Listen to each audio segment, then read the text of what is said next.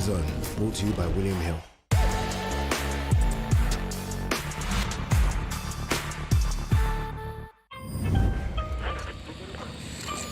First time buying crypto? It's like your first visit to a taco truck. You're thinking, are these guys legit? What's in that? Do I even like tacos? So you start with un poquito, a taster. If you like this, we can mix things up. Go off menu, spicy as you like.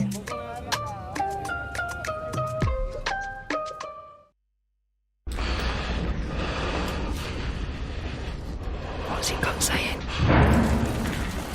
Turn around. Or join them.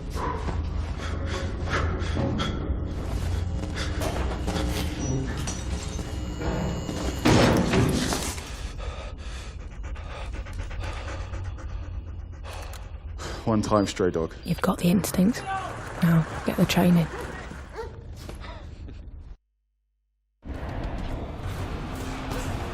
Fight Night on DAZN, brought to you by that prize guy.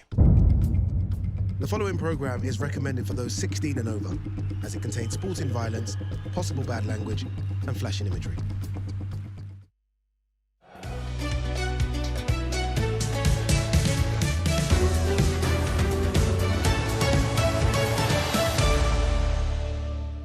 This is the moment the world has been waiting for. The judges are ready, the fighters are ready, the boxing world is ready. The fight starts now! Let's go. How do you like it? On the show, so aggressive, so focused. It all comes down to this. With a corner knockdown. Still the undisputed champion of the world. Fight Night, only on DAZN. Whoa, easy, steady, steady. I'm just admiring Wembley Stadium because, you know, on Saturday it goes down. 96,000 people are going to be in there. That is Saturday. Today is a bit different. Follow me. All right, so Saturday, Wembley Stadium. Today, the big boy, Wembley Arena. We are doing the media and public workout. So that means we're going to see the fighters do a bit of this and throw hands. And we've got 3 fights as well. So it's a busy day. So join us right now. Live on DAZN, September 21st, Anthony Joshua and Daniel Dubois fight for the IBF World Heavyweight title. AJ stands on the brink of history to become a 3-time world champion. Daniel Dynamite Dubois, Britain's silent powerhouse, stands in his way. An explosive night at Wembley awaits. Who do you think you are? Daniel, don't disrespect me. Joshua versus Dubois. Live on DAZN, September 21st. Buy now at DAZN.com. Looking at the magnificent National Stadium, which will be absolutely filled to the rafters. 96,000 expected there on Saturday night. That Saturday, today, the focus is the Ogo Arena here in Wembley for the media and public workout. AJ versus Dubois is coming up, people.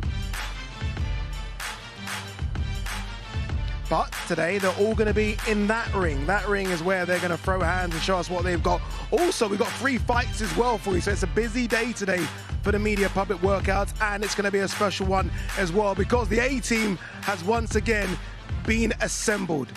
Don't laugh, Barry. You are part of the A-team. You are that. Barry Jones, Darren Barker. Darren, this is nice, isn't it? And if you can move out the way just a little bit, Barry, Buckingham Palace. Look at that. They're gonna walk through those gates. This is very, very special. These are events now. They're not just boxing shows anymore, are they? These are proper shows that last a week. They get the juices flowing every single day. The events get bigger, they get more grand, and they really get you going. And after speaking to both Dubois and AJ yesterday, I'm even more excited for the fight because they're both relaxed, but they're both extremely confident. Yeah, he's talking of events. I mean, yesterday was an event in itself, wasn't it? Leicester Square. I mean, that was fantastic. The purple carpet, I loved it. Well, just to go to Leicester Square, most people don't get the chance to go to London, but I mean, to do like a movie, a premiere type thing, and we talk about these events all the time now.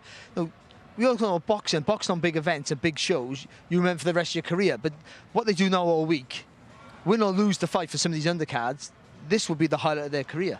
Yeah. Because it's just phenomenal, isn't it? The stuff you get to experience, you get to see, you get to feel like a big time fighter. Even if it's just for one fight, you get to feel it, and that's a rare thing. Yeah, you see them both for the the fighters there, Daniel Dubois and AJ. And one thing that was easy to recognize from that, Darren, is both of them smiling, both of them enjoying it, which is normal for AJ because he's been here, done it before. For Dubois, he's just taking this in his stride. Look, do you know what it is? I feel that they've both experienced defeats and they don't want to experience it again. Though there's nerves and there's pressure with that, I just think they've got that experience in abundance now, and I think they just want to go out there and do their thing. Talking to AJ, he's talking about his mindset, being the fighter that he wants to be. I asked him this yesterday and previously before that about him almost manifesting who he wants to be, and he seems like he's in the correct mindset to do that. Physically, he's in great shape, and Daniel Dubois, to overcome, exercise the demons, which he has done in the last couple of fights, is so impressive. So I have no doubt, as soon as that bell goes on Saturday, it's going to be fireworks. Yeah, it's going to be good, in it. We're going to hear more from Barry and Darren a bit later, but the fighters are ready to make their way in the ring, so it's only one man to do this. Let's throw it down to your MC, Mr. Thomas Triber.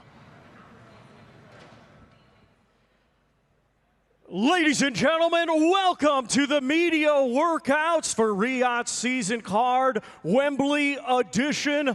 A great night of World Championship boxing this Saturday, September 21st, from Wembley Stadium in London, England. I would first like to take this moment to thank the Kingdom of Saudi Arabia and the custodian of the two holy mosques, King Salman bin Abdul Aziz Al Saud, His Royal Highness, the Crown Prince Mohammed bin Salman, and His Excellency, Chairman of the General Entertainment Authority, GIA, Turki Al Sheikh, for putting together this spectacular Riyadh season event and its fight week here in London.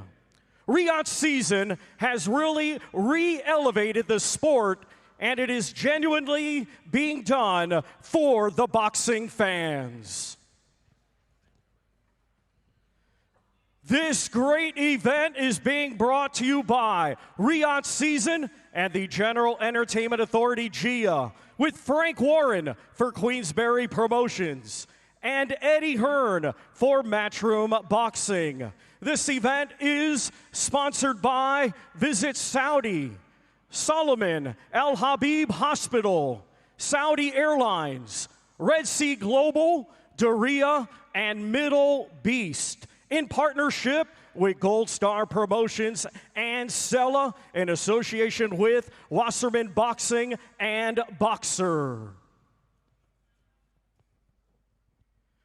This great event will be shown worldwide on DAZN, on TNT Sports Box Office, Sky Sports Box Office, and on payperview.com. Let's now get the media workouts started. Our first two fighters competing this Saturday in a scheduled 10-round super lightweight contest. Let's first welcome to the ring from Doncaster, Yorkshire, England, undefeated with 14 wins. 4 of his 14 wins coming by way of knockout. He is the current UBO and Central Area champion, Josh Paddy Pedley.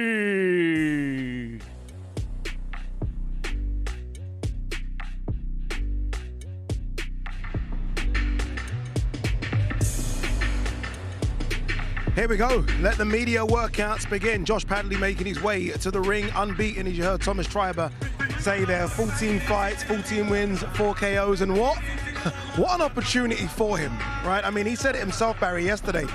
This is all new to him, but he's going to enjoy it, but he's coming to win. Yeah, but he's coming to win because there's no weight of expectation on his shoulders. So, and we spoke of this before, me and Darren, in the past, so how free you can box when there's no expectation. No one thinks you can, no one's given him a chance to win, including us, that's the truth. But he can go out there and just express himself. The only worry is that the occasion and the nerves might get to him because this is an occasion like no other. But he's up against a really good fighter in Mark Chamberlain. But he's a good, skillful fighter, is Josh. He moves well. He likes to be aggressive, and I think closing the gap against Chamberlain is risky, but I think that's the right move. Whether he can implement that, we'll find out Saturday. Most of the fighters on this card have experienced this, Darren. They've experienced Riyadh season, they've experienced doing these type of workouts. This is all new to him. What's going through his head right now? Yeah, look, do you know what? He was very endearing yesterday. You could see the vulnerability as he was walking down the purple carpet. But yeah, like you said, what an opportunity. And also, I echo what Barry says, you know, lifting the pressure away, which the pressure obviously is all on Chamberlain, does let you flow and go about your business with more ease.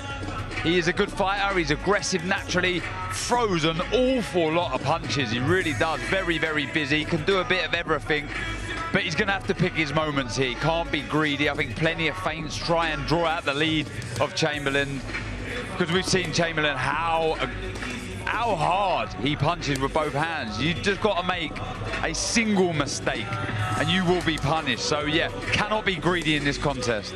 Barry, we always speak about confidence in this game, and Mark Chamberlain must be one of the most confident fighters going right now, because he's looked really good in his last 3 fights. He has, and, you know, and certainly against Gavin Gwynn, you know, that was a fight that was going to be a really difficult task for him, and he made it look so easy for himself. I think with Chamberlain, we have a guy who just has fantastic balance. His judgment of distance is so perfect that he can punch short or long with power, because he knows exactly where he is, so he gets the leverage right in every shot, and that's more difficult than it seems. People think, oh, just throw the shot, but you've got to get the balance right, move your body in the right way, and he always finds the space, so however close or far away you are, to do that. But I do think for Josh, it is trying to get close. That means plenty of head movement, being brave, which is not as easy as it sounds, but he has to try and close the gap, try and work it inside close, and then spin off on a pivot away from him and keep turning Chamberlain. Yeah, I agree. And funny enough, I think probably out of all of the fighters on the card, there's probably none more looking forward to the first belt more than Josh. And the reason I say that is this is all different. This is alien to him. Boxing isn't. Though he's only had the 14 fights, that's what he does best. Probably not all of this sort of the entertainment side of boxing. So yeah, he'll be desperate for the first belt, but he's up against it. It's a tough night for him. He is, Barry, but Mark's been, you know, a favourite in his last couple of fights. He has, but not a big favourite. Mark will walk into Saturday night as a big favourite now. Yeah, no, he is a big favourite, so there's a bit more weight on expectation on his shoulders, as we say. But I do think that, you know, he's such has a calm demeanour about him that I think he'll cope with that pressure.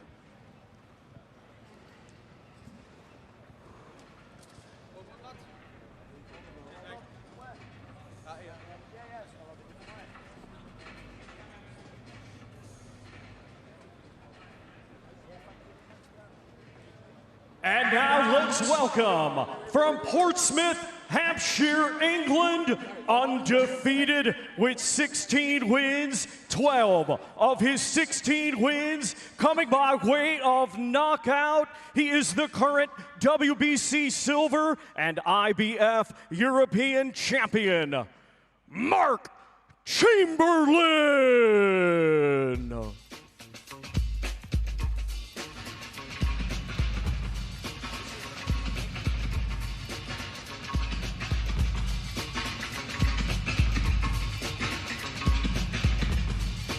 He is coming, I promise you. Mark Chamberlain is going to make his way there. The man of the moment, enjoying life. And I think on the cusp of a world title fight, or at least getting in that mix as well soon. Yeah, he's very close. Within a fight or two, I think, away. Being His Excellency's favourite fighter is a real honour, I would say, and an honour that will pave opportunities for you. We've seen him on the cards, and every time he's on the bill, on the cards, he doesn't disappoint. I mean, the Gavin Gwynn performance, very good. We knew that could be a tough battle. Totally grabbed the fight by the scruff of the neck and didn't give Gwynn a chance. And Joshua Wahab, I mean, deer in the headlights. I mean, that was a tremendous first round victory. It was incredible. Josh Pantley's going to join us now. Josh, come straight in. All right, Josh, as Mark walks into the ring, so many questions I want to ask you. First, about the occasion. Obviously, you've never experienced anything like this before. What's it like, first time round, grand arrivals, Riyadh season, what's it like? Yeah, it's definitely like nothing I've ever experienced before. It's the glitz and the glamour of boxing. Obviously, like you say, the small hall shows that I've been on, you don't get none of this, so it's all pretty fresh to me and pretty new, but I'm just soaking it up and enjoying it all. Josh, very quickly, I want to jump into the fight itself and talk about your strengths and weaknesses. We know Mark's. What are your strengths and weaknesses for people who haven't seen you? Quite an elusive fighter with a good power as well, so I'm backing myself against Mark. I'm here for the win. I'm not here just to take part. And I want this to continue, so the best way to do that is beat Mark Chamberlain. How long did it take you to accept the fight, Josh? Was it like an instant? The initial offer come through. It didn't take too much to be there. It was just Mark Chamberlain, obviously, and then the Wembley came on, and then it was like, well, we can't pass on an opportunity like this. They don't come around too often in boxing. When you actually look who's boxed at Wembley, there's only a select few, so it was green light, let's get it on. Love it. When you do the media and public workout, I've always wanted to ask fighters, do you really want to do that? Is there a plan, or you just go in there, hit pads and get out, or is there a certain routine for 4 minutes? Nah, you just do a little bit. You can't give too much up because somebody might see something, so you do the basics of what you know, but other than that, yeah. Are you taking anything away from what Mark's done in the ring now? We've done his own work on Mark, and we know what we need to do in the ring. We know what his strengths are, so on fighting out, we'll expose them. You know, I've been told that 96,000 won't just be in there on Saturday night for the main event, but they're saying as soon as doors open, they're expecting thousands to rush in. You're going to walk out to around 50,000 people.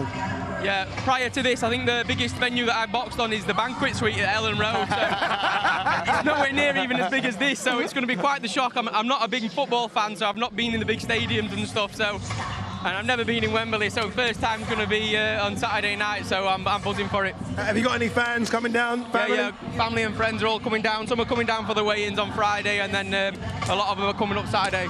Josh, honestly, this is incredible. The Riyadh season's always been about sort of unearthing fighters that maybe the casual fight fans don't know. And they always go on to do well, and I'm sure you're going to do well on Saturday, Josh. Brilliant. Well done. Thank you very much. Thank you very much. Top man. Lads, thank you very much. Cheers, lads. I love that. Honestly, there could be 50,000 when he walks out. That's crazy. How good is that, though? What a story. It just shows you if you're fit, you're ready, you're on weight, you get opportunities, and he's a good fighter. Like Barry's alluded, you know, he can do a bit of everything. He's got good movement. He's very busy. But this man here, he's been so impressive. He's not just only impressed us, but I think he's impressed the world of boxing with his way he approaches fights. It's always on his terms, and this man here will be extremely proud of his charge. Yeah, Frank Warren's got quite a lot of charges that are doing very well right now. Is there any way that Mark overlooks him a little bit, just because there is a lot of talk about Zapata and Shakur Stevenson's name's been brought up? Is there any way he's looking past him a bit? Well, let's be on paper, not in reality. On paper, this is his second gimme. Yeah. That's what people look at this. To be honest, after beating Gwynn, he didn't really step up any further than that. So they'll say this is the second fight. You're a massive favourite. So he could overlook him. I don't think he will, but he could. Yeah, have a look at the form guide there. I mean, Darren mentioned that Joshua Hard one was his incredible first round knockout. I say first round, first minute. Gavin Gwynn was the fight we all thought was going to be a lot more tougher, and he made that one look comfortable as well. Very, very good fighter. Well, the first time against Gwynn, he came up against a guy who was bigger than him for the weight, taller, longer, and it looked like, I thought, stronger, but he wasn't. Again, I said with Chamberlain, his judgment of the distance is superb. He knows where he is all the time.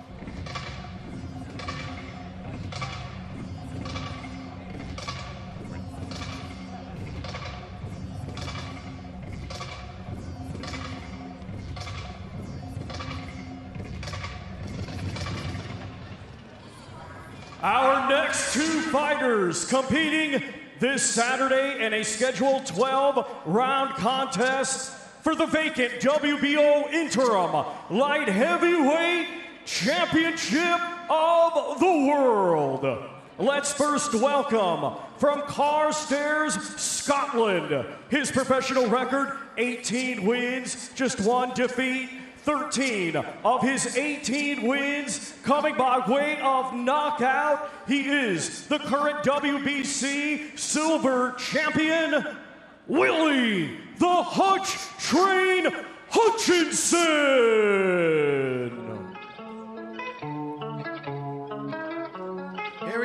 train, Willie Hutchinson. You know, listening to what Thomas Triber said there, one of the things that stood out, apart from all the accolades, was 13 knockouts from 18 wins. That's solid. That's punch power as well, that is. Yeah, and he generates it from a brilliant base. His footwork's really, really good, really rotates into the shots. Slowly becoming one of the biggest wind-ups in world boxing. He loves getting in the head of his opponents. Extremely confident individual.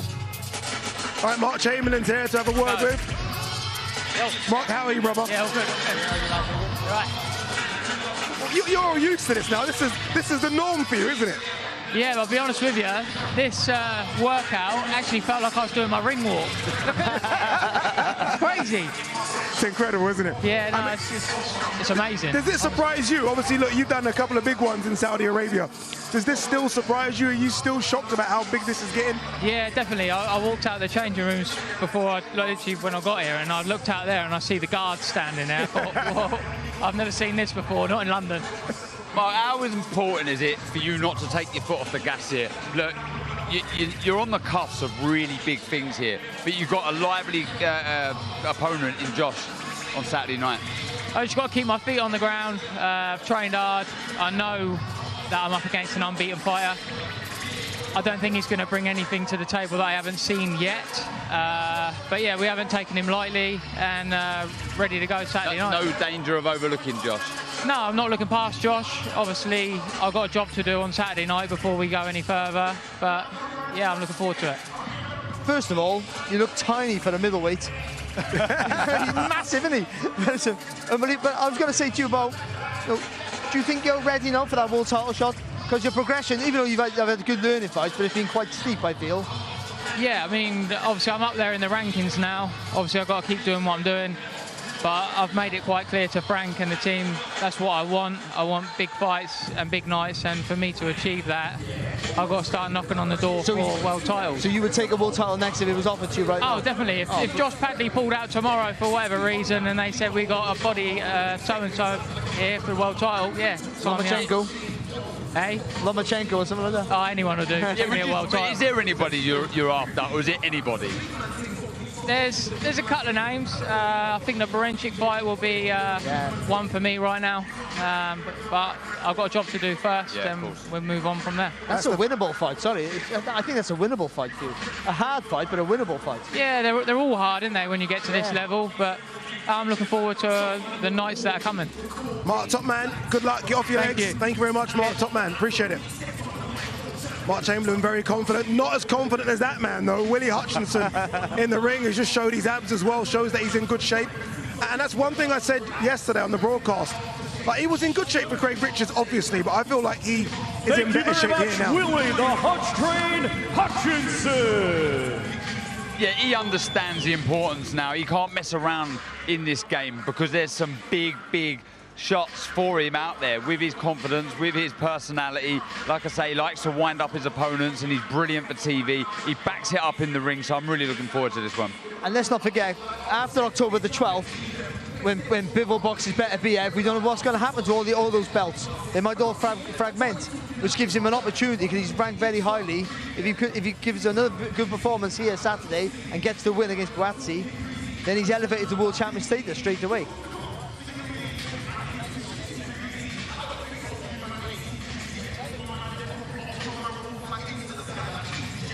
Willie Hutchinson's going to make his way to us. And what an addition, by the way, to the light heavyweight division over here. I mean, because let's be honest, a couple of years ago, he's not being mentioned. We're talking the Yards, Buatsis, Callum Smiths. We're not talking Willie Hutchinson. All of a sudden, Willie Hutchinson, Ben Whittaker's going to make that rise soon as well. We're expecting in the next 12 to 18 months. It's a fantastic division. And do you know what? I like why he's being mentioned an awful lot now. It's because of his performance last time. It's not the words, it's not so much the personality, it's the way he performed. It's to be able to back up the words. Back it up, exactly that. Look, everyone was saying, well, majority of people were saying that's probably the easiest pick from the 5 and 5s, and why hasn't Eddie picked Craig Richards to be the team captain? I mean, this man here completely made a mockery of that. He boxed so well, and yeah, he looks really good, doesn't he? I mean, you look at the slow-mo there, you can see the triceps, the biceps. Get in there, Willie Hutchinson. Look at the smile on his face. The confidence of the man. The confidence of the man. Willie, how are you, Willie? living the dream. Yeah. Living the dream, still living the dream. It's unbelievable, this, isn't it? How do you compare it to last time? Obviously, look, that was your first Riyadh season event, and you looked fantastic. You're used to this now, but do you still pinch yourself that you are here doing this? You know what it is? I probably will think about this in years to come, but in the moment, you don't. I'll be doing this, and once I'm finished this here talk now, I'll be going back to the motel room and chilling. You know what I mean? Yeah. I won't take it. After all this is done, is when you start thinking of all this. You know what I mean? But it's unbelievable, isn't it? Yeah. Willie, you said. You said, mark my words, I'm going to stop Joshua Buatsi. I didn't. Do you I said, mark my words, I'm going to knock Joshua Buatsi out. Knock him out, and you stand by that. Right, 100%. You stand here now, and you truly believe that. From the bottom of my heart, I do not tell lies. From the bottom of my heart, I'll knock this man's spark out, without a shadow of a doubt. I called that. I did say yesterday, and everyone said steady on a little bit. And this is not that I don't think you can win the fight. But I would be so impressed. I would say it's such a huge statement if you was able to stop, or actually stop, knock Buatsi out. Listen, time will tell. It's only 3 more days. As I keep telling myself, 4 more days, 3 more days. Tomorrow's 2 more days, brother. I've done all the hard work now. This is enjoying. And when I get in the ring on Saturday night, I'll be enjoying myself. You were born for this, weren't you? I will. Not just the fighting game. 100%. 100%. And the funny thing is, all my family's all quiet now. Do you know what I mean? Yeah. Well, how do you feel? Because you were an underdog against Craig Richards, not in your mind, but everyone else's mind, and you made a mockery of that. But you're the underdog again in this fight. Yeah. Do you feel you annoyed? You got another point to prove? I couldn't care less if you want to do, because I already know what I'm going to do. Do you understand what I mean? I believe myself that much that all that there makes no difference to me. Because everyone has an opinion. That's the one thing I've had to understand. Is I could be sat here, he's going to do this and this and that. At the end of the day, it doesn't make a difference. When that bell goes in the first round on Saturday night, we'll see who's the man. Willie, you look in better shape than I think you did in the lead up to the Craig Richards fight. I remember when Darren sat next to you, spoke to you at the Craig Richards fight, I was in the room as well, and I thought like you had a lot of weight to lose. Right now, you look bang on already. I'm chilling, man. I'm chilling. Look at me. I've never been as good looking as this in my life. I've been good looking. I'm even better looking now. No, I'm there. Listen, I've been sat in Spain for 11 weeks on me Todd. Never seen me mum, dad. Never seen me wife. I've never seen anyone, man. I've been training my ass off for this. Is that a new thing then? Doing that, going away? Hey, in the past 2.5 years, yes. Yeah. And unfortunately, a person like myself is I've got to suffer for some reason to get to the other side of what I've got to do. So my suffering has been alone in a room, training, eating, sleeping, and doing on. I will say this, Willie. Everyone is calling this the people's main event. Like, I know everyone's calling this the people's main event. Everyone thinks this is going to be the fight of the night. It is a good fight. I think it's a fantastic fight. I really do. Yeah. Willie, top man, thank you very much. Thank you. Appreciate it very much as well. God bless. Thank you, boys. Willie Hutchinson there, who, again, I think, look, fantastic fight. Has proved a lot of people wrong, including myself. I put my hands up. I thought Craig was going to win that one comfortably. I do not know what I'm talking about sometimes. All right, anyway, look, Saturday is going to deliver. If you need any more excitement, this promo will make you get excited even more. Live on DAZN, September 21st, Anthony Joshua and Daniel Dubois fight for the IBF World Heavyweight title. AJ stands on the brink of history to become a 3-time world champion. Daniel Dynamite Dubois, Britain's silent powerhouse, stands in his way. An explosive night at Wembley awaits. Who do you think you are? Daniel, don't disrespect me. Joshua versus Dubois. Live on DAZN, September 21st. Buy now at DAZN.com. Here you go. See, this is proof that all broadcasters are working with each other. I got dragged up here. All kumbaya around the fight. You begged to come up here, don't mind. Yeah. And I can see your boxer t-shirt as well, but we'll move on from that. Ben, this is incredible. This is bigger than some of the fight nights we see on a Saturday night. And it's, what is it, Tuesday? Yeah. Ridiculous. Amazing to be here. I've never seen anything like this. When I've just seen that setup there, incredible for the sport. We just had Willie Hutchinson obviously takes on your guy Joshua Buatsi. How is Buatsi? Because he seemed I've never seen him so upset with a fighter before, ever. To be honest, I've been watching Josh Buatsi since his debut, and I remember that vicious guy, that guy that was just ruthless. And I've been trying to shake him. And Willie has done it. And Willie has shaken him. And I think he's awoken the beast. I think we're about to see a Buatsi that is just business and is going to produce a devastating performance. Make no mistake, Willie is a top quality fighter. 12 months ago, he wasn't even on the radar. It wasn't when you sign a contract that we did with Josh, we're talking about this potential opponent, this potential opponent. Willie was nowhere, so credit to him for getting himself in this position for an interim world title and people calling it a 50-50 fight. It's going to be a great fight, but as I say, I think Buatsi is ready for this one. Ben, you mentioned the nastiness there that Buatsi has, and I think that's really within him. Is this the correct opponent? You kind of alluded to it a little bit there, but the correct opponent to get that nastiness back out of Buatsi? Look, Josh is never going to cause trouble. He's the nicest man, he's a gentleman, but when someone sticks it on him, he's a killer. If you think about where he came from, and I've talked to him a lot, he was fighting in the streets. That's how he ended up in a boxing ring. And I just see that coming out of him at times, and Willie is the perfect guy. He's managed to do it. He winds everyone up, but let me tell you, Josh is wound up. Josh is wound up. I think there was an issue between Craig Richards and Willie on the first fight.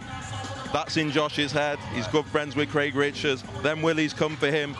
He is not messing. He might not say it. He is not messing. So it'll be a great fight. I like it. Stick with us because we are going to get Josh in. So let's throw it back downstairs to Thomas Schreiber.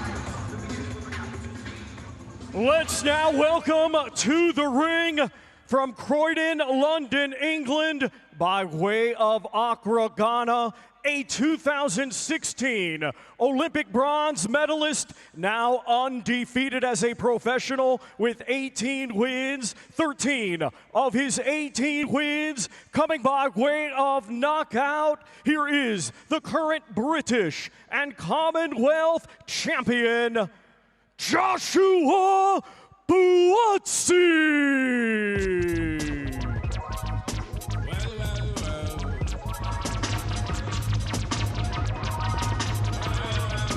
Here he is, Joshua Buatsi, unbeaten, on the cusp of a world title fight, and he takes a risky one here in Willie Hutchinson. But you know one thing about Joshua Buatsi is preparation is always 100%, Darren. He's going to come in the best shape of his life, and he is the favourite to win this fight. Yeah, because he has that pedigree, as does Hutchinson, but I feel the promise that he showed as an amateur is yet to really shine. I mean, there's been some big wins for Buatsi, but I agree with Ben, and that's why I asked the question. I do believe Hutchinson is the correct opponent to bring that inner nastiness out. Look, I'm not overlooking Hutchinson at all. I think Willie has one hell of a chance here with the confidence that he brings into the fight. Are you nervous, Ben? Be honest, Ben. Be honest here. Willie's amateur pedigree isn't a joke. And I remember when he was coming through and everyone would talk, mentally he wasn't quite there. So the fact that he's got that in check, you have to give him respect. And you speak to people like Billy Joe Saunders and Tyson Fury, similar style, similar backgrounds, and they say he's no joke. And I believe them. I think it was a great performance against Craig Richards, but part of me thought I wasn't sure what Craig Richards turned up that night. So I know a lot of people are reading into that fight. I'm not too sure you can. Look, he's a great fighter. I believe Josh is going to do the business and do it emphatically. And also, I think Joshua Buatsi's strength is that he keeps his shape very well, but he advances with that. So his hands are always high, so he won't give any gaps for Willie really to get those angles of shots in that he likes to. So he keeps his elbows tucked in nice and tight, his hands are high, but he'll be aggressive and powerful with it. I think for Josh, that's very important to close that gap and suffocate the space there for Willie Hutchinson. I think we could all agree that Joshua is the stronger of the two, right? Joshua's strength. We know physically how tough he is. Who's the better boxer of the two here? Ooh, look, you have to say Buatsi with what he done in the Olympics, but that's not taken away from what Willie Hutchinson done also, a world junior gold medalist. That is pedigree in abundance. It really is. But you see Buatsi do it as a senior. I can't ask Joshua this, Ben, but I can ask you this. If he does overcome Willie on Saturday night, what next? Look, it's an interim world title, so by the rules, he's in line to face the winner of Bivol Beterbiev. That's the fight that he wants. Anthony Yar's been talked about a long time. We thought this next fight was going to be Anthony Yarde. Anthony Yarde pulled out the purse bid. Josh wanted to fight for the interim world title. That's why we're here now. And but next, for me, it's world title or Yarde. I don't think any fan wants anything else from Joshua Buatsi right now. I think this is the stage where, you know, his career has been stop-start. Hopefully, this is the platform where he can really explode, and then we're into the really big ones. Fingers crossed, Ben. Good luck on Saturday. Cheers. Well done, my man. Appreciate it.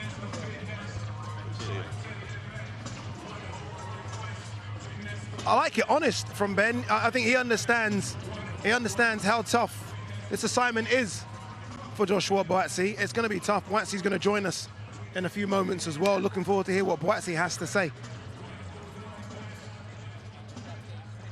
There you go. 4 has become 3. It's good to get Ben on. I like that. You know, when I see Ben Shalom on, it kind of just echoes what we've been saying about everyone working with each other. And I almost feel like Ben Shalom's been on the outside looking in, not be able to get in. Now, all of a sudden, a lot of boxer fighters are on these cards, and it's good. Again, it's a full card. It's all for the love of this great sport, the greatest sport in the world. So we need to all come together for these shows to happen. There's been the word used all of the time, politics. Yeah. Politics stopping certain fights from happening. Well, if everyone's working together, there's less chance of these things happening. I'm all for it. It's brilliant to see. It is good to see, isn't it, Barry? Of course it's good to see, because that's been the biggest stain in boxing since boxing began, that people won't work together, because of greed, mainly, back in the day. Maybe not so much now, but probably still is. But now, there's a financial incentive for everybody to work together, and with that, the sport grows, of course. But this fight for Buatsi is a pivotal fight, because he should have boxed for a world title already. His pedigree and winning that bronze medal in the Olympics, that's a long time ago now, Rio. So I think he should have been there now. He's good enough. He has all the ingredients to be a world champion. If he can't get this over the line in this fight, his career's in tatters. All right, Joshua Buatsi is going to join us now. Josh, here we go. How you doing, brother? Josh, how you feeling? I'm good, thank you, man. I'm in good spirits. I've said this will be the best Riyadh season card, so I'm glad I'm on and I'm looking forward to it. And it's good to see you on a Riyadh season card as well. I've been waiting for you to get on one, and here you are on one. Sure. When did you get back into the country? Maybe a week and a half ago. Yeah. Is that good for you? 2 weeks? Yeah, no, it's good, it's good. When I'm away, I have no idea what's going on. I'm still in a bubble a bit, which is good for me, so it's all good. Josh, is this statement time? Is this time to turn heads and let anybody that's been sleeping on you know I'm the real deal? It's almost been that time. It's time to win, most importantly. If I don't win, you guys won't have me up here, so it's time to win. Yeah.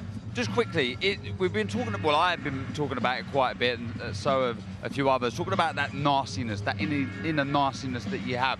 There's been bad blood, if you like, between the two of you, words exchanged. Is this the correct opponent for you to bring out that nastiness that we haven't seen for a little bit? I wouldn't say it's the correct opponent, but I'll say it's an opportunity to maybe do more than usual. Yeah, but listen, it's a lively opponent, someone that's spoken a lot. He has to come and back what he's saying. And with what's at stake, you're going to see the best of me and him. How do you indicate his awkwardness? Because he's very erratic with his shots, so he has a rhythm that's hard to read. Do you suffocate his space, or do you give him... Barry, you can be awkward, but there's 12 rounds. Yeah. Unfortunately for boxing, you can't just get out of the ropes.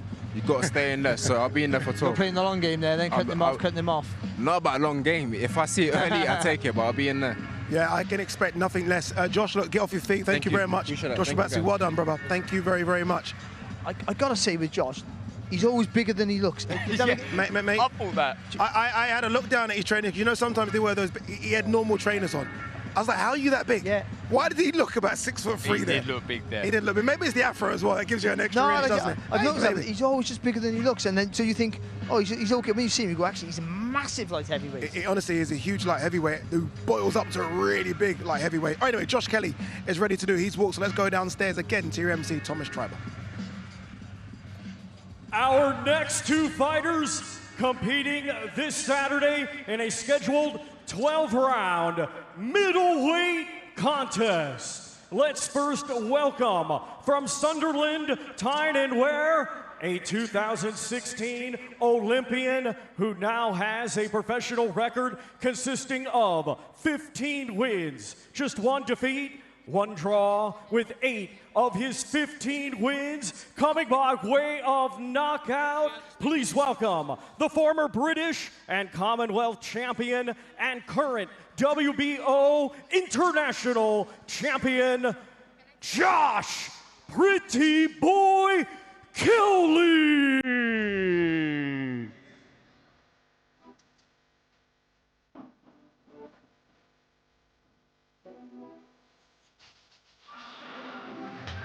Josh Pretty Boy Kelly. Is it just me? Has he always had Joshua on the back of his jerseys and socks? I've never noticed that before. No, I think he's pointing something out there. Yeah. I haven't. I've never seen that before. It's almost like, is this a case of, this is a new me? The second coming. The second coming. I'll tell you That's what, the way. look at the size in it. Yeah, he knows why he's wearing that top to show his physique. You don't wear that top unless you know. I would never put that top on. I wouldn't even wear it to sleep. I wouldn't let no one see me in it. But this is Josh Kelly, who was preparing for Liam Smith. Now this to prepare for Ishmael Davis at 160 pounds as well. Remember, a 154 fighter. Is the best to come with Josh Kelly? Because we've all expected him with so much promise. We all think he can go to that world level, but we haven't really seen it yet. Yeah, I believe that there is more to come, and that's very exciting because he's so talented, has every trick in the book, speed in abundance, movement, combinations, really eye-catching combinations. And I think, and I said this yesterday, I think the step up in weight will help him generate more power, more meat behind the shot. Speed kills, as you heard many say, and that is the case for Josh. The most important thing, I think, is his desire. He can't be stop-starting anymore. It's got to be full steam ahead. And look, I was asking Boazzi just moments ago about him making a statement Saturday night. I think it's time that this man on the big stage really makes a special statement. Yeah, I think it's been 8 years since he's been a professional. That's for an Olympian. I always say for an Olympian who's especially if they won a medal, if you haven't boxed for a world title in 4 years, you're either not good enough, there's something wrong with you, or this has been bad luck. So we've had the pandemic for all these fighters, so you can understand giving him a little bit of a leeway, but the fact that he hasn't really progressed beyond European level, where he's clearly good enough, is a bit of a problem. And also, as you get older, you think you're just sharper and stronger, but as we talk about all the time, that vision starts to go a little bit. When that starts to go, for a mover and a beautiful mover he is, as Josh Kelly, who relies on reflexes, speed and timing, when they start to go, you're half the fighter you were. So time's not on his side, but he still has time if he can start pushing up now. He has to go now. You look at Adam Booth's best pupils, if you like, and those have been George Groves and David Haye, who, again, two fantastic movers, but two guys that carried a lot of pop as well and power. Is that the only thing missing from Josh Kelly? That pop, that real one-punch knockout power like George and David had? I think it's there, if I'm honest. I think sometimes he can be on his toes a little bit too much because he's got brilliant footwork. I think when he does plant his feet and generates the power through turning his hip and with that speed, I think it's just sometimes of picking the moments correctly to plant your feet. And again, I back up what I say. I believe this step up in weight, I know Barry thinks he might drop down to 145 again. I think he might enjoy this at 160. I think it's been a lot easier to get down to 160 because they still have to lose weight, don't worry, to get to 160. And it keeps you happy with the sport. It keeps you in love with the sport when you haven't got to drop so much weight. Barry, I was just thinking about his fights. Obviously, David Evanesian, if we remember, that was during the pandemic, so that was behind closed doors. Troy Williamson was a big fight, but this is his biggest stage by far. Oh, of course it is. You forget that because he's a known boxer in his country, but he's never fought on anything like this before. It is, but you tend to think when you look at him, talk to him, that he's sort of made for this sort of occasion. His style would say he's made for this sort of occasion. His demeanour as well, I would think. I don't think, going back to about the punching power, I think Adams had to adapt his training to him. I think they've realised trying to make him explosive was tiring him out. Because when you're in a fight that's hard, you adapt, you go back to your natural state, and this is the move, move, move. And I think the Troy Williamson fight showed that they're trying to get the mix of both, getting purchase on your punches, but not trying to load up anymore, not trying to be the next George Groves, the next David Haye. Be you. It's the speed and skill is what's going to take you there. But just holding your feet with a little bit of weight, but then moving. And with Williamson, he did exactly that. He didn't rush his work. He's held his feet long enough to get a bit of purchase, but not enough for the knockout and not enough to get caught back. Because when you set yourself, it tires you out. George Groves, David Haye, they didn't do so well in the later rounds because they banked on their power in the early rounds, and they were right to do that. But he hasn't got that natural raw power, so he can't fight that way. I just wonder if he might sit on his shots a bit more because of the extra weight now. The extra 6 pounds and maybe not being able to move as fluently and as fleet-footed as he could at 154. Yeah, look, I agree with what Barry says. I just think it's picking your moments. Picking your moments to plant your feet. Josh Kelly will join us as well. We are going to speak to every single fighter in this card, apart from the 2 main event fighters, because we did catch up with those yesterday. They will speak to Ali Drew ringside, but Josh Kelly is going to join us.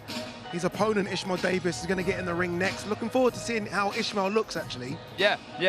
Look, he's an extremely confident individual. He won't be overawed by this. Look, we asked Sonny Edwards yesterday, didn't we? Was it easy to make this fight? He said, yes, we're in a heartbeat. We understand the opportunity that presents itself. So, yeah, looking forward to seeing Ishmael tonight, tomorrow, Friday, and Saturday.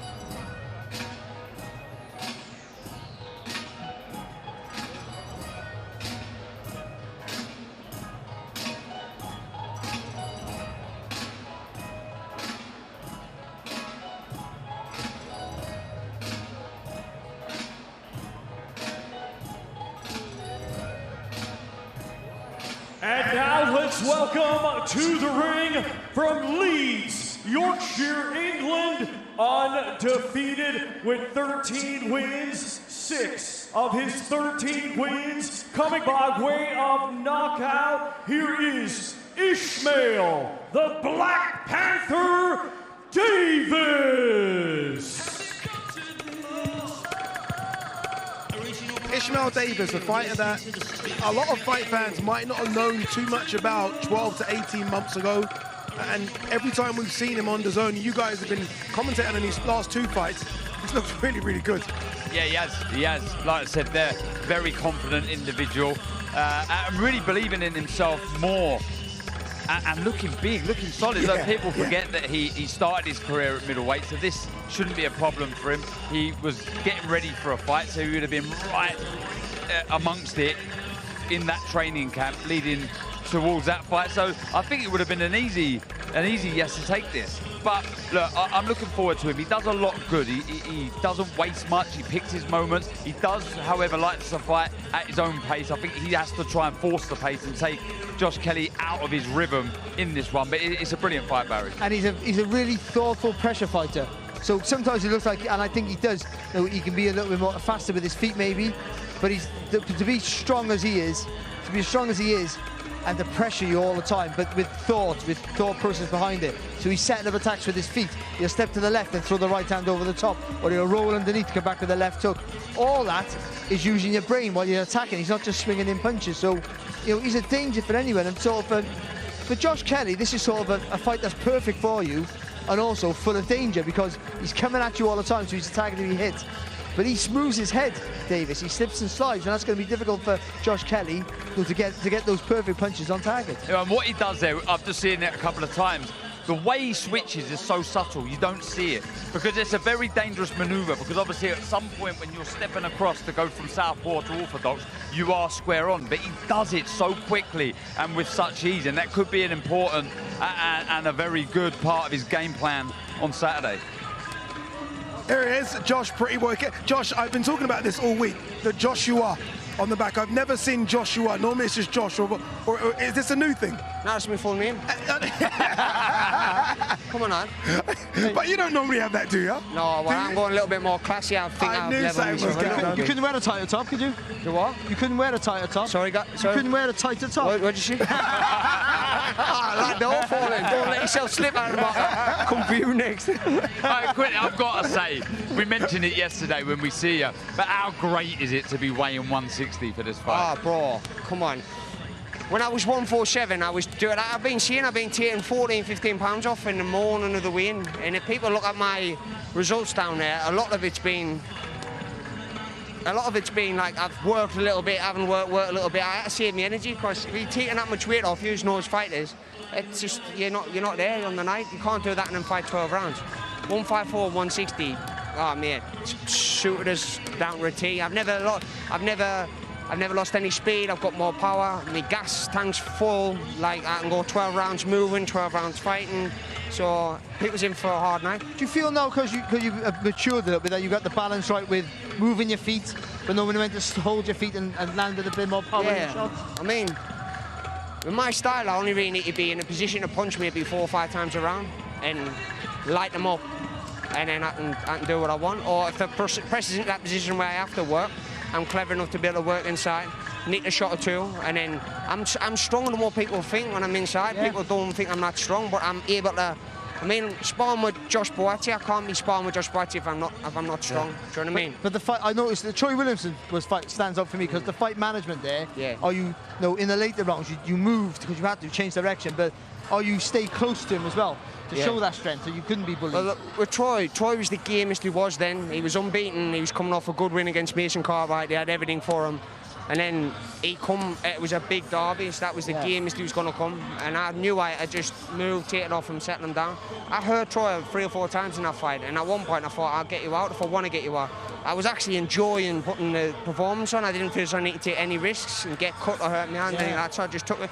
But if you look at running Troy's career, maybe 2 years after when Ishmael fought him, he was a bit of a shell of himself, like 4 pounds overweight, coming, it weren't.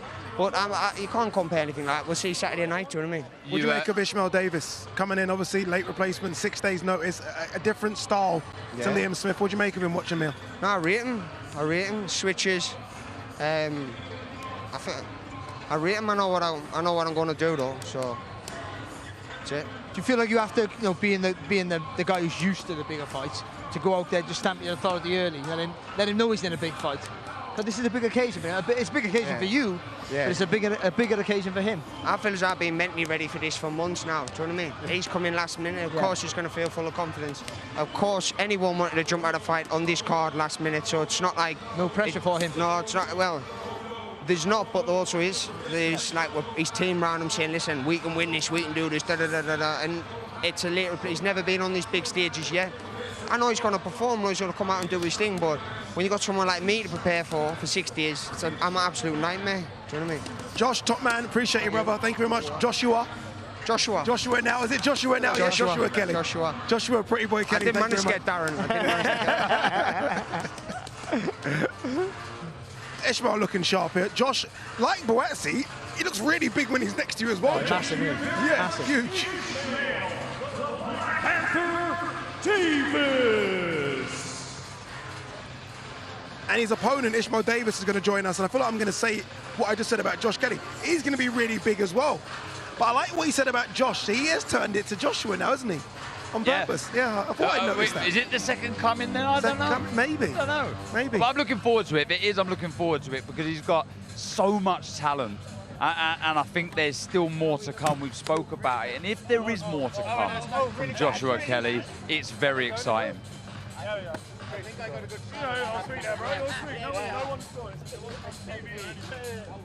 Our next 2 fighters competing this Saturday in a scheduled 12-round contest. It will be for the IBO Super Featherweight Championship of the World. Let's first welcome the challenger from Leeds, Yorkshire, England. His professional record, 31 wins, 3 defeats, 1 draw, 8 wins. Coming by way of knockout, he is the former 2-time world champion, Josh the Leeds Warrior Warrington.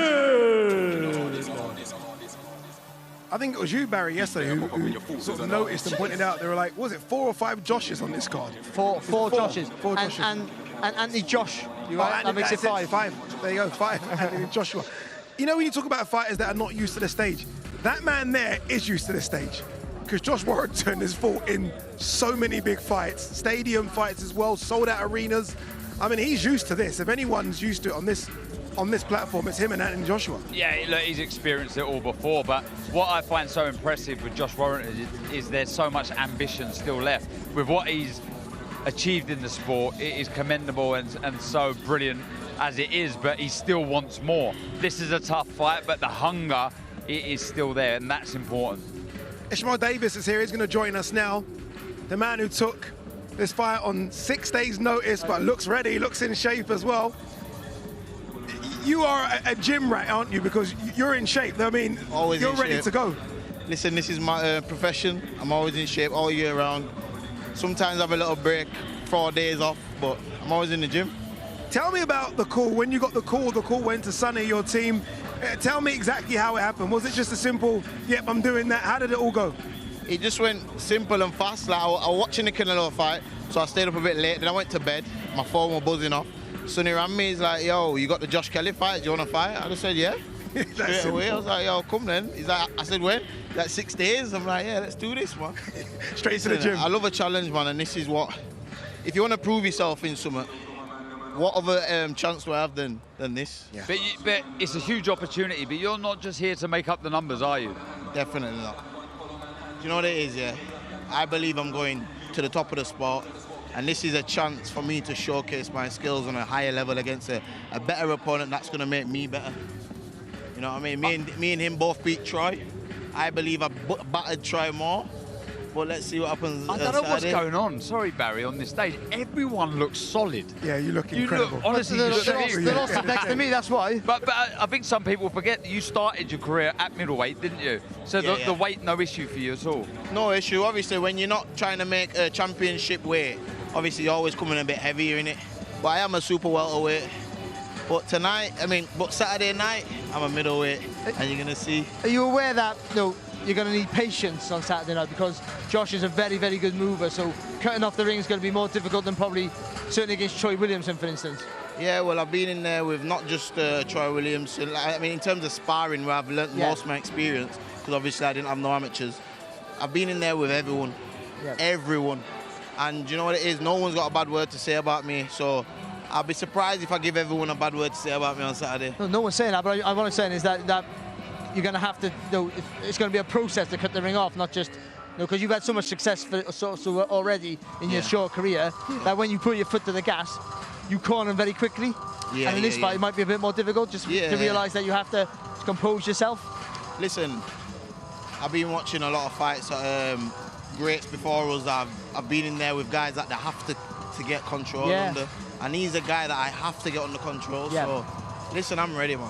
I am ready. And believe you me, probably going to be the fight of the night because it's a new star that's being born on Saturday night. Even though I've shown so much in a short space of time already, I'm going to show more now. Well done, Ishmael. Fantastic. Good luck on Saturday, brother. Appreciate it. Thank you so much. All the best, mate. Barry Jones clearly wants a 10% trainer fee there. He wants a 10% trainer fee. He's asking for the 10%.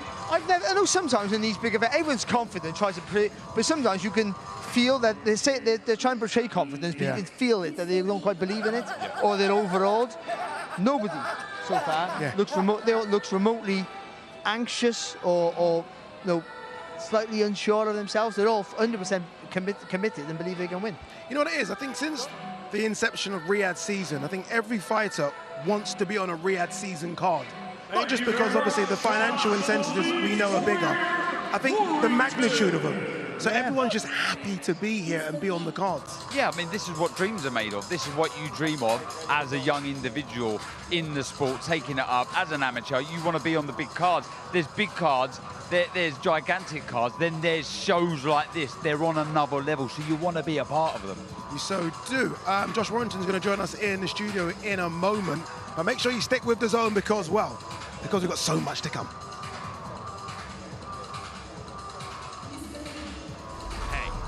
Listen up. Let's have it. We know you've always got your eye on the prize, the championship belt. And why wouldn't you? You're a finely tuned, well-oiled boxing watching machine, capable of consuming over 150 fights on DAZN every year.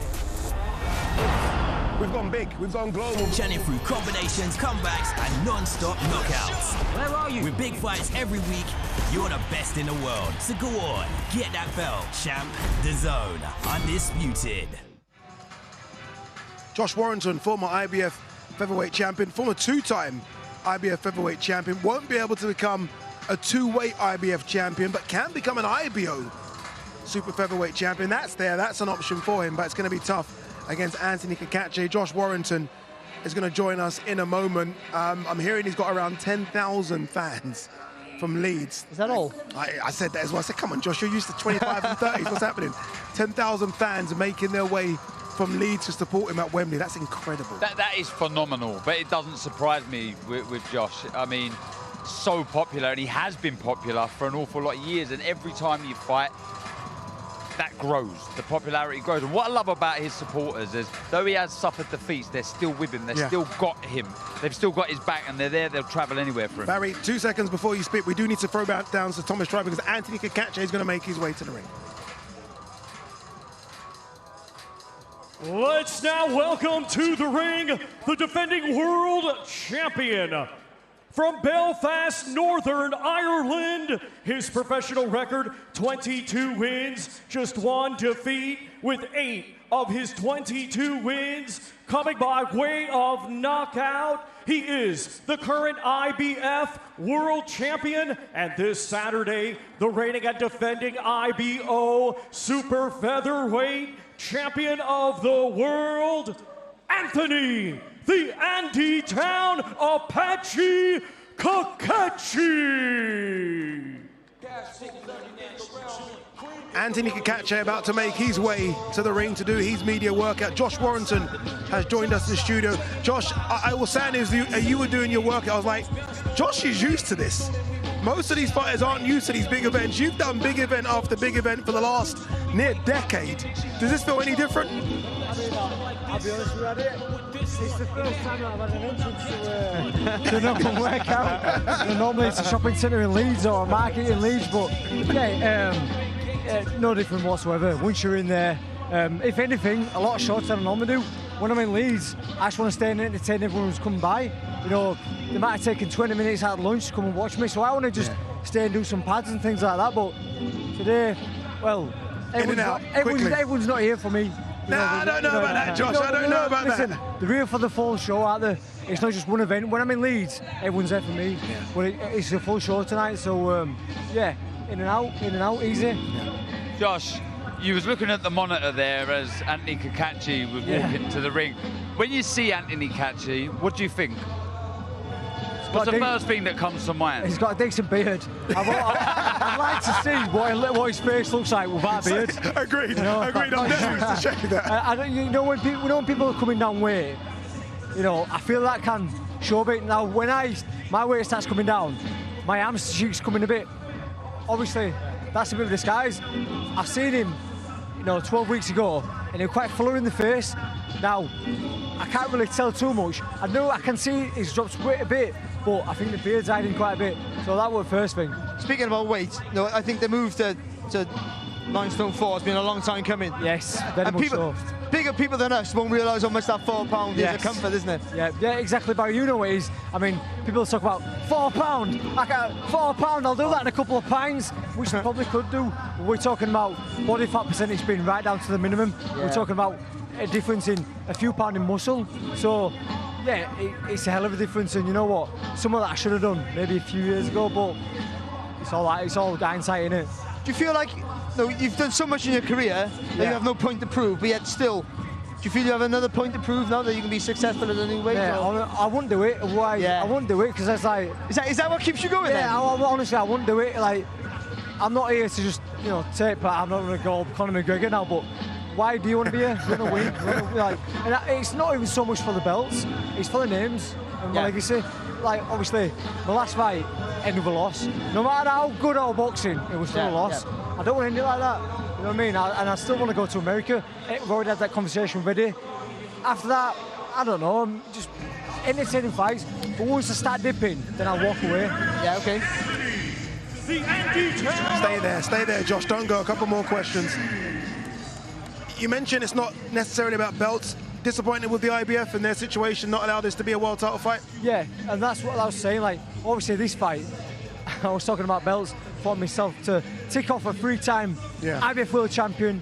But I was talking like going for the fights forward. It wouldn't be just for belts. That's what I'm saying. But yeah, I am disappointed. 2-time IBF world champion, 6 IBF world title fights for him.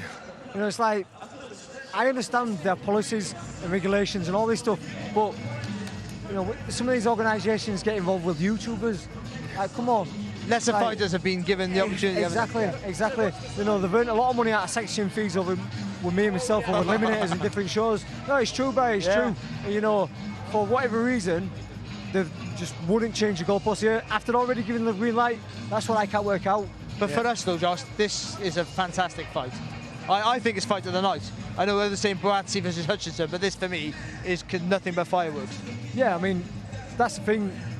Willie and Josh have had a bit of bad mouthing, so that adds a bit of spice here. We've done nothing but shake each other's hand. It's boring. I know, it was the hardest face-off I've ever done in my life. You know what I mean? It's boring. It's like when me and Wood first did it. It's boring to watch, but once you get in the ring, these two are talking, and I think Anna's the same as well. Right, Kakache's coming, so let's get rid of you, Josh, very quickly. We don't want no fights on the staircase. Top man. Cheers, Josh, guys. appreciate it. Thank you. Top man. He's in shape as well. They're all confident and in shape. It's crazy. At last, a real-size human. All right, let's go back downstairs to Thomas Triber. Our next two fighters competing this Saturday in a scheduled 12-round contest. It will be for the EBU European WBC Silver and Commonwealth Middleweight Championships. Let's first welcome to the ring from Rowley Regis, West Midlands, England. His professional record consists of 19 wins, 2 defeats, 3 draws, with 1 win coming by way of knockout. Let's welcome the reigning and defending EBU European Middleweight Champion, Tyler Denny. Saying he wasn't overawed, he knew the task that was in front of him, but he went out there and he done his thing. There was a bit of controversy in the fight, but he got the job done. Look at this Tyler Denny. Brad Ray undefeated. Brad Paul's Put the undefeated. graphic up again, please. Put the graphic. Let's have a look at that crazy, graphic again. It's crazy. Well, no, McGowan, a very difficult fight for anybody on his day. No, Sagani for the European title, then Felix Cash, another undefeated fighter. No, he just keeps ripping up the script all the time. And know what he does, know what his superpower is? He drags you into his fight, and he does it within 2 rounds. That's what he dragged Felix Cash into that. Felix Cash is a beautifully skilled fighter, and he dragged him into his fight within a round and a half. And then you're suffering with the pace, and then he just works away. He's not a massive puncher, but he just wears you down. Yeah, you can get rid of the graphic now. Thank you very much. So demanding. Yeah, well, you know, you got to be demanding sometimes. Tyler Denny, demanding as well. He wants his respect.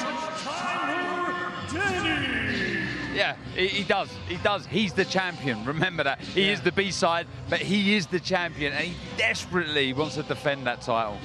There'll be a point in his career, and it might be now, when he's fed up of being the B-side. So, hang on, because now we all know he's a good fighter. The secret's out, but also he knows he's a good fighter. It was all before. Before it was just, I'll just take a risk and I'll go to the next level. Oh, I'll and just keep going, don't you? Until someone stops you, until someone stops that progression. But now he's European champion. He must know in himself. I know there's an aspiration for a world championship now all of a sudden.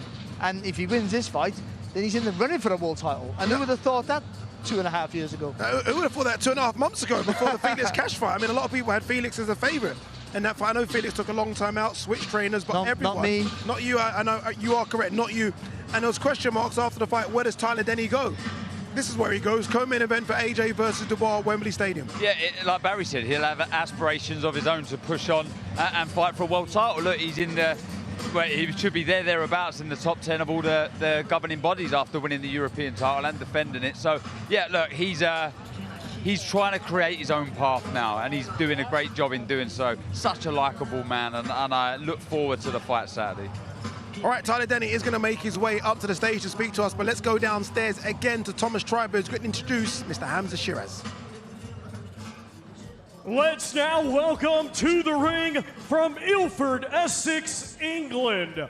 Undefeated with 20 wins, 16 of his 20 wins coming by way of knockout. Here is the reigning and defending WBC Silver and Commonwealth Middleweight Champion, Hamza Shiraz.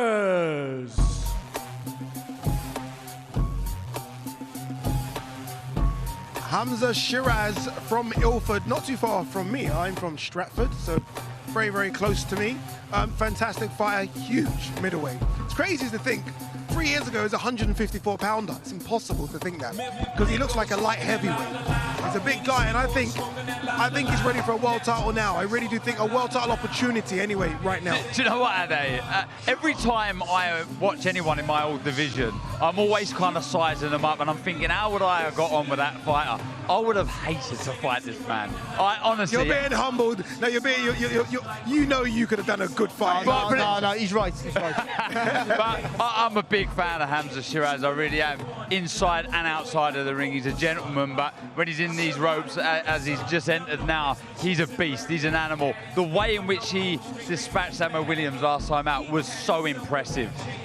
Many had it a 50-50 fight, a fight in which it could have gone either way. You know, some saying, does the power lie with Williams? Well, it lied with this man here. He done this man proud.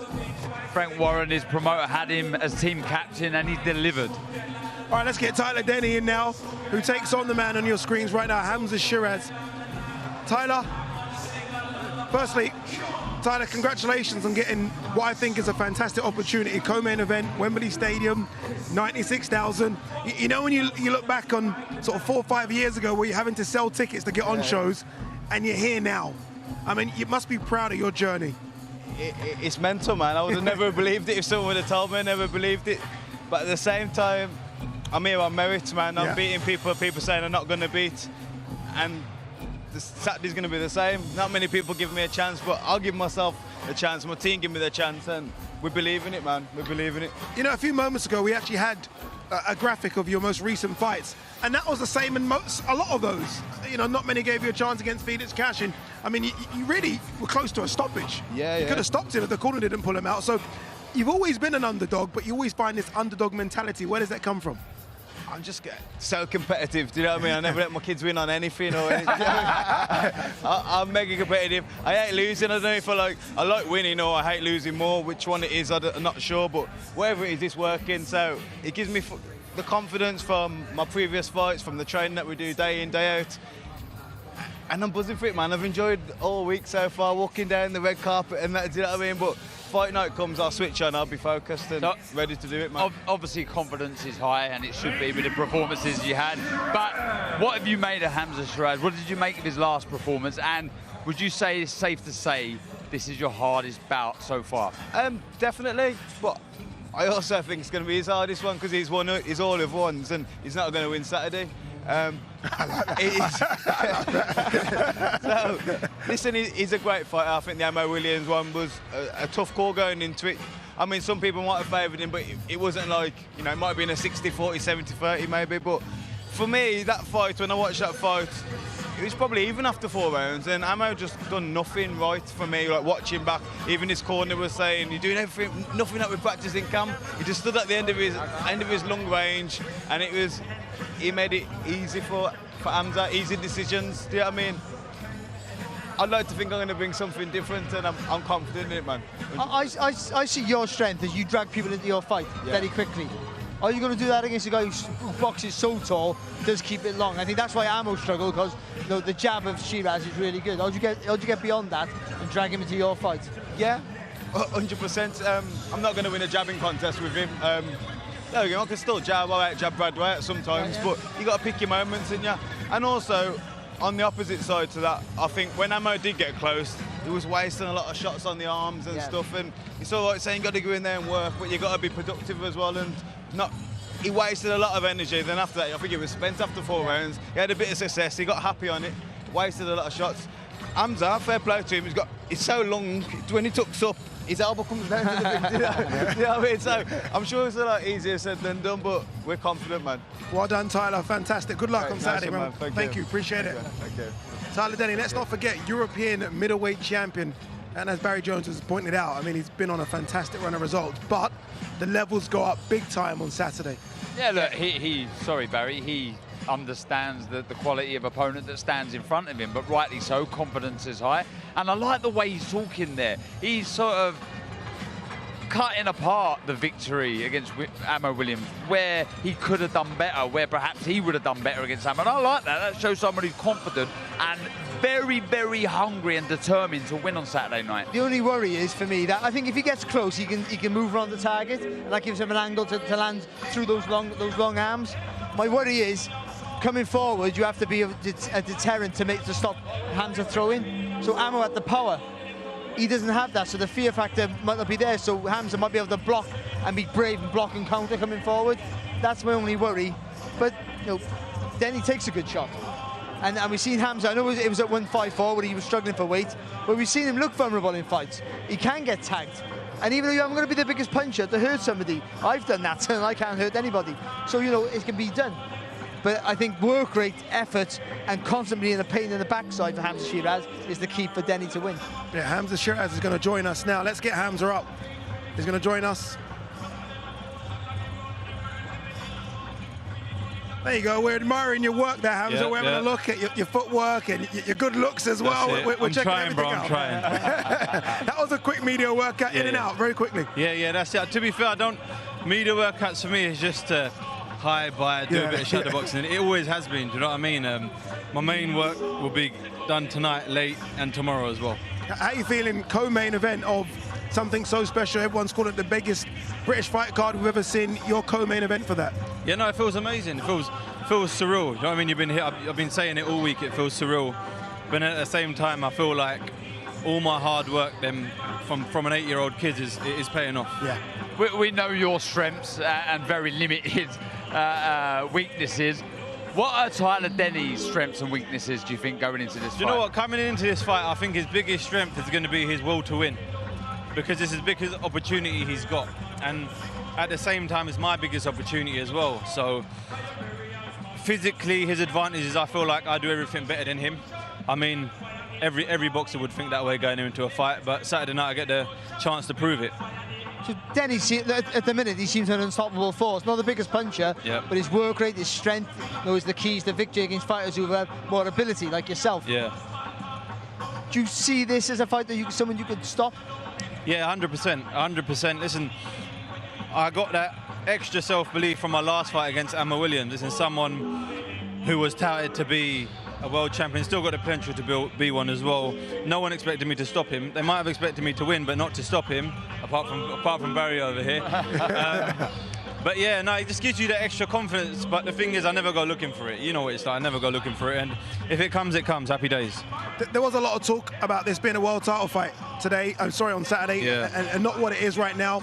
Is that disappointing you? I mean, or is it just a case of get the job done and then we move on to potential world title talks? Do you know how I look at it? It's gutting, is what it is. It is what, but at the end of the day, tomorrow's not promised. So any opportunity I get to shine, I'm grabbing it with both hands. And I know everyone's saying, oh, you're risking your mandatory position, etc., etc. But that's what boxing's about. It's about risk, and it's about giving back to the fans. How long have we got you at middleweight? Because I'm looking at you right now, Hamza. And I'm looking at what was a former middleweight champion over there. Is it a case of getting the job done quickly at middleweight and then making that move to 168? You know what? I want to win a title at 160. Yeah. Don't get it wrong. It's hard to make 160. It's not easy, but I make it, and I make it safely in a way that it doesn't affect my performance. And God forbid that ever happens, I'll definitely move up. But as for now, I need to capture a belt at 160. When did you get to the country? Obviously, you're based out in America now, and well done. Obviously, a lot of different sparring, which must be amazing. When did you get to the country? I got here 2 weeks ago. Okay. So just everyone times it different. Joshua gives himself Waxy 2 weeks. You give yourself 3 weeks. 3 weeks, yeah. Okay. I've given myself 2 weeks before, but it didn't work out for me. So it's always been 3 weeks for me, yeah. Okay. And we're going to let you go, Hamza. Appreciate it, man. Thank you very much. Cheers. Thank you. Have a good one. They're all so confident. It makes the picks very hard, doesn't it? Because they're all so confident. They all believe in themselves and their abilities. That's a good fight, isn't I can understand why he does, because he's exceptional. Yeah. You know, he's so good. A breakthrough performance last time out, in there with a live dog here, a champion, a European champion, a proud man. So it promises to be a good scrap. All right, it is the big boys next. Remember, it is Anthony Joshua versus Daniel Dubois for the IBF heavyweight champion. Let's throw it downstairs to Thomas Schreiber to introduce the champion, Daniel Dubois, first. Ladies and gentlemen, our main event this Saturday, 12 rounds scheduled for the IBF Heavyweight Championship of the World. Let's now welcome the participants. First, the defending champion from Greenwich, London, England. His professional record, 21 wins, 2 defeats, with 20 of his 21 wins coming by way of knockout. Here is the reigning and defending IBF Heavyweight Champion of the World, Triple D, Daniel Dynamite Dubois.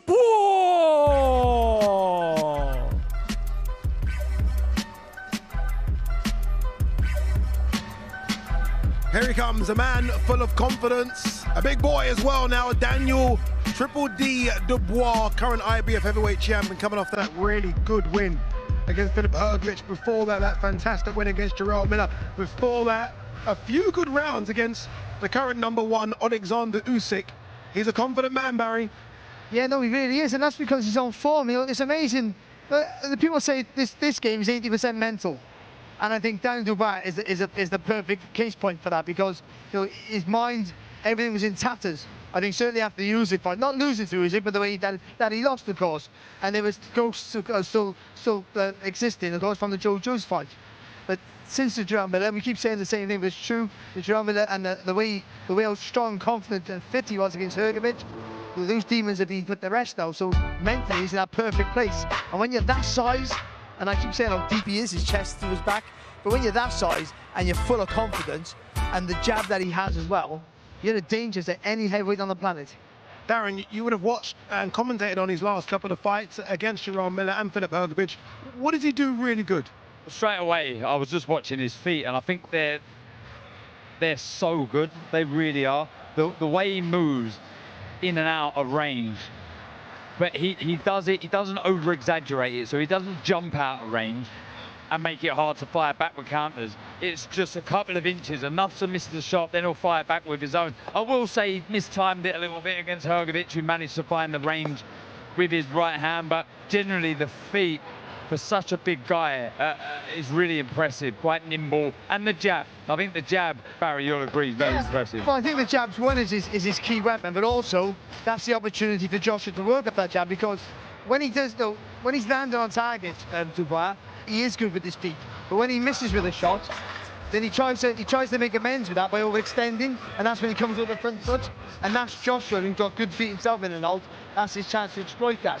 So Dubois can't get frustrated when he misses with a shot. Always keep your shape, and if he keeps that, and I think he's in a good mindset to do that, then that jab continues. Even if land or don't land with it, it's still a problem for Joshua. You've got to make Joshua reset all the time. Don't give him any momentum, and having a good jab does that for you. But again, like I said, if Dubois misses and he has that little bit of panic and tries to rectify that by going over that front foot, then he's attacking to be hit, and that makes it, you know, he's in trouble. I'm really intrigued by the battle of centre ring. Who's going to hold the centre of the ring? I'm pretty sure Daniel Dubois is going to do everything in his power. He's fired up, he believes in himself, the confidence is there, he's had his gut checked. But I just worry, Barry, that holding the centre of the ring against someone of Anthony Joshua's size and power could be dangerous. Do you know what the secret is? I know when you tap gloves and they say go back to your corner, you go halfway. You don't go all the way back to your corner, you just go halfway. And then when the bell goes, you jump right in the middle of that ring. And I think that's what you do there. I think the onus is on Joshua, who's the more experienced fighter, he's the big name, to toe down, this is my arena, this is what I'm used to, I'm the boss, you got to come and get it off me. Even though he's the champion, Dubois, Josh has got to do that. And for Dubois, I just think, you know, he just got to go up there and make him just feel that power early, straight away. You know, I've spoke to Daniel quite a lot in the build-up to this fight, and he's mentioned AJ's age a couple of times, which has never been brought up because AJ's in fantastic shape, physical specimen, right? AJ's going to be 35 in October, I believe. Is there a way that Dubois can make AJ feel old in this fight quickly? I don't see it. I don't think, surprisingly, for some of the fights he's had, Anthony Joshua, there's no wear and tear on him, and I don't think there is.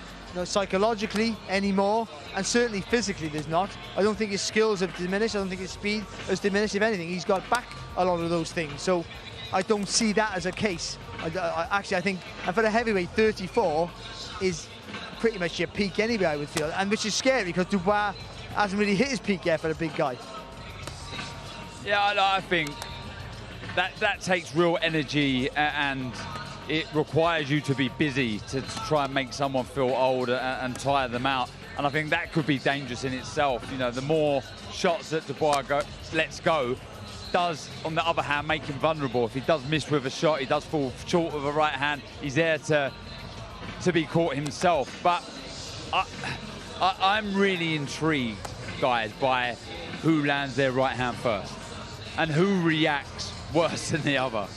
I think that both of them are in a good place mentally. We say that, but one big punch takes you back to that vulnerable place, the places where the dark, where you've been knocked out, you've been hurt, all those panicking moments come back to you like flashes. So they have to, and the two big punches like this, you have to. I say it all the time. If you have power, make him feel it early, and both have to do that. Yeah, again, going back to what Daniel told me, and he mentioned this in the face-off when we spoke about the punches that he took from Filip Hrgović, and he took some big right hands from Filip Hrgović. He pointed at AJ and says, "Could you have taken those?" So it's almost as though he's saying, "I can take the right hands, and it doesn't bring me, as you guys say, back to that darkness. What if you take them?" Oh. And he kept on throwing them back at AJ. And it's true, though, because he did take some wallops off Filip Hrgović. He did. He did. A few big right hands. And do you know what? I think he needed to. I think it was the final piece of the jigsaw for Daniel Dubois. That final gut check. Thank you very much, Triple D, Daniel Dynamite Dubois.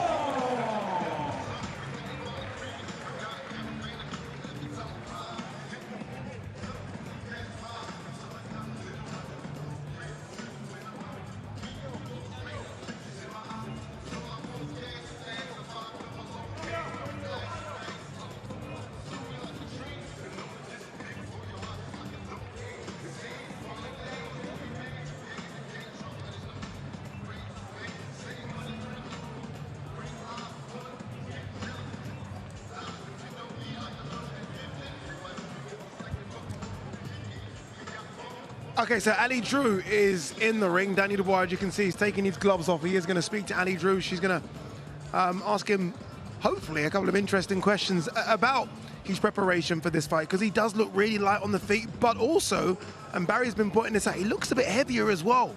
So he might be trying to play the size game here with AJ, which is going to be intriguing. But yeah, Ali Drew alongside Daniel Dubois now. Daniel, the fight event week is certainly underway. They're events in their own right. What do you make of the setup today? It's great. It's good. I'm ready to fight, so I'm in a good place at the moment. Now, we've just seen you moving around on the pads. What do you use the open workout for? Is it to showcase some skills, get a sweat on? What is the purpose of today? It's all part of the pre-fight ritual, and yeah, I'm going through the motions and just building up my energy for Saturday. You do look super confident and like you're taking it all in your stride. Just how high is your confidence right now, 3 days out from the fight? I know I need to go to another level, my very best, so I can't wait for the challenge on Saturday. I'm ready to fight. Let's go. Now, there's been a bit of discussion about how good you're looking out from the fight, the preparations. Maybe that you're looking a bit heavier than previous fights. Would you say that's correct? I'm not sure. I'm not. Honestly, I've just worked hard in the gym. I've, suffered and worked really hard for weeks and months, so I'm just ready to fight now. Not giving anything away? Nah, let's go. Are you going to stick around and see what AJ does in here? Who knows? You might see me at ringside. And a final word to the supporters who have come out today. Yeah, tune in. You guys, it's going to be a great show on Saturday. Cheers, Daniel.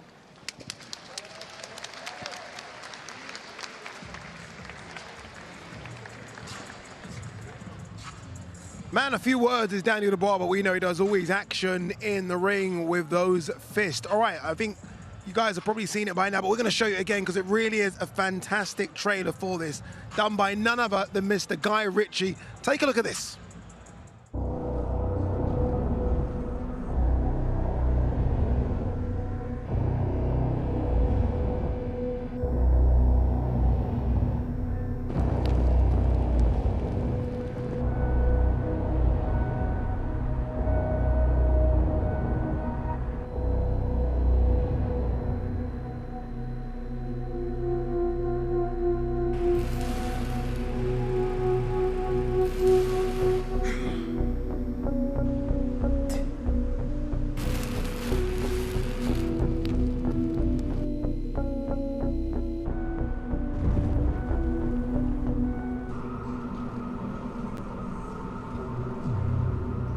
Where it began, I can't begin to know when.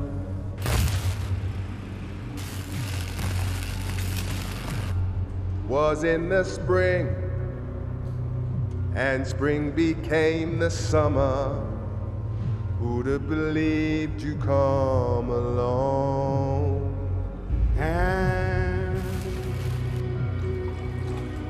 touching hands, reaching out, touching me, touching you.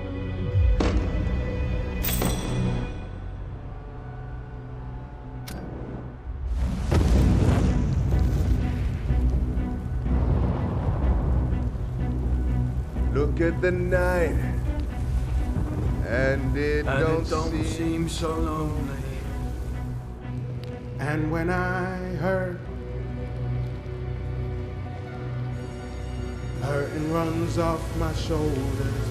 How can I hurt when holding you? Warm, touching warm.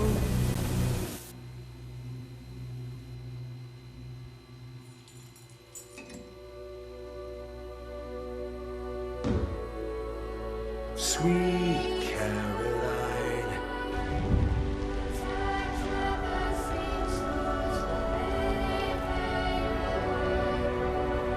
Oh, no, no.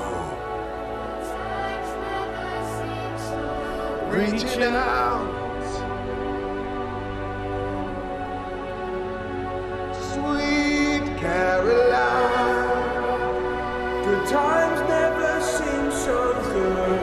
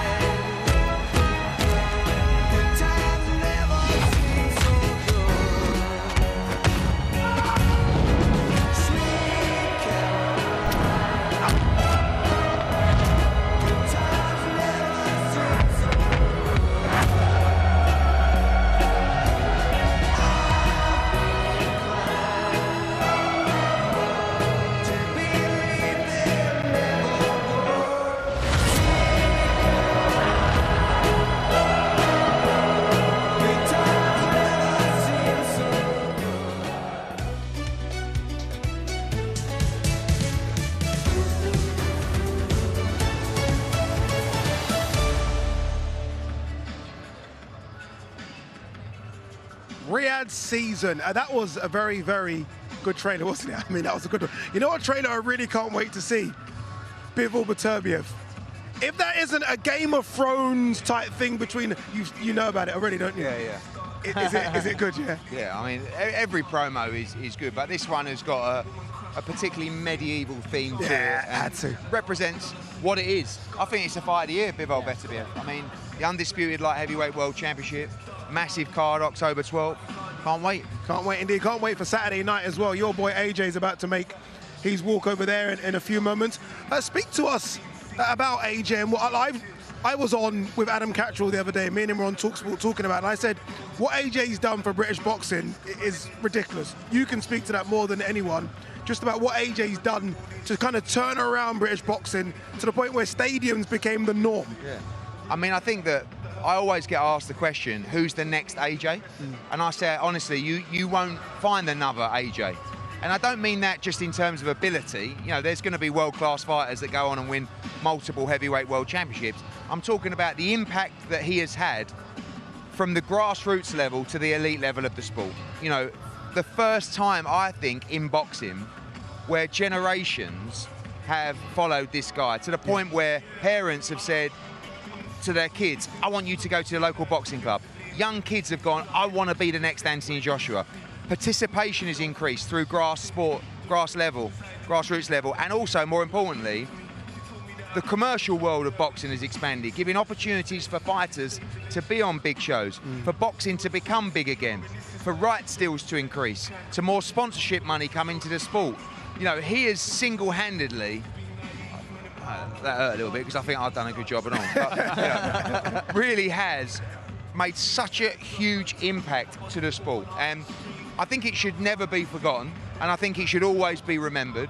it's kind of irrelevant on Saturday because it's just a fight at the end of the day. But I'm very proud of him and the way that he's carried himself in the sport for so long, in and out of the ring, but particularly in the ring. And this comeback that he's made from the depths of despair and disappointment from the Usyk fight, I think it's been remarkable. You never know, right, how long a boxer's going to go on for. I guess it depends on what happens on Saturday for AJ. But if all goes well, how long have we got him left for? He's going to be 35 in October. Yeah, I remember an interview he gave, I don't know, maybe 2 years ago, where he said, I've maybe got 3 years left. And I think maybe he said he's got a year. I don't know. And then all of a sudden you find this form. I think that, I mean, look, physically he always looks great, right? But he's shining this week. You know what I mean? He's got a glow about him. He looks very healthy. No one's going to take care of their body more than AJ. His recovery, his strength and conditioning, everything is absolutely on point. But it's a heavyweight division. It's heavy duty. Do you know what I mean? But if you actually look at miles on the clock for Anthony Joshua, he hasn't actually been in that many wars. You go back to like the likes of, I don't know, Evander Holyfield and all these great heavyweights, like they were in serious wars. Yeah, he got rocked against Ruiz, he got dropped. The Usyk fight, he took a bit of a pummeling in the first fight, but was never like out on his feet. I think he's actually quite fresh as a heavyweight. He's always lived a life, right? Outside of the ring, outside of training camps. Nothing exists other than healthy living. He's in the prime of his life. He's enjoying it more than ever. Can you put a time frame on it? 3, 5 fights? I mean, you know, look, the plan is beat Daniel Dubois and fight for the Undisputed Championship, hopefully against Tyson Fury. Do it twice next year, win the Undisputed Championship, and then we're all off for a la-di-da on the beach. All of us. You can come as well. Thank you, thank you. Ed, first off, out of nerves. Do you know what? It's like, I'm more confident than I've ever been around an AJ fight because I think he knows exactly where he is and what he's got to do. It's a very dangerous fight, but when he's comfortable and he knows the game plan, it really filters through the group around him. Do you know what I mean? And like, I look at him now as a veteran of the sport. Like, he's fought all styles, he's fought under all occasions. And when I was with Canelo last week at the Berlanga fight, he reminds me of that aura, you know, and you've got Dubois, like, trying to slay the king, as he says. Same with, like, Berlanga last week. It's all very well talking it, but when you get in there and when you're around them on fight week and when you're kind of, you know, you saw Dubois in the head-to-head, you know, you could see the chest going up and down. Doesn't mean he's not going to be dangerous, but you know, having that presence around you means a lot in this sport. And AJ's super calm, but he really feels like a veteran in the game, which he is, by the way. How impressed have you been with the rebuilding of Daniel Dubois? You know, there was a point, I think, and many might agree, when he got knocked down by the jab and didn't really get up from Usyk, I thought he'd struggle to come back from that. But he's proved us all wrong. Have you been impressed? Yeah, I have been, and I think that the turning point was about the 5th or 6th round of the Jarrell Miller fight, because I was front row, I was looking at him and I was thinking, you've nearly had enough, you know, and he's coming back to the corner, feeling very sorry for himself. You know, interesting, one thing that hasn't been talked about very much in this build-up is the influence of his father in there, and clearly those guys have got a very strong relationship. He looked like he was about to quit against Jarrell Miller. Frank Warren brought the dad in to the front row and he screamed and shouted to him at the end of every round. When Don Charles was talking to him, you could see and then he'd be looking for his dad. And his dad came into the corner, and in the Hrgovic fight, after 1 or 2 rounds, Frank actually put him in the corner. And I believe in this fight, he's starting in the corner as a licensed second. And I think Daniel needs that confidence. He doesn't have a natural confidence and belief. He's definitely growing through the back, but he's not a guy that's like mentally strong. Physically strong and physically dangerous, and I'm sure mentally stronger than he was, but it's still in him. Do you know what I mean? He's now had the experiences to, I think, be tougher. And don't forget, when he did quit against Joyce and when he quit against Usyk, he was a young man. I mean, what was he when he boxed Joyce? 22, 23? He's been through those experiences, but, you know, he says he will make Joshua quit on Saturday night. I disagree. I think if anyone's going to quit in the fight, but I also don't think it's going to be that type of fight. I don't want to find out how mentally strong Daniel Dubois is. I think you just want to put him to sleep. I mean, that's what you got to do. We don't want to. What do you want to do? Go 8, 9 rounds in, keep going, keep going. No, we want slip, right hand, over, right, free time. but maybe it'll play out like that. Maybe you have to go to the trenches. I know AJ's prepared himself for a grueling fight because he talks about it. He's ready to go to whatever trenches need to be gone to on Saturday night. Eddie, appreciate it very, very much. AJ's about to make his walk to the ring. AJ, this is normal for him, isn't it? Big fights. Let's remind ourselves of some of AJ's big fights over the years. Not long now until Wembley hosts 96,000 people for the biggest fight of the year. What will it be like to return to Wembley? Another day in the office, really. Wembley Stadium is daunting for a fighter. I mean, it's incredibly exciting, but when you walk out and you see the sheer volume of people there that night, it will make or it will break you. AJ's been there and done it, so for him, that walk, that experience will be heartwarming. It won't be nerve-wracking. It will be an experience that he can use memories of and great performances of. So for us, we can't wait. When he boxed Klitschko, it's the biggest night in the history of British boxing. Vlad's a very, very, very good fighter. This is a high-paced fight with two big punches. These fights take a lot out of you, and you have to dig deep. You really have to dig deep because there's no other exit except for victory in my mind. So I had to dig deep at times to pull myself back from the depth of hell. The uppercut, it changed the course of the fight. It was quite even up until here.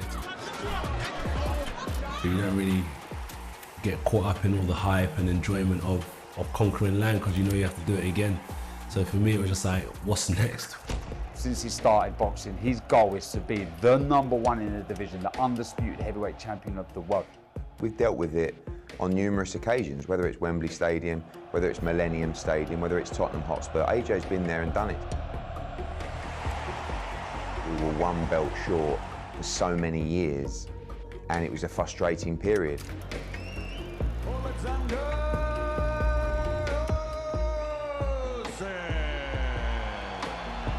He gave everything against Alexander Usyk, came up short, and that whole dream of being undisputed just whittled away. Unified heavyweight champion of the world. Everyone's mocking him and kicking him while he's down, and everyone was just writing him off. And what did he do? Instead of cowering, instead of hiding, instead of quitting, built himself back up, took smart fights. Rousing ovation for Anthony Joshua, back on the winning trail, his arm raised in victory. But now get this opportunity again at Wembley, IBF title on the line against Dubois, and then of course hopefully the winner gets a shot at undisputed gold. Here we are, joined by a man that's been doing this for nearly 40 years, more than 40 years actually, Frank Warren. You put on some big ones, Frank. This is a big one as well. They're going to break your record on Saturday, the 94,000. Yeah, well, at least we got an involvement in the Riyadh season. Yes, and indeed. It's a spectacular event and it's a spectacular fight. Yeah, this is incredible as well. You mentioned it to me, Buckingham Palace. I mean, they don't do things half measure, do they? No, iconic. Yeah, they're all iconic moments of London. All great buildings. We've got another great press conference tomorrow at Guildhall. So, you know, this is what it's all about. And the investment's been phenomenal to make this happen, to make all of this happen. Yeah, it is incredible. Buckingham Palace, but I don't believe there's going to be a changing in the guard. Hey, I like it. It's quick, and it's quick. How is Daniel? You would have caught him backstage. How's Daniel feeling? Because this is very, very big for him, isn't it? He's in a very good place at the moment, and that's where I want him to continue to be. He's grown in the last 2 fights. He's settled himself down. He's matured mentally, which has been really important, and come out of his shell, and he's enjoying it, which is the main thing.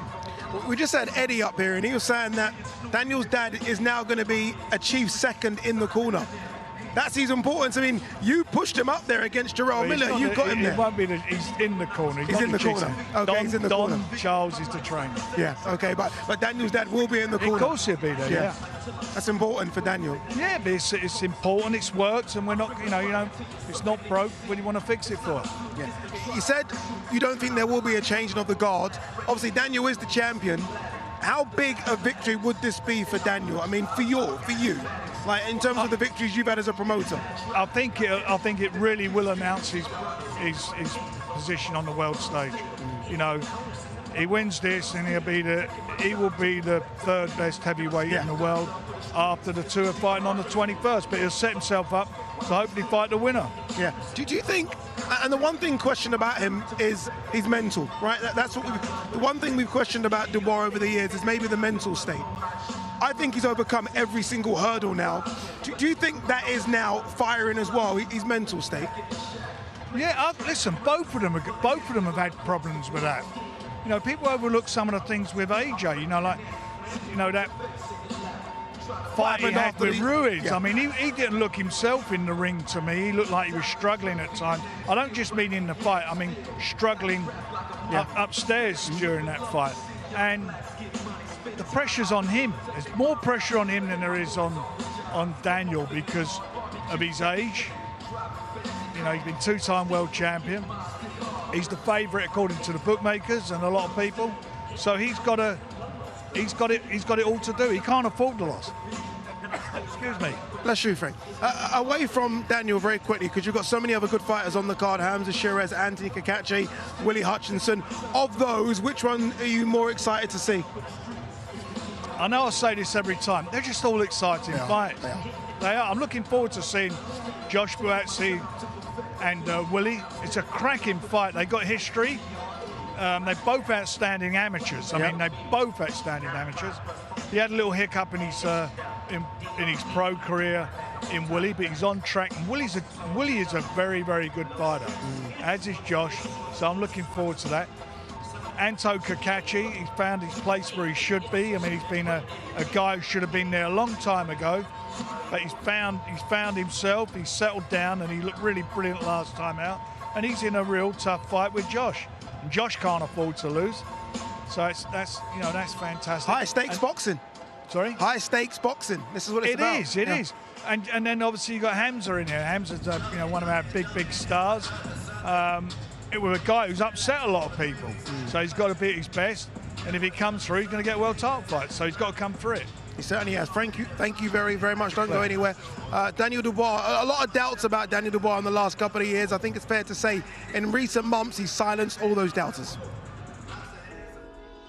Daniel Dubois has climbed the tree again after taking the knee against Joe Joyce. Daniel was in front on the judges' cards. He took the knee because he had a big problem with his orbital bones in his eyes. What was going through Daniel's mind at that time? Only he can answer that question. I've spoken to many people about it that have had that similar injury. And they say, look, you take a couple more, you don't see out of that eye. The reality is, he took a knee and he didn't get up. And that showed a weakness. Fair or not fair, Daniel Dubois got the label that he was a quitter. Well, everyone's got something to say, you know, when you take an L. I heard a lot of people coming out and talking. He was out of the ring for quite a while and he had to deal with it. And it was a tough time for him, there's no doubt about that. But, you know, as I said to him at the time, you have to now show what you're all about. There you go. They're back. There you go. Nice to have you back, boys. Darren Barker, Barry Jones, Frank Warren. I think bullish about Daniel Dubois' chances. Look, he's got so many good fighters on the card as well. We're just going through those. Willie Hutchinson, Hamza Shiraz, Anthony Kakache. All of a sudden, you look at the stable. It's an incredible stable that Frank's built up, hasn't it? And they're on good form. Yeah. You know, the last 5 have been spectacular victories for him. And look, I think as far as the main event's concerned, it's heavyweight boxing. And Dubois packs a punch. You know, that's why he's got the nickname Dynamite. You know, if he catches Anthony Joshua flush with a right hand, it could be that he defends his world title. So I can understand why Frank is feeling confident. Yeah. Frank has a history of unpolished gems. He sees them, they look okay. So Daniel Dubois, he was telling everyone he's going to be a world champion. And he looked good, because I've done most of his early fights, but he looked a bit robotic, so he's going to get found out at the highest level. And then the things happened, and there you go, we were all right. He's got vulnerabilities. But Frank believed in him, he sees something. He has an eye for talent, Frank Warren, better than probably anybody. And so now it looked like he's proven us right. Or proving us wrong, proving it himself right. Yeah, I think, look, Jarrell Miller was the fight, but Hrgovic was the one where everyone was like, okay, Daniel Dubois is the real deal, right? Because Hrgovic was considered a boogeyman by some, but definitely a guy ranked within the top 10. And Daniel Dubois almost bullied the bully here a little bit, Darren. Yeah, it just showed so much confidence. He believed in himself. The right hands that he took early were impressive, but the right hands that Hrgović took were equally impressive. Hurtful shots, and you can see there he's impressing himself every single time he fights as of late. He's starting to really believe in himself. He's proud of himself and he's confident. How surprised were you with that performance, Barry? Massively surprised, because even though he did so well against Miller, he was still an underdog against Hrgović. So Hrgović, technically very, very good, and not a fast puncher like Joshua, but a big thunderous punch with that right hand. It's heavy, and it might be slow, but it's heavy and a chopping shot. And with Dubois, I thought once he gets hit a few times with that, mentally he will look for a way out. Honestly, I thought that way. But that was, as he said, the belief. He believed himself so much, he walked through the fire and bullied the man. He made Hrgović punch himself out, pretty much, and then walk right through him. Yeah, AJ is on the way. It's just one more fighter to make his walk. We're hearing he's stuck in traffic. I don't know. All the other fighters are here. They all got here, right? I mean, I don't know. Get him a helicopter. This is Anthony Joshua we're talking about. For AJ as well, it's been a good 12 months, hasn't it? The rebuild started with Jermaine Franklin, then it was Helenia, supposed to be Dillian White, then it was Francis Ngannou. And I know some will point out, saying they're not elite fighters, but you get your confidence back regardless, don't you? Yeah, and I love what he's been saying the Anthony Joshua that beat Vladimir Klitschko wouldn't survive with the AJ of now. Do you believe that? Yeah. Do you know what? I do, because I think everything has been experienced now for Anthony Joshua. And with the new teaming of Ben Davis and Lee Wiley and Barry, I think that's just added that extra string to the bow for Anthony Joshua. I think they've understood what the winning style for Anthony Joshua is, and that winning style is a style that comes more natural to Anthony Joshua, a more aggressive style, a style that allows him to fully rotate through the shots, not on your toes as much, and it's a more exciting Anthony Joshua. It's the Anthony Joshua he wants to be. Early in his career, because he was a bit lighter, younger and fresher, he had a bounce to his step, so he'd be in and out with the movement. But with that, he had that beautiful fluency, and that's where the power came from, with the speed. As you develop or get older, that has to slow down when you put muscle mass on like he did. But I think he didn't quite understand that. And I said like the other day that I think he knows who he is now more than ever, personality-wise, vulnerability-wise, and ability-wise, and how he has to fight. And with the addition of a new camp, I think they take that thought process away from him, because he overthinks stuff. Now, we know that. He likes to know everything about everything. And I think they've just taken that away and drip feed him the right information so he knows what's going on, but he's not overthinking anything, and that's made him a more dynamic fighter. That's interesting, right? Because you look at the two people you mentioned there, Lee Wiley and Ben Davison, they're the overthinkers. So it's almost a case of, we'll do all the overthinking for you, and we'll give you what you need. Francis Ngannou, I thought, was a performance which we expected a heavyweight to do to Francis Ngannou. That's what we expected to do, but I don't know if I expected it to be this quick and this brutal.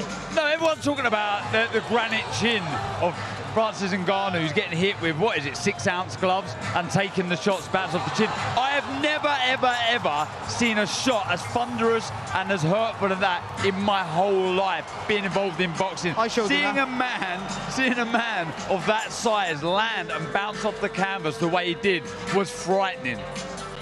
It was like a giant lump of clay just dropping. It was unbelievable. But what Joshua doesn't get credit for is his technique. His technique is fantastic. He punches inside his body frame, and I say it all the time. But the reason I say that, because you have to turn your body into the shots then. If you don't flay your elbows out, you have to turn into the shot to get purchase, which means you push off your legs, you turn all the big muscles, which are in the back of your body, into the punches, and that makes you dynamic. And with that turn, like a golf swing or kicking a football or throwing a rugby ball, with that turn you get speed, acceleration, and when you're a big fella like that, that's dynamite. I keep turning around and looking over my shoulder, not for Anthony Joshua, by the way. Obviously, we are at the OVO Arena here in Wembley, and we do have 3 fights for you tonight as well. I was looking at the crowd that have turned up, and it's a decent crowd. It's a decent crowd. They are going to see some good fighters as well, Chris Congo being one of them. And I like that as well. Let's have a look at the fights that we are going to see this evening. And I think this is a good introduction to the media and public workouts. There you go. You got Vong versus Hughes. Obviously, a lot spoken about Vong. You got Hamed. You know, the surname there, the son of Prince Nassim Hamed. He takes on Garces. And you got Chris Congo versus Quinn. Chris Congo coming off that really good win against Florian Marcoux. Yeah. I like the idea of fights every day? Why is boxing only strictly Saturdays? I mean, it used to be, you know, Thursdays, Fridays. It should be every day. I box on a Monday and a Wednesday. So they used to, back in my day, black and white TV, they would put them on Mondays and Wednesdays, and sometimes you still get that, but predominantly now it's the weekend. But this is good because they get a feel of the occasion without actually getting on the big show. Yeah, that's not a bad, and also they get to stay busy. And as we've seen now, especially with the heavyweights, Joshua, Parker, and the like, being busy for any fighter is what makes your development supersede others. Yeah, so those 3 fights are coming hopefully in about 45 minutes. Look, we've spoken so much about Ben Davison throughout the week. This is a feature, a really good one, about the mindset of AJ's new coach. I love the partnership between Ben Davison and Anthony Joshua. One of the best minds in all of boxing. I think the biggest things when you work with somebody that's achieved amazing things like AJ already has, it's just a case of helping them understand their skill sets, strengths, weaknesses. I think that really clicked with him. Me and Ben are on the same wavelength, so when I take him crazy ideas, he's already had that in his mind anyway, and he's ahead of the game, Ben Davison. I think we're seeing AJ so confident as he's been in the last 2 fights, purely down to the way Ben Davison approaches fight, uses tactical analysis and video analysis to oversee everything in camp. We study a lot of fights, and I think it's something that AJ is very receptive to. By the time these situations occur on fight night, it's drilling them and it becomes instinctive. And in an instant, it's all over. From the Hellenius knockout to the Wallin display. Anthony Joshua gets his 24th knockout, and boy, did he make it look easy. To then destroying Ngannou, to knock him out the way he did, just shows you that we have probably not an old Anthony Joshua, but a new and improved Anthony Joshua. When you're knocking guys out like the Ngannou knockout, and the situations and scenarios are playing out just like you've been drilling and working on and going over in the film study, of course, it's going to give you a lot of confidence. It is lights out! Wow! Anthony Joshua! Yeah, look, it's a good relationship, isn't it? Ben Davison does all the work, but as you mentioned, Barry, Lee Wiley behind the team, it's a really good team. And I guess for AJ, it must be a bit of a throwback to Team GB. That's set up. Oh, there you go, AJ's here. He's in the building, which is good. Which means we don't have to continue talking for the next half an hour. He is here. About time, really, to be honest. It is about time. He did this to us yesterday, didn't he, at Leicester Square? Cheek of the man. But it must go back to that Team GB kind of setup he has, because there are so many good fighters in that camp. Of course, yeah, there's success breeds success. So even as good as the coach is, you learn just as much from the good fighters around you. We know that from the amateurs. So I've been around good fighters, good people. That just, it takes you to a higher place. And also understanding the sport, not physically, understanding the sport mentally, how people move, the things they do, their thought process. It all helps. So in the fight night, everything becomes instinctive and reactive. How good is Ben Davison as a trainer? Obviously, there is this kind of new school, old school kind of clash, I feel like, in the UK when it comes to trainers. You obviously trained under Tony Sims, very much in the old school mode. Ben's in the new school mode. What's the difference between the two, and how good's Ben? Yeah, look, from what I can see, he lives and breathes the sport. It's his real passion in life. I will say there's a brilliant team with Lee and Barry. The video analysis we've seen today is so important. I've heard someone, I won't say who it was, say it's like a cheat code. It's a cheat code, the work that they do, because they break it down so diligently. You are seeing chinks, you are seeing rhythms, and you can start to try and read those when you're in the fight quite early. Is that boxing playing catch up with all the other sports? I think so. Because all the other sports, the NFL, football, they've been doing that for years, and boxing really hasn't. I tell you what, though, the only thing about that, the only worry about that is boxing is such a reactive, instinctive sport that if you set your sights on what someone does exactly and you sort of go in there, he only does this, they only do that, and then they do something different, it can flip you on your head. So you have to really be able to think for yourself. It's good to have both, though, It's isn't good to have both. Yeah. You've still got to be able to learn to be able to think on yourself and make it organic in that. I think that's very important. Ultimately, Ben's a good trainer, but you're only as good as your fighter. I'll say that always. Trainers are worth their weight in gold. But if your fighter can't fight, you can't fight. You're only as good as your fighter. When you're given talented fighters, you show how good you are. But what he's done, he's taken fighters from British level to world level, Ben, and he doesn't get enough credit for that. Lee Wood's a fine example of that. Took a guy who was on going beyond, we didn't think he'd go beyond that, made him not just a world champion, a very good world champion. And it's all ultimately, it's all about the fit. If you're comfortable with your trainer and you're happy and you trust that trainer, the trust is important, because in round 8 when you're knackered, they're going to tell you to do something you don't like, and if you don't believe them, you won't do it. I think what you said there, it doesn't hurt, and that's right. I think having strings to your bow is very good and it's important. Look, the old school is tried and tested. So now bringing in some sports science, nutrition and everything, and the video analysis, is just making you a more rounded fighter, giving you more options in a fight. And yeah, look, I think we know in top level sport, not just boxing, it's fractions, it's millimeters, it's split seconds, and any advantage you can gain, you've got to go and grab it, because there's so much money on the line now, there's so much out there, achievements, big fights, big nights.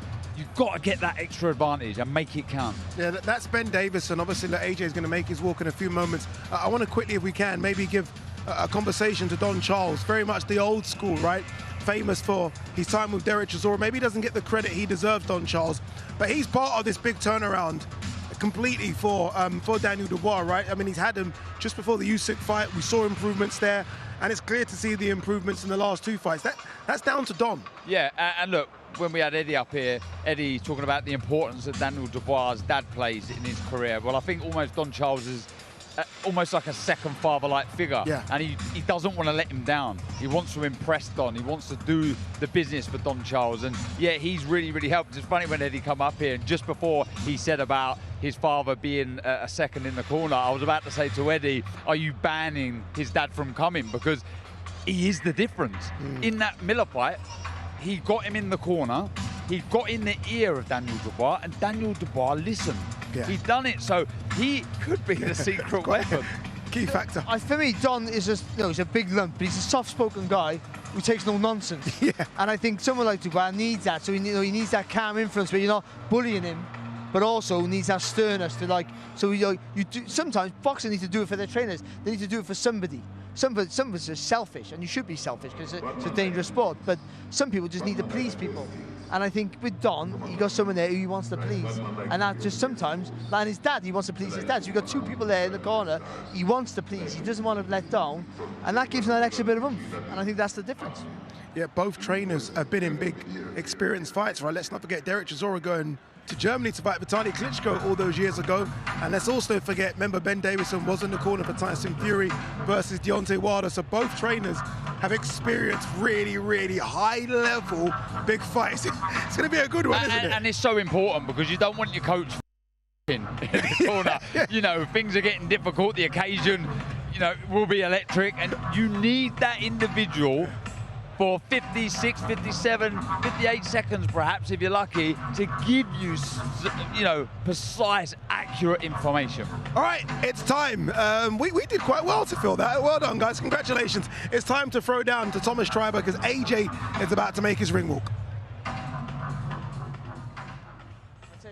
Ladies and gentlemen, our main event this Saturday, 12 rounds scheduled for the IBF Heavyweight Championship of the World. Let's now welcome to the ring the challenger. From Watford, England, an Olympic gold medalist with a professional record of 28 wins, 3 defeats, with 25 of his 28 wins coming by way of knockout. Ladies and gentlemen, here is the former 2-time heavyweight champion of the world, AJ Anthony Joshua.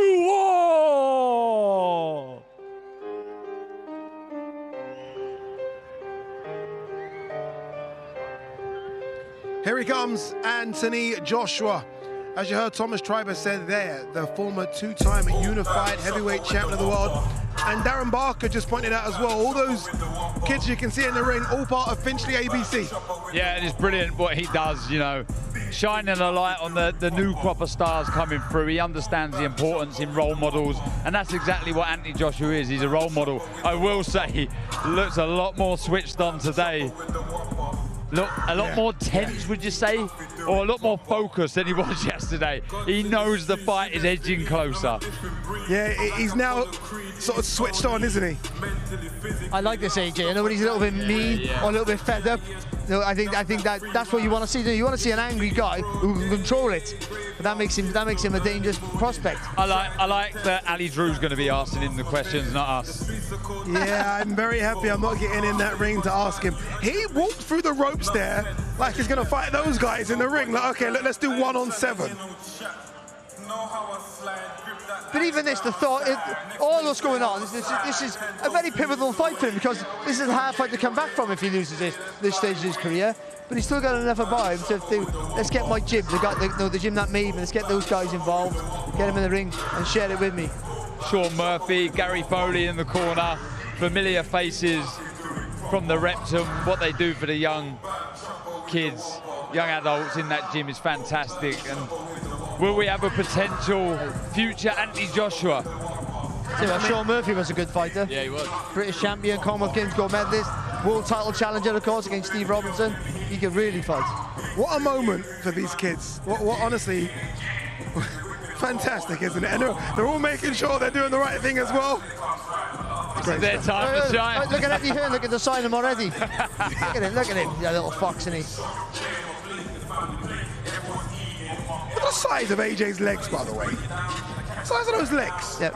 Look at the energy on some of the kids, bless them. You know what I mean? This is a real... Look how big is this? Imagine doing this when you were like 14, 13. Some familiar faces, actually. We interviewed a few of these at a... Yeah, the Haringey Box Cup. Haringey Box Cup, correct. Some good fighters. Honestly, this is good. I like this kind of stuff. But you're right, AJ is switched on. I mean, look, obviously, this is a different kind of media workout, but if you just focus on AJ here and have a look at him, you look in his eyes, he's switched on. Look, you can see he's switched on. Yeah, he's completely in the zone now. Yeah, he's in the zone. That's the word, in the zone, on the zone. Hey, ready for fight night now. And look, someone's keeping their job. Well done, mate.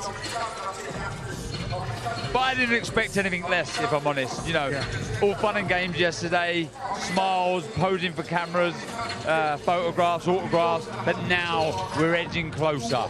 Because I think this is the hardest day for the fighters, because this is almost a meaningless day for them. You know, we all want to see them, we all want to see them in the flesh, and so they'll do a little bit. But for them, this is the bigger waste of the time than all the other stuff. That's the way I feel. So this is the real, like, have I got to do this, of all the things? I love that relationship he has with Sean. And I love that he's had that for so many years. And every time AJ is about to start training camp, it always goes down to Finchley. And that's the start of training camp for AJ. Yeah, absolutely. Shout out to John Oliver as well. Uncle of Spencer Oliver, European champion, played a big part in Anthony Joshua's early career. And it's so good what he does, giving back to the club and inspiring this young crop of fighters coming through. That's a big lump next to him as well, isn't it? Oh, man. We interviewed him, didn't we? Didn't he win the Haringey Box Cup last year? Yeah, I'm pretty sure he knocks a guy out. Yeah. You know everyone, you two, don't you, eh? Yeah. We get around, me and Baz. There you go. I think that might be that for the AJ workout. That's good enough, that is. That's good enough for me.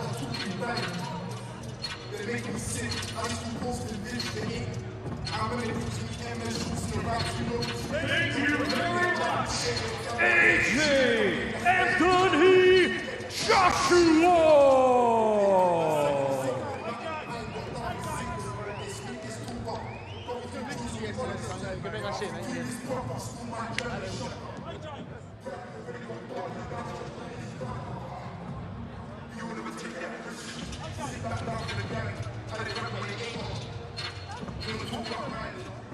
So that's that for AJ's media workout. Ali Drew will speak to Anthony Joshua in a few moments. As that's happened, a big boy has joined us in the studio as well. Conor Ben Looking tanned as well, Connor. I'm feeling good, mate. I'm feeling good. Looking good. You're looking good as well. Wait, look, I always ask this question. It's a very basic one. When am I going to see you in the ring, Connor? Listen, God willing, end of the year. If not end of the year, Q1 of next year. That's the plan anyway. I'm ready. All I need is 5 weeks. Give me 5 weeks. Give me 4 weeks for any of these Wallies, and I'm ready. All right, hold that thought, because we are going to get a few words of Anthony Joshua Valley, Drew.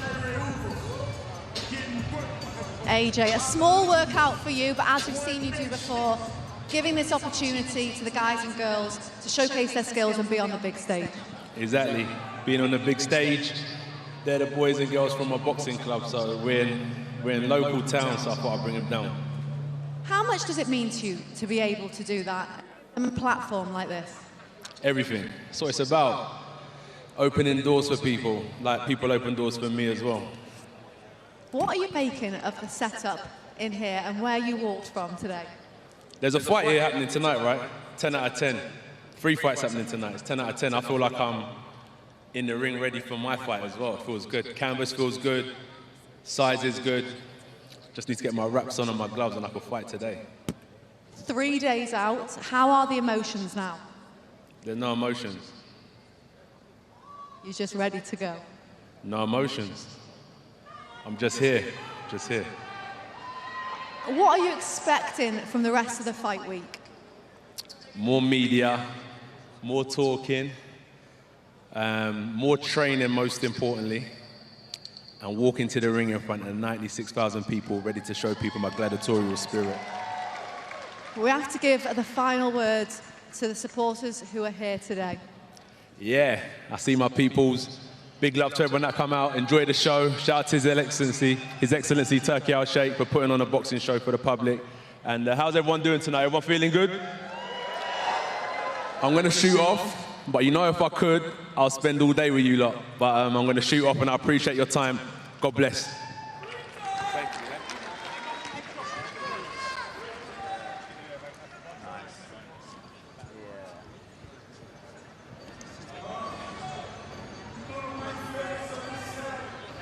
There you go, AJ, done. That's it. We'll see him tomorrow at the press conference. Darren Barker and Barry Jones have gone downstairs because they're going to jump on comms for the 3 fights that we've got, but we have replaced them with 2 very special guests, Ben Davison, and you heard Conor Benn briefly as well. Conor, I want to start with you. You're looking good, Conor. I feel good, man. You're looking good. Every time I see you on Instagram, you're always training.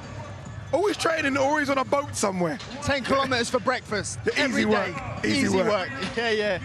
Is it a case of us potentially seeing you very, very soon? I mean, I'm greedy. I want to see you before the end of the year. Is that a potential, maybe? Listen, fingers crossed we have an announcement by the end of the year. Would love to be out in December. If not, definitely Q1 of next year, God willing. You know, I'm always in the gym. I'm always working. As I said, all I need is 6 weeks for any of these Wallies. Anybody. There's a burning fire in my stomach to come back and prove a point. Q1 at 147 or 154? I mean, listen, you're wrong on both. Okay. There's only one more jump up. Listen, there's only one person I want. Yeah. I need to close that chapter for good, and I'm gonna drop back down to 147 and beat any of them. Any of them. Honestly, on all smoke. What, you think I've been missing for 2 years and that anger ain't in there? I can see it in you. I can see the smoke in you. Ben Davison joins us as well. Ben, let's just get straight to it. AJ, fight camp, how was it? Very good, very good. As always, he's the ultimate professional. So, and very coachable, so pleasure to work with. Yeah, look, there's been so much talk about this fight with Dubois, power versus power. A lot of people aren't talking about experience. AJ has way more experience than Daniel Dubois. How much will that play a part on Saturday, do you think? We're not banking on any of that stuff. Good decisions. Decision making is what wins fights. Good decision making. You know, in the heavyweight division, as they always say, they can all punch. They can all turn each other's lights out. So good decision making is what wins fights. Good preparation, and that's what AJ will be doing. How do you see this fight, Conor? Obviously, you know both fighters very well. Again, 2 big boys in there. Dubois now very, very confident. It's been a good 12 months for Daniel Dubois. How do you see it playing out? Listen, it's a 50-50 fight.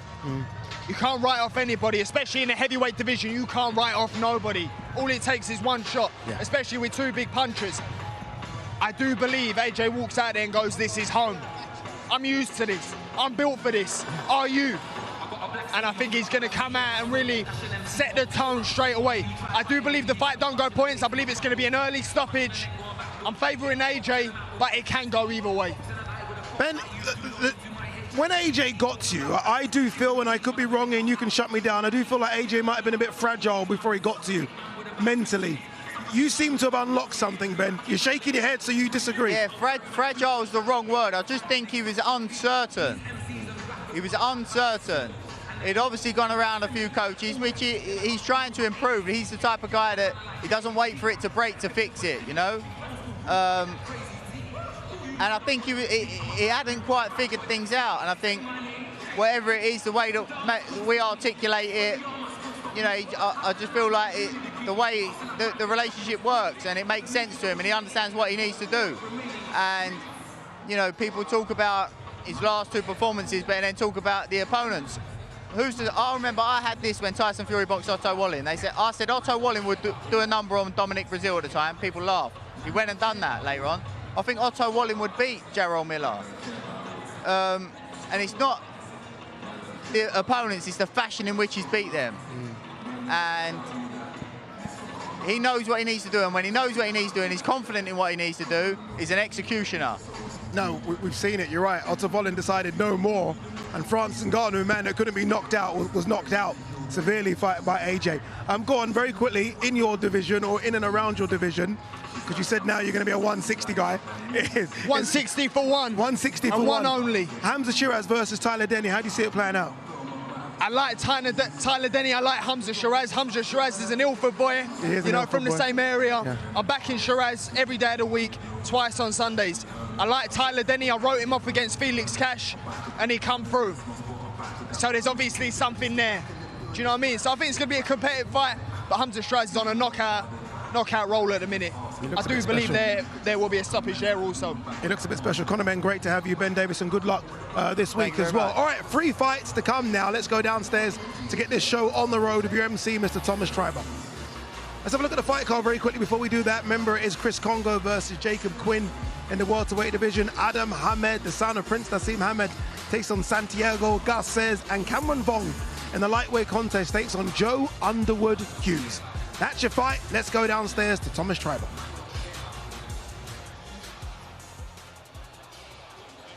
Let's get the boxing action started. And first, welcome to the ring, Jacob Quinn.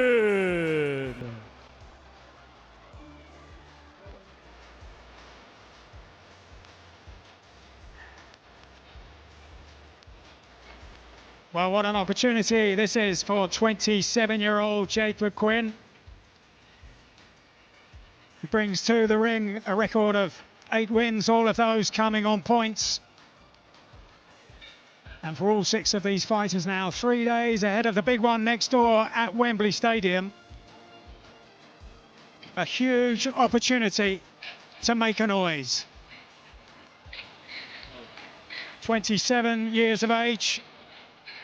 Just over 6 years now in the professional ranks for Jacob Quinn. He's been outpointed in the past by Hassan Azin, the brother of the former European super lightweight champion Adam Azin, and that in a decent scrap it was too.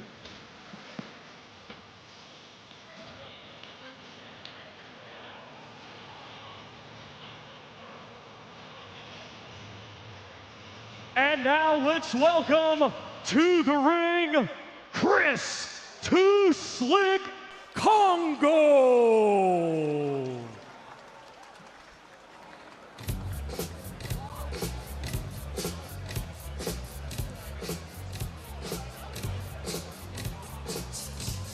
Chris Congo, the most established of the 6 fighters on the card here tonight. And last time out, had one of the best wins of his career, outpointing Florian Marcoux over 10 rounds across London at the O2 Arena back in March. Feisty build up to that one, but he held his nerve, held his composure, and now looking to kick on again in his career.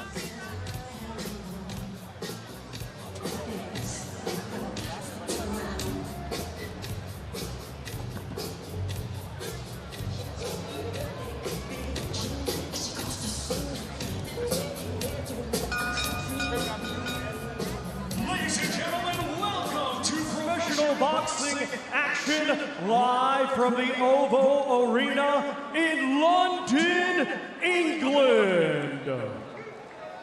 We would first like to thank the Kingdom of Saudi Arabia and the custodian of the two holy mosques, King Salman bin Abdul Aziz Al Saud, His Royal Highness the Crown Prince Mohammed bin Salman, and His Excellency Chairman of the General Entertainment Authority GIA, Turki Al Sheikh, for putting together this spectacular Riyadh season event and its fight week here in London.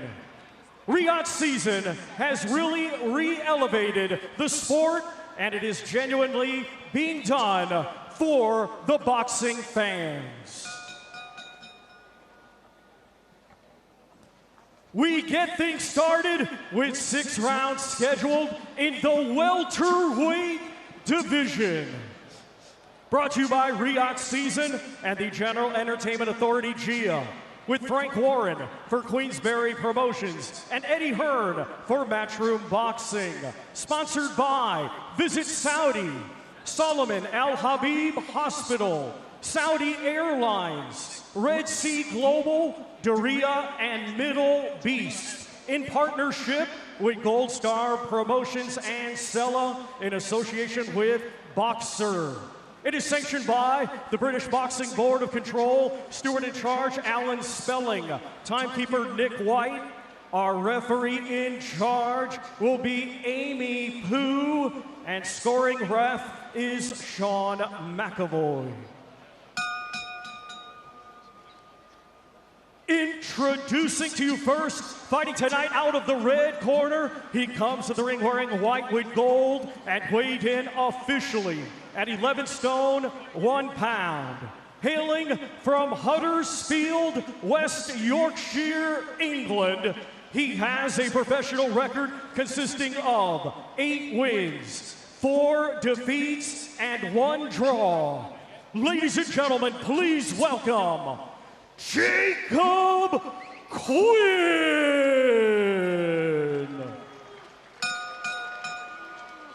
And his opponent across the ring, fighting tonight out of the blue corner. He comes to the ring wearing black with white and weighed in officially at 11 stone, 3 pounds. Hailing from Bermondsey, London, England, he has a professional record of 15 wins, 2 defeats, with 7 of his 15 wins coming by way of knockout. Ladies and gentlemen, here is the current IBO Intercontinental Champion, Chris Too Slick Congo.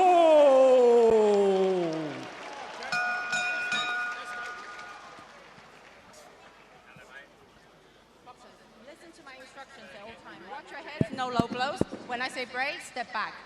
Protect yourselves at all times. Touch cuffs. Thank you. Well, we heard from Ben Davison a few moments ago, another important member of the team in the corner with Chris Congo, Barry Smith. And 3 days away from the big showdown next door, 3 fights now, as we continue fight week here on the day of Boxer Workouts. As Chris Congo looks to build on that very impressive win last time around, 6 months ago across London at the O2 against Florian Marcoux. A very confident going into the contest, Florian Marcoux, but Congo in the end the winner on the cards of all 3 judges. Alongside me, as ever, Darren Barker. Darren, that was a very impressive win for Congo last time out. Yeah, it really was, Mike. It was punch perfect, career best win. Showed Marcoux no respect whatsoever, and that's exactly what he needs to do here against Jacob Quinn. Play to Quinn, comes straight out. He's tried to hold the centre of the ring, but we've seen now already Congo just holding that centre, piercing out a nice sharp jab, and that was the key to victory against Marcoux. It was a lovely straight sharp shot, and the variation of it was on point. And Quinn just looking slightly apprehensive across the first minute of the contest. Might not be Wembley Stadium next door, but this is still a huge occasion. Oh, it's incredible, Mike. It really is. What an opportunity for these 6 guys on the bill to showcase their skills. Oh, lovely left hook from Congo. And I think that the hesitance probably from Quinn now is just knowing that he doesn't have the hand speed to match Congo. And it's just made him a little reluctant to let his shots go at the fear of getting countered.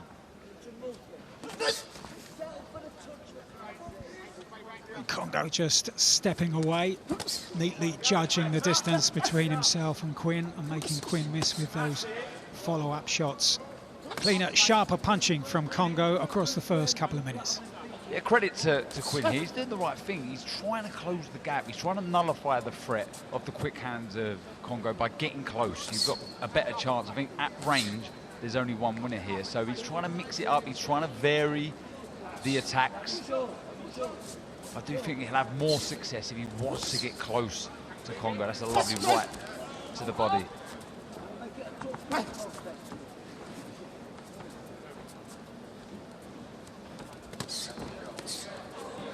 That was another thing I was impressed with against Marku for Congo. The variation showed us an awful lot. Not just a lovely jab, but the variation of the shot, but body shots, the uppercuts worked well. And like I said about Quinn, he also did the same, did Congo against Marku. He picked his moments. He knew when to plant his feet. He knew when to move. And it was a very sensible display.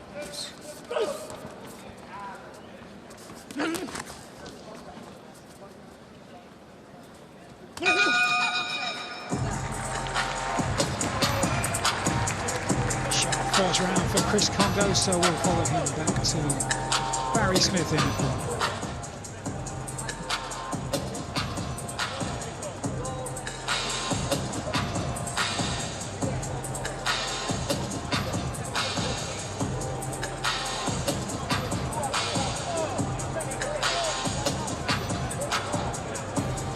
31 years of age, Chris Congo.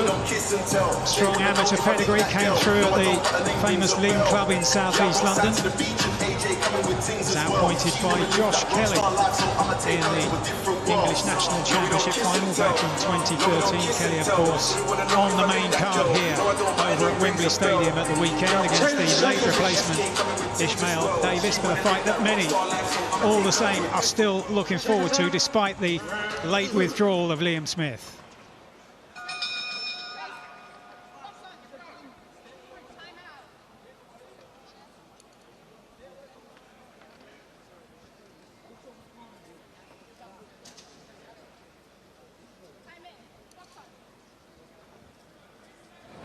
Hesitation in the corner of Congo, but we're underway now. The second round, good sharp start by Chris Congo, finding the range with that left-hand jab against the southpaw, and generally being a bit too sharp for the man from Huddersfield. Yeah, credit to Quinn, though. He did kind of regroup after a good start from Congo, tried to force the pace and get close, as I said, in that first round. But I've just seen here, something he neglected in the opening round there, Congo, was the feint. He feints so well with feet, hands, and even his eyes, always looking for openings. And I'm not sure if that was Ben Davison. I just see him lean over the ropes and talk to Ben Davison, and maybe that was the advice that Ben gave him. Start using those feints more, try and unlock the puzzle, the defense of Quinn. Quinn beaten 4 times in his career, only one of those coming inside the distance, beaten in 4 rounds by Pierce O'Leary, who's now unbeaten in 15. That was 4 years ago. Yeah, no shame in that. Heard an awful lot about O'Leary's punch power from Al Smith. Oh, it was a lovely right hook from Chris Congo.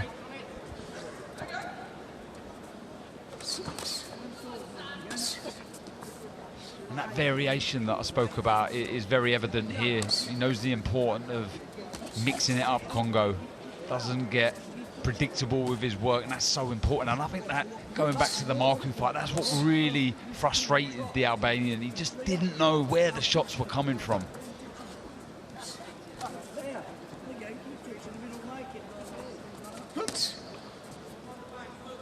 He's just struggling here, Quinn, isn't he, with the speed of foot and hand of Congo.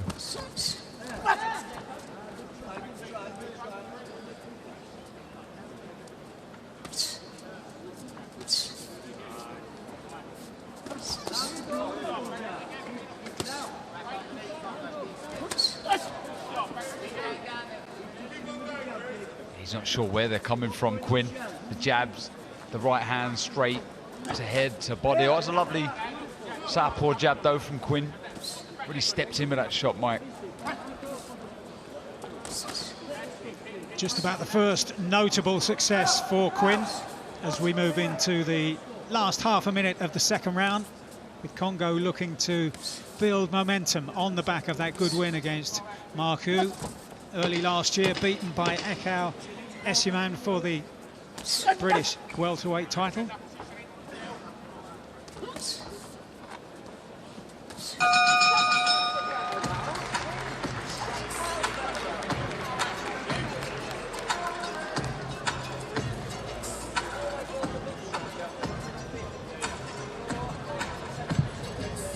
Jacob Quinn, the winner of 4 straight at the beginning of his pro career. That was back in August of 2018, 6 years a pro. Last time out, as we saw on one of the captions earlier on, outpointed over 8 rounds by Michael King. That was in Bradford a couple of months ago. He got in his groove there, Congo. Nice rhythm, good movement, picked his moments, good variation, showing us a bit of everything.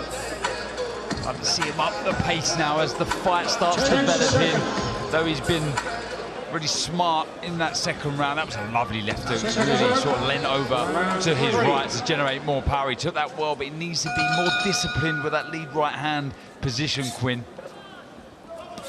And shortly after that left hook landed, Darren, was the right hand that you pointed to as well. 2 solid single shots from Congo in that second round. We're moving into the third now. This scheduled for 6.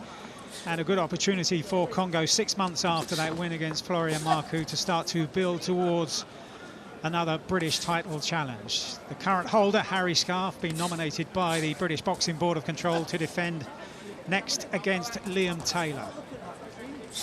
Yeah, look, there's some big fights for Congo out there, and winnable fights, so ambition and hunger has to be higher with, like I say, perfect, big, mouth-watering fights for him. Just changing up the speed and the pace and the power of the shots there, confusing Quinn. Just start to back off a little bit, Quinn. And sorry, Matt, that's a prime example there of the difference in speed. He's thrown the left hand, Quinn, but the reactions of Congo just so sharp, and he was able to miss a shot and fire back with his own right hand.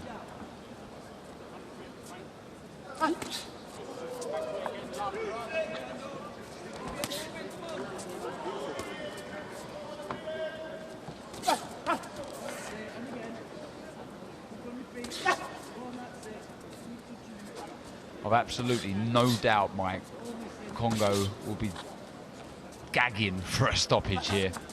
I know he hasn't fought since March with that impressive victory over Marku, but he'll want to entertain these fans. He'll want to put on a showcase real stoppage. I've absolutely no doubt about it. And if he was, it would be impressive, because you can see the intent from Quinn. He's pushing Congo back. He's trying absolutely everything to find openings himself.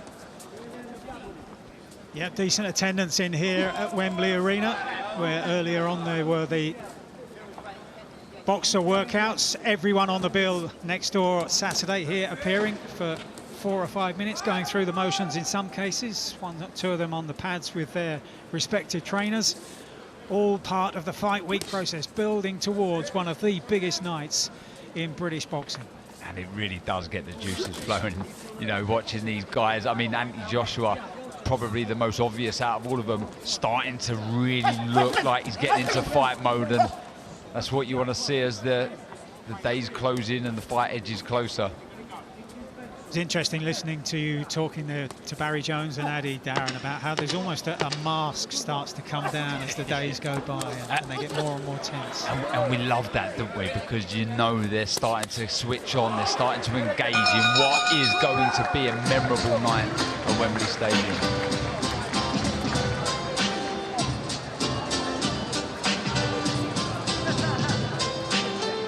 Good finish to the round there for Congo, to body and head. And once again, Quinn struggling to deal with the sheer variety. As I was saying in commentary, Congo beaten in a fight for the British title by Eko Esiman in January of last year. One other defeat on the record for Chris Congo when we all went over to Gibraltar during the COVID days. He was beaten over 10 rounds, outpointed by Michael McKinson. Yeah, what a trip that was, Mike. We enjoyed ourselves, didn't we? But no, do you know what? No shame in those defeats at all, and you gained a lot of experience, and it seems to have held him in really good stead.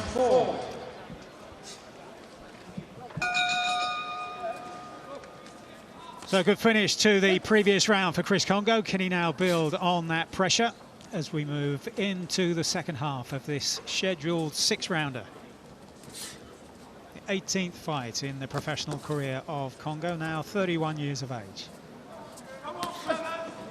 Yeah, just a change in tempo. I don't think that's naturally his style, but I'd like to see him maybe throw 2s, 3s, then go again, 2-3 phases of attacks.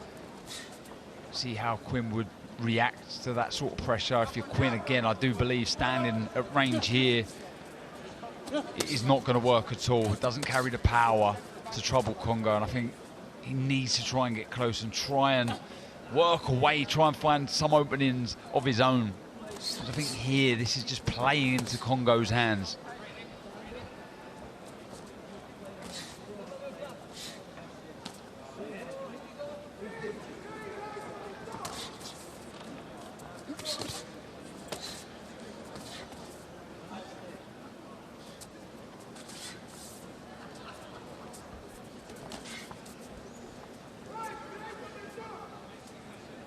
Looking at that record, Darren, of Jacob Quinn, those 8 wins on his record, all of them have come via points, and you just get the sense here that he doesn't really drive those shots through.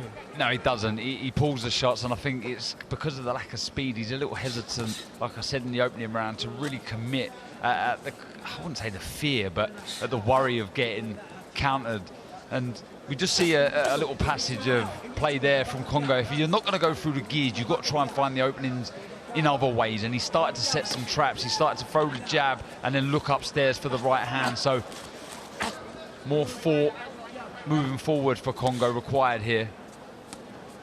He is naturally laid back. He is in a nice rhythm here. Just like to see him just up the tempo slightly.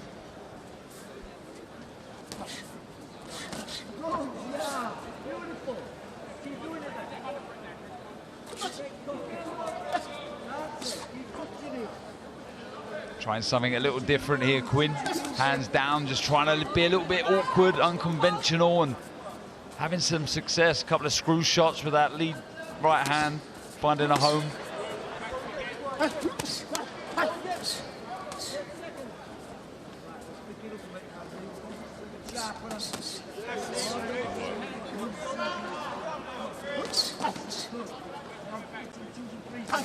It's not like he can't do it, Congo. When he put the 3 shots together there, it was beautiful. There's a left uppercut, the right hand, and back with the left hook. Good work. This is nice. The pressure of Quinn is allowing, or making rather, Congo work. Good finish to the round. Left hook from Chris Congo after success with clipping right uppercuts in that last phase.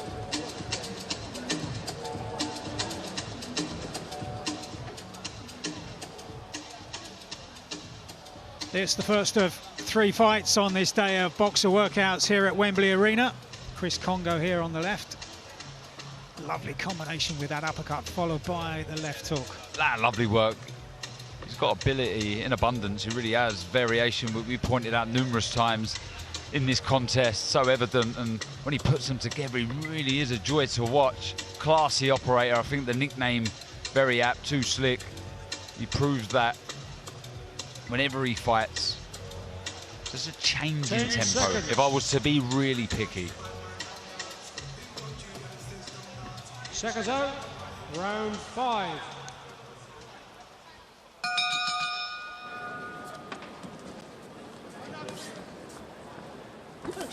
Two rounds to go then, Chris Congo. This one scheduled for 6. Looking in control so far over the first 4 rounds. Still to come, the son of Nassim Hamed, Abdul Hamed, And one of the brightest prospects in the UK right now, Cameron Vaughan. I think he's trying to wind up Congo now, Quinn. Starting to look away, he's starting to showboat a little bit, and I don't know if he's taking kindly to that, Congo. Trying to up the tempo, you can see a bit more authority in the shots. Double jab, right hand. Oh, lovely left hook. Over the top of the right hand of Quinn, trying to time that.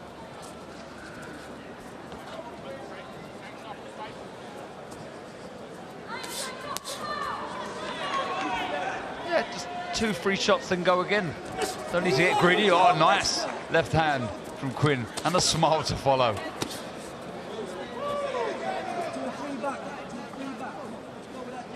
Congo steps across, blocking off the escape routes for Quinn. Flicks out another jab.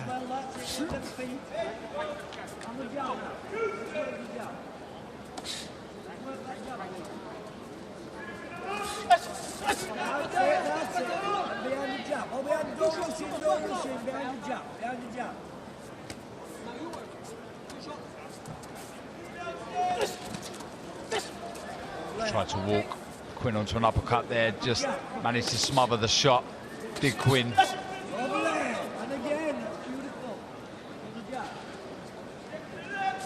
And Eddie Hearn sat at ringside, and Darren, I know he doesn't promote Chris Congo, but he often talks about the need to excite and to entertain. And I know it's difficult if it's not naturally in your style and your makeup, but this is the kind of night and opportunity where Congo really has to look good. Yeah, I think so. You've got to remember that there is a man, Quinn, who's in there trying to fight for his life, but he is limited in comparison to Congo, so that is where you've got to grab the fight by the scruff of the neck. I think he's winning the fight, but he could be doing more because it's there. I know he can do it, and we've seen it. When he puts them together in flurries, like I say, you don't need to get greedy. It doesn't have to be 5, 6, 7 punch combinations. You go 2, 3, go again.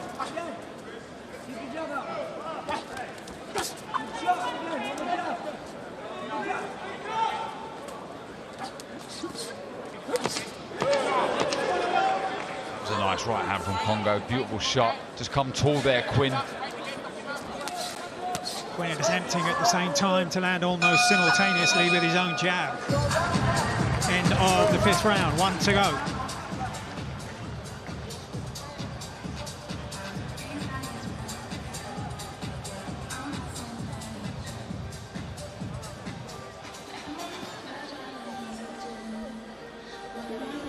Yeah, it's more of the same. There were some nice shots landed, single shots from Congo. We see a nice right hand there, and he finished the round with a lovely shot as well that we may see. Good work to the body, and there was that right hook. It was a beautiful shot. Credit to Quinn, taking that flush on the left side of the chin. But again, I think my instructions in the corner would be just up the tempo. Come on, put them together. Let's see how Quinn reacts. Second out, 6th and last round.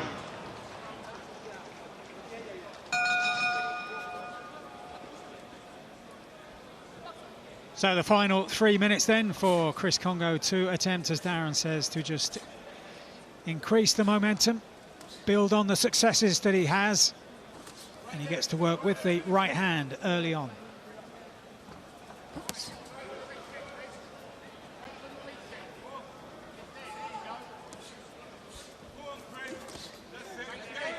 Yeah, more forceful on the front foot here, Congo, trying to make stuff happen, but Quinn again showing he's resilient, he's tough. Even trying to creep forward himself.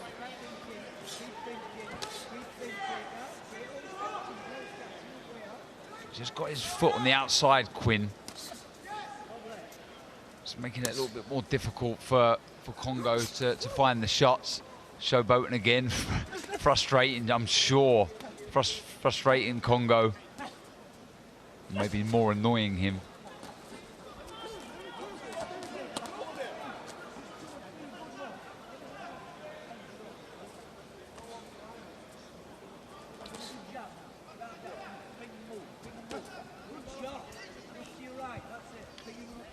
They like that success in the Quinn corner. That jab landing as Congo stands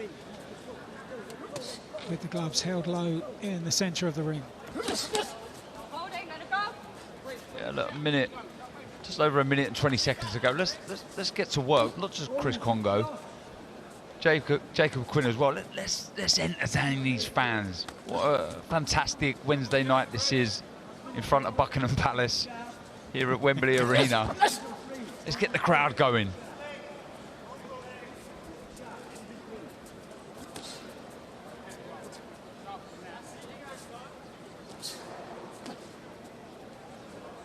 Into the final minute then, round 6. This is the first of 3 contests here, 3 nights away from the big heavyweight showdown and that superb undercard next door at Wembley Stadium, the all-British affair for the IBF Heavyweight Championship.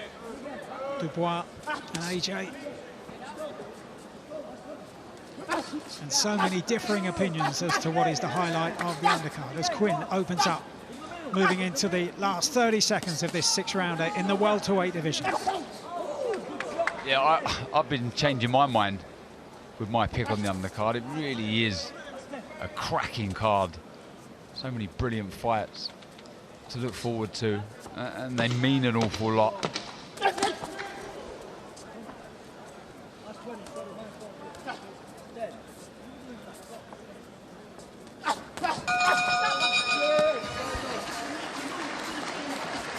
So Jacob Quinn makes it through to the end, the 6 rounds. Chris Congo in the end, a comfortable night's work for him. Yeah, it was comfortable, but a little flat. Look, he hasn't fought since March. I'm not too sure what preparation was like, and the reason I say that is perhaps he didn't do as much sparring as he may have wanted for whatever reason, I don't know. And usually that is the reason why your timing, your distance may be off a little bit. But it's important now for Chris Congo to be active, to be busy. And talking of the undercard, the fairy tale turnaround for Tyler Denny continue. Next up, it's Hamza Shiraz. Each of them off the back of confidence-boosting wins just recently and huge opportunities for the winner. Tyler Denny against Hamza Shiraz on Saturday on the undercard of the big heavyweight showdown.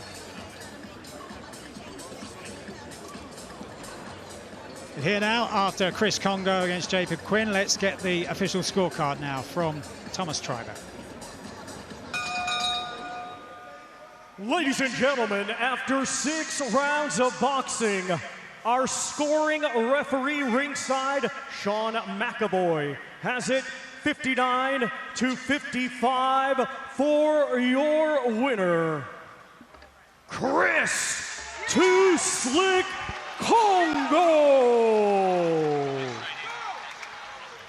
So the referee, as expected, giving it to Congo. Might have thought it was a shutout, but one of those rounds being given to Jacob Quinn here. 5 rounds to 1 in favour of Chris Congo, the 16th win of his professional career. Yep. And let's have a word now with the winner. We'll be talking very shortly to Ali Drew.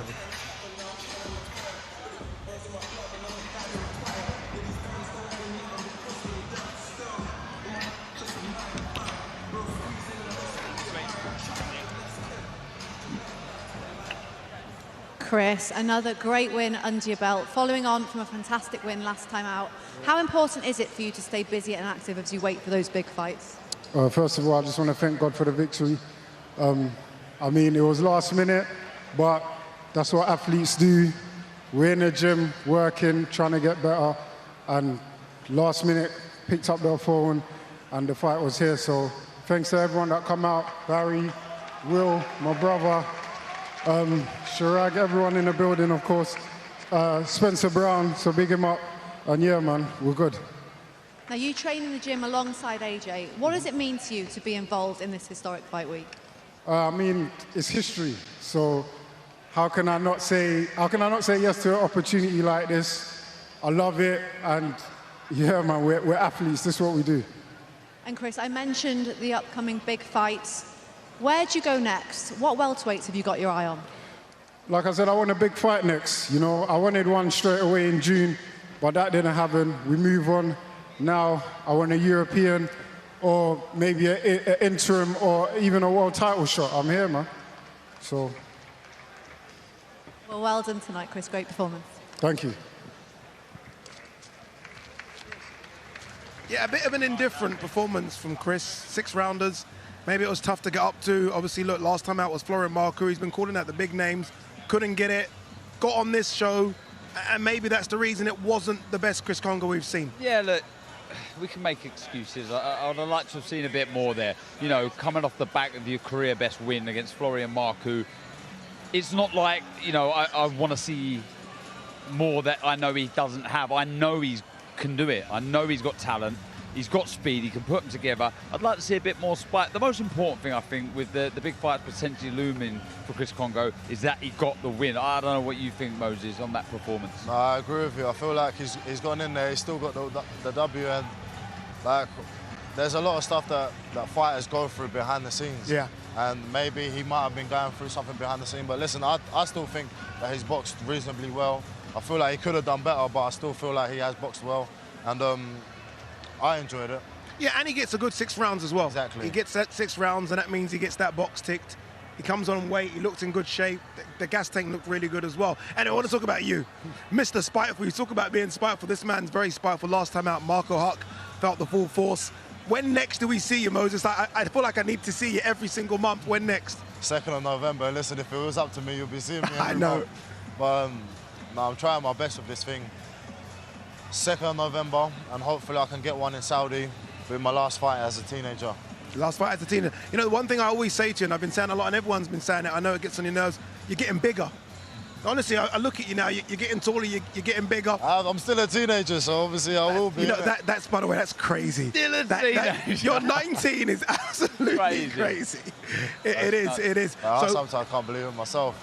Yeah, so I'm like, some of the numbers I'm seeing, I'm hitting in the gym or whatnot, and I'm like, I'm 19 and I'm hitting these numbers, and you're 30 and you ain't hitting these numbers. I'm like, what are you doing, do you know what I mean? I love it. I love it. Very quickly, Frank Warren, I had him in the studio recently, and he said that you called out Joseph Parker. I don't know if that was true or false, because, you know, sometimes Frank can maybe make things up a bit. True or false? Do you know how it went down? I'll tell you. Go on. No, I'll tell you exactly how it went down. I was actually in bed and I got a call. I was like, would you fight Joseph Parker? And I said, I won't turn down the fight, but if I was to fight Parker, I like Parker. He's a nice guy. I was in his camp, became friends with him. I was like, there's loads of other guys I'd rather fight. Yeah. I'd rather fight. Like I said, I've grew a bond with him.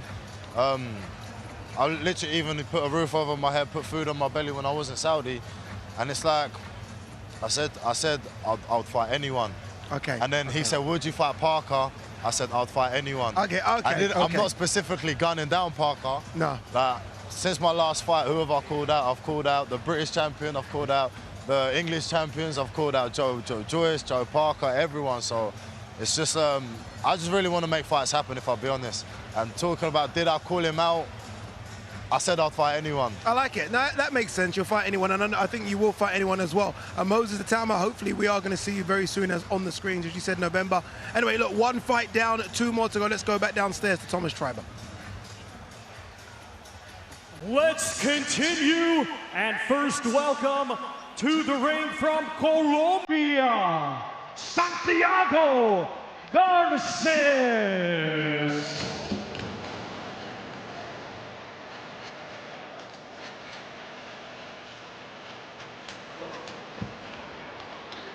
Well, the man from South America, now based here in the UK in Southampton, and has boxed 13 times here so far, but is yet to win any of those contests, and chosen as the latest to provide a test in the career of young Adam Hamed.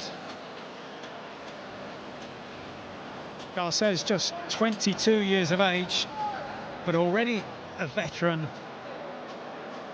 of 41 contests. 32 of those have ended in defeat.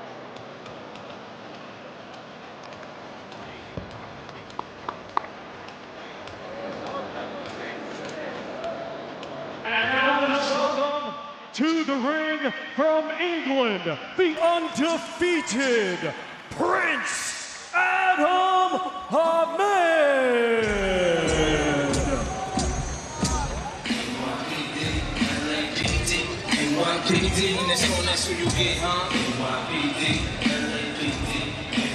Well, I saw Adam making his way down Wembley Way earlier today with his trainer Nigel Travis. He's recently linked up with Nigel and Jamie Moore at their gym in the Northwest. Went there originally for some sparring and said he liked the vibe, liked the atmosphere, and so stayed put. This, the third outing in his professional career.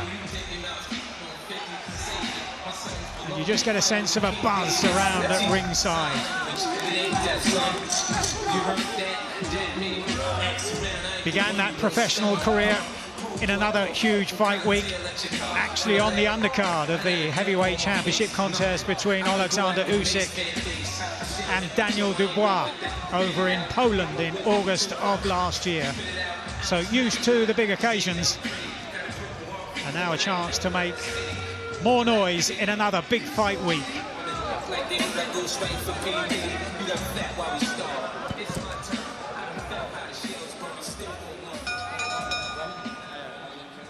Ladies and gentlemen, this bout is scheduled for 4 rounds in the super lightweight division. Brought to you by Riyadh Season and the General Entertainment Authority, GIA. With Frank Warren for Queensberry Promotions and Eddie Hearn for Matchroom Boxing. Sponsored by Visit Saudi, Solomon Al Habib Hospital, Saudi Airlines, Red Sea Global, Duria, and Middle Beast in partnership with Gold Star Promotions and Sella. Our timekeeper is Nick White. Our referee is Amy Hu, and our scoring referee is Sean McAvoy. Introducing to you first, fighting tonight out of the red corner. He comes to the ring wearing green and white and weighed in officially at 10 stone 4 pounds. A native of Bajo Baudo, Colombia, he is now fighting out of Southampton, Hampshire, England, and is a veteran of 41 professional bouts. Ladies and gentlemen, please welcome Santiago Garces. And his opponent across the ring, fighting tonight out of the blue corner. He comes to the ring wearing black trunks and weighed in officially at 10 stone 6 pounds. Hailing from Surrey, England, he is undefeated with 2 wins. One of his 2 wins coming by way of knockout. Ladies and gentlemen, please welcome Prince Adam Ahmed.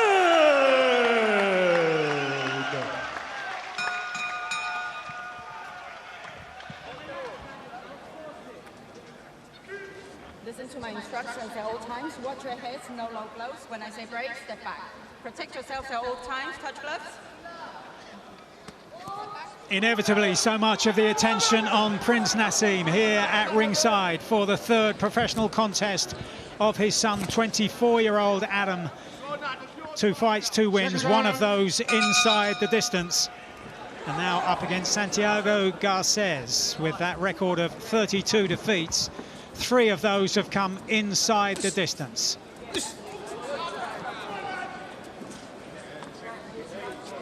And on the British scene right now, a Ben, a Eubank and a Hatton. And now a Hamed, 4 of the most successful names in the history of British boxing. That's incredible, it really is, to see the son of Naseem Hamed in the ring. And he's a good fighter. Nice, smooth, relaxed style, good rhythm to his work. He's obviously inherited that flair and I guess some sort of cockiness. You can see there, just a little spring, a little jog over to Garces, who, when I look at these opponents, Mike, I think the first thing we'll probably look at is, yes, there's 32 losses on the record, but He's only been stopped 3 times, so he's a tough nut to crack. He's game when he has to be. He's cute, he knows how to survive. So for Hamid, it's about being smart, being selective, but beating the fight out of him. Busy boy too, Garces. This is his 10th fight of 2024. Lost 9 of them, all on points, and the other one finishing in a draw. Evidence on those results that he knows how to look after himself. Among the stoppages, Sean Noakes beat him in 5 rounds last year. And in late 2022, he was outpointed by Ben Marksby. Just a couple of the names for comparison as to the performance of Hamid. He now gets on the front foot from that southpaw stance, finding his measure. Yeah, lovely work, really going through the gears there. Good variation with the shots, sharp, hurtful. Brilliant start for Hamid.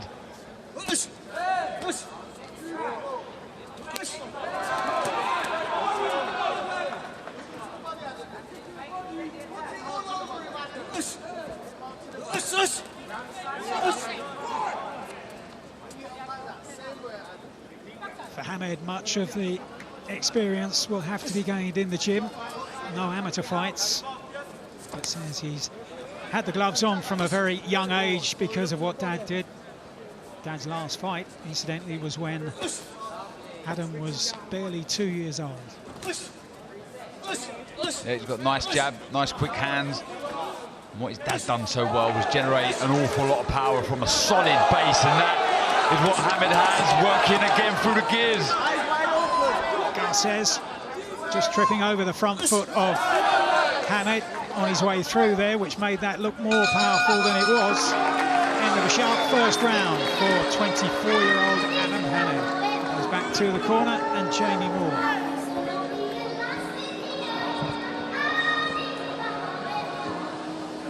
As I was saying earlier, Adam worked previously in Dubai and with the McCracken, Spencer Senior and Junior in Birmingham, but went over to the Northwest for some sparring and chose to stay with Jamie Moore and Nigel Travis. Yeah, some good work from Hamid, some good angles. Again, to use the word variation, very evident, but I like the shot that he throws, very similar to what his dad used to do, the lead screw shot, and it lifted up to hit the Garces a couple of times. And there was that little stumble there. Round 2.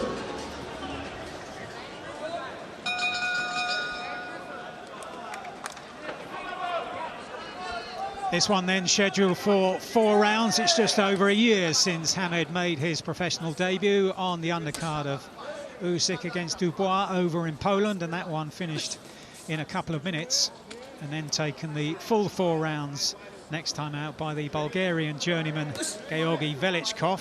That was 8 weeks ago over at the O2 on the undercard of Derek Chisora against Joe Joyce.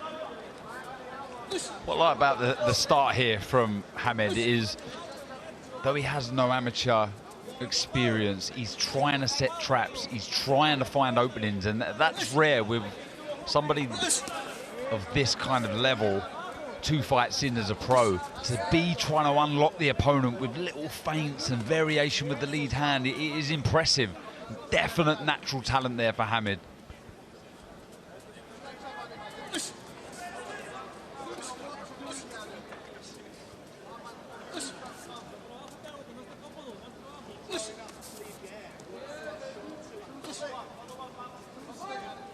These relatively quiet surroundings, it's the voice of Dad Nassim that Adam will be hearing at this stage.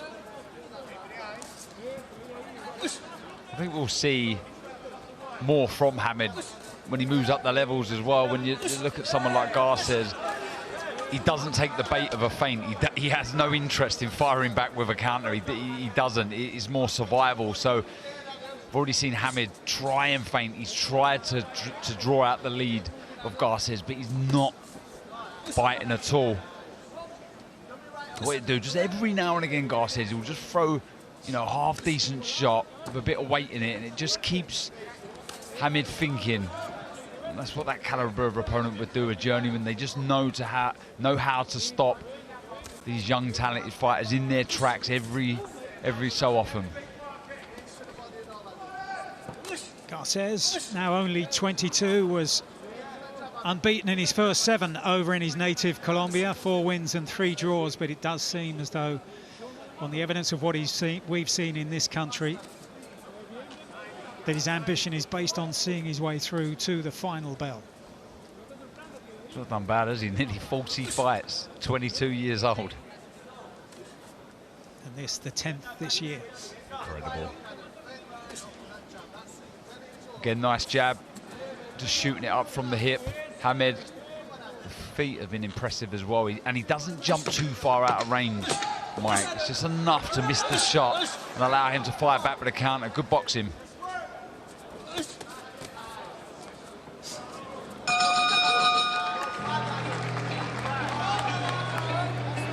And a nod to that as he makes his way back to the corner. Some solid, sharp, straight work from the distance for Adam Hamed in that ring. Yeah, and approval from Dad. Just looked at him, winked and said beautiful. A word that we're very used to hearing from Prince Naseem Hamed.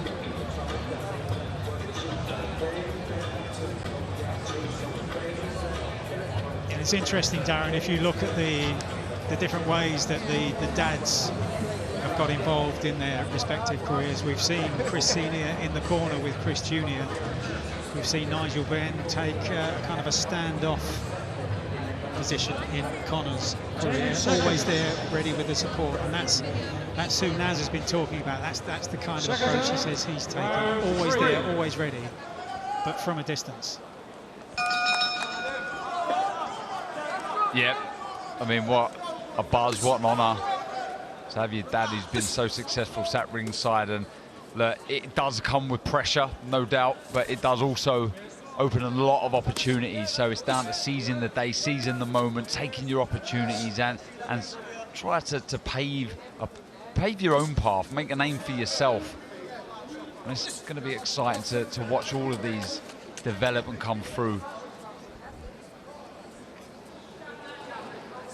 And in making a name in the modern era, social media platforms so important. It's got 155,000 followers, has Adam.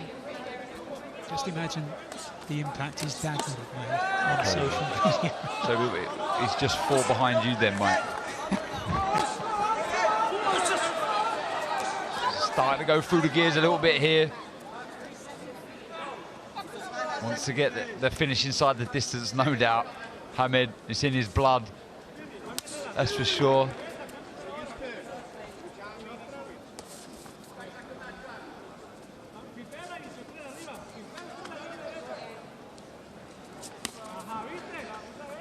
That's the shot I'm talking about with Garces. Just a big overhand right. You can see there was a bit of pop in the shot, and it just makes Hamed think, well, you know, got to be sensible here. I can't be reckless because I could walk onto one of those. A nice little short right hook as well from Garces. He just sensed there that Hamed was slightly off balance at the end of that attack and took advantage.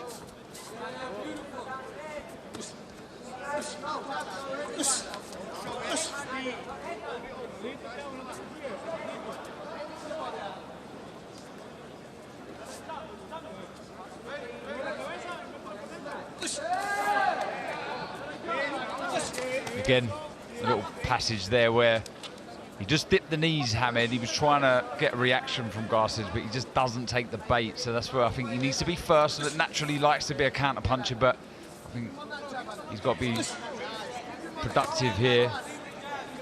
Work, be first.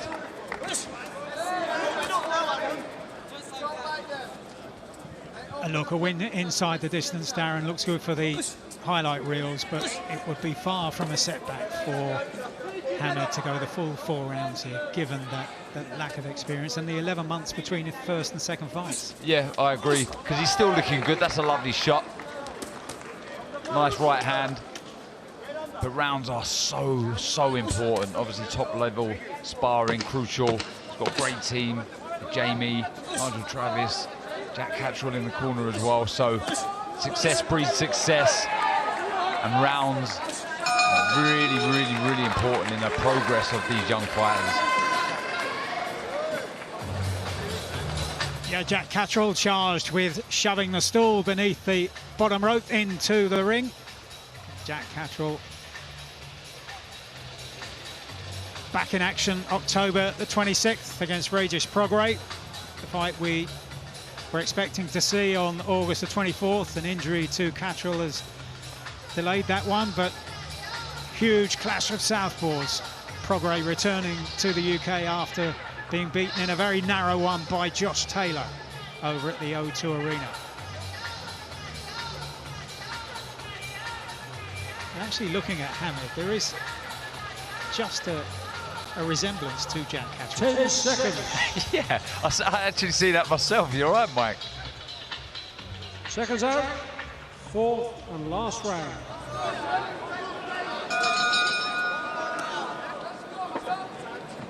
So 3 minutes then for Adam Hamid to put the seal on his performance. It's his third professional contest.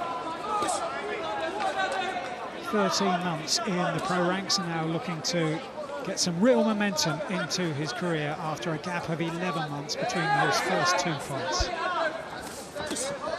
Yeah, looking for that nice lead. Counter right hand as Garces comes steaming forward. He's just trying to keep Hamid thinking in this final round. I think he felt, Garces, that Hamid might go for the finish, and that's good work with the lead hand from Hamid.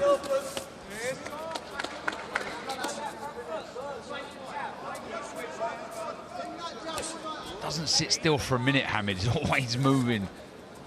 Very elusive. Like I say, he's got quick hands, always concentrating. His eyes are fixed on his opponent, trying to unravel, trying to unlock openings from his opponent. And a blank canvas, Mike, for Jamie to work with. And that's exciting when you think you can, mould a fighter into something special with the name that he has. And so I'm told he works hard, he lives and breathes this sport. So it's very, very exciting. As I say, that nice jab from Garces. And not having to rid him of any habits that he might have picked up, whether in the amateurs or elsewhere.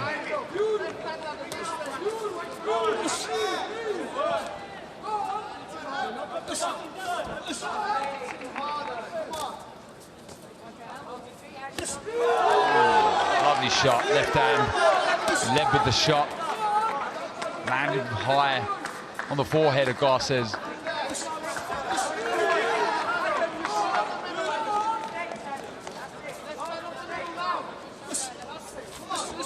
But Garces offering enough to make Hamid think, to make him work, to make him look for his openings as we head into the final 45 seconds of the contest.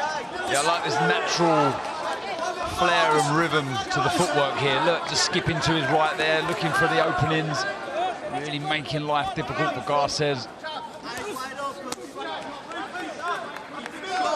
Like I said a couple of rounds ago, it was something that his father done so well, generated so much power from that solid base of his, and with the movement that Hamid has, his son, he can certainly sort of mould and base his career moving forward on brilliant footwork. Oh, beautiful shots. Showcase finish to the contest for Adam Hamid. 4 valuable rounds on only his third outing into the professional ranks. Yeah, I think everyone all round will be happy with that. Like you pointed out, with the limited back story of boxing, or none whatsoever, just the work that he's probably done with his dad back home. 4 valuable rounds banked in the career of Hamid. Boxed nicely, the feet were very good, the jab on point, hand speed was eye-catching, and the way he was trying to unravel Garces and look for openings was also impressive. That was a nice lead left hook that caught Garces high. Good performance.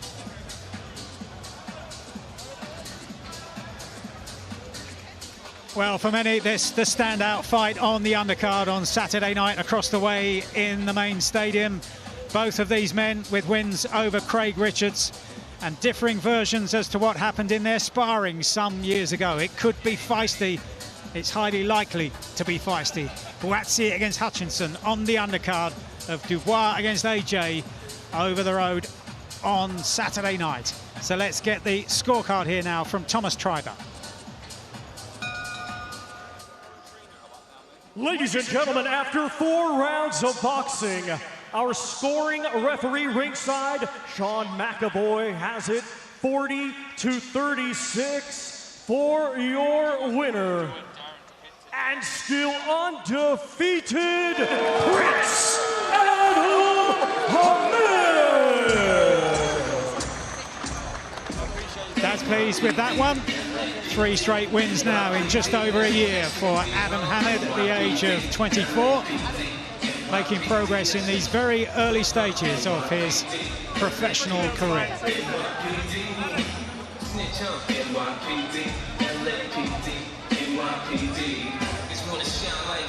Jamie Moore alongside, also Jack Cattrall. Boxed well, didn't he, Mike? He showed us a bit of everything there. Good movement, as I pointed out. The variation with the shots, lovely. There was that lead. Right screw shot that his dad threw so well, and everything followed from there. It was a good flurry of shots.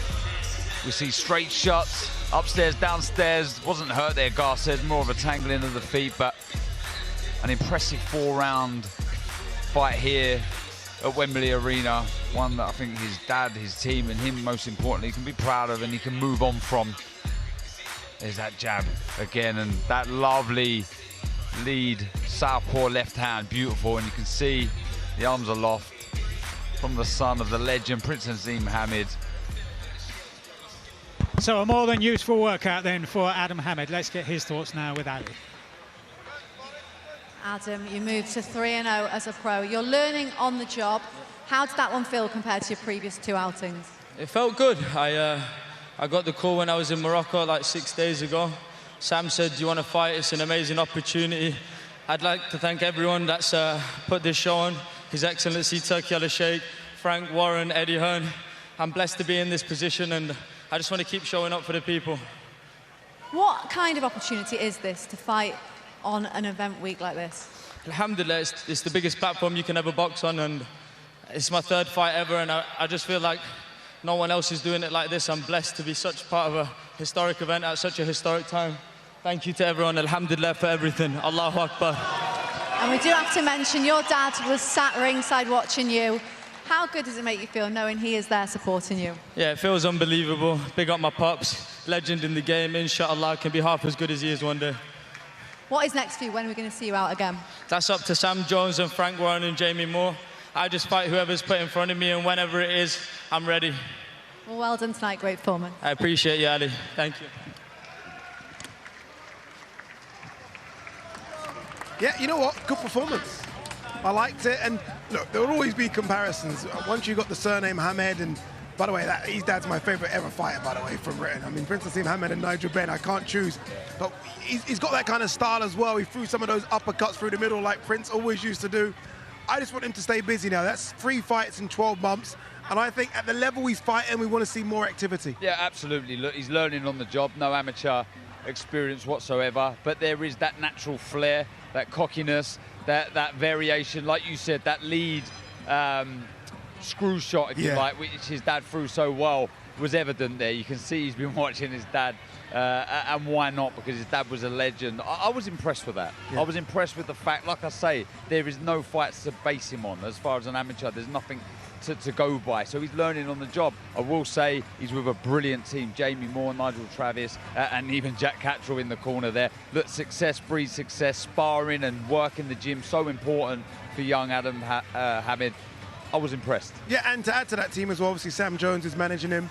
So they're going to make sure they're moving in the right direction as well. And look, I like him. He talks really well. You're listening to him there talk to Ali Drew. He speaks well. 24 is late. Obviously, he's 24. He's only had 3 fights, but they will push him to as far as he can go. And let's just enjoy the journey. Yeah, I think so. Just enjoy the journey. Look, we don't know what the ceiling is for Hamed. you know, to emulate his dad would be very difficult, but there's a lot to work with. So like you said there, let's enjoy that bit of nostalgia that we talk about the dad and enjoy this journey. Not everyone has to be a world champion. Let's just have a bit of fun with it. Yeah, in terms of getting him out now, that was only a 4-rounder. I mean, he should be out again in a few weeks' time, exactly right? That. Get him out again. Activity is so important, more so for these fighters that don't have the amateur background. Get them busy, get them learning, get them activity, and they will develop then as decent fighters. All right, 2 down, 1 to go, and that one could be the best of the lot, if you're honest. Cameron Vong is up next. Let's go downstairs again to Thomas Triber.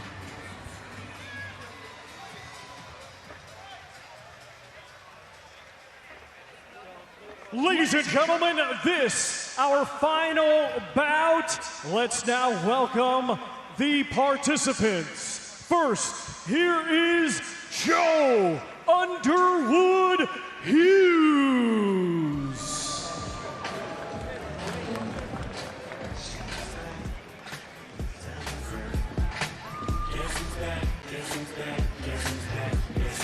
Well, in listening to those interviews with Adam Hamed and before that with Chris Congo, none of these boxers were given too much time in terms of preparation. Late notice for all of them. And what can Joe Underwood Hughes do here tonight against one of the finest prospects in British boxing in Cameron Vong, and making his way very quickly to the ring from that facade of Buckingham Palace in the distance, which was the setting for the entrance for all of the fighters on the main event card over at Wembley Stadium on Saturday evening here for the fighters' workouts earlier today. And these 3 fights tagged on to the end. Joe Underwood Hughes here against Cameron Vong. And now let's welcome to the ring the undefeated Cameron the One Vong.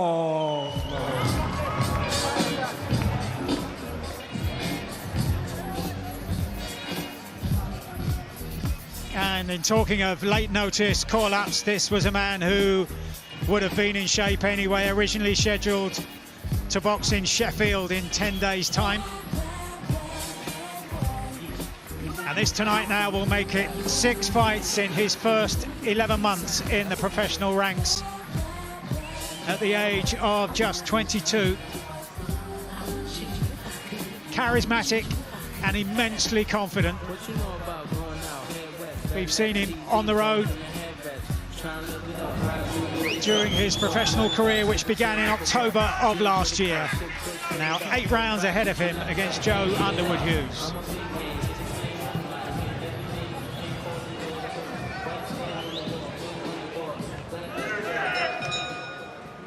Ladies and gentlemen, this bout is scheduled for 8 rounds in the lightweight division. Brought to you by Riyadh Season and the General Entertainment Authority, GIA. With Frank Warren for Queensberry Promotions and Eddie Hearn for Matchroom Boxing. Sponsored by Visit Saudi, Solomon Al Habib Hospital, Saudi Airlines, Red Sea Global, Duria, and Middle Beast. In partnership with Gold Star Promotions and Sella. Sanctioned by the British Boxing Board of Control, steward in charge, Alan Spelling. Timekeeper, Nick White. Our referee in charge and scoring this contest will be Sean McAvoy. Introducing to you first, fighting tonight out of the red corner. He comes to the ring wearing green with gold and red and weighed in officially at 9 stone, 11 pounds. Hailing from Beeston, Nottinghamshire, England, he has a professional record of 8 wins, 3 defeats, with 1 win coming by way of knockout. Ladies and gentlemen, please welcome Joe Underwood Hughes.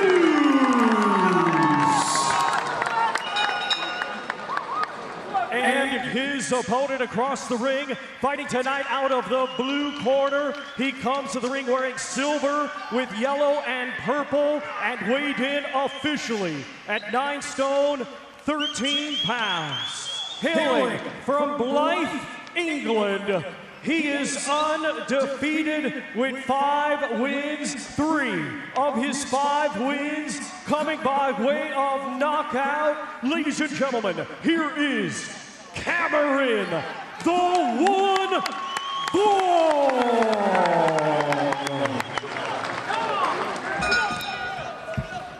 Okay, lads, 8-round contest. Keep it clean at all times. Keep yourself protected at all times. Touch gloves. Here we go. Good luck, lads. So another of the prospects, top of the screen here, being guided by Jamie Moore and Nigel Travis. Cameron Vong at the age of 22, much expected of him.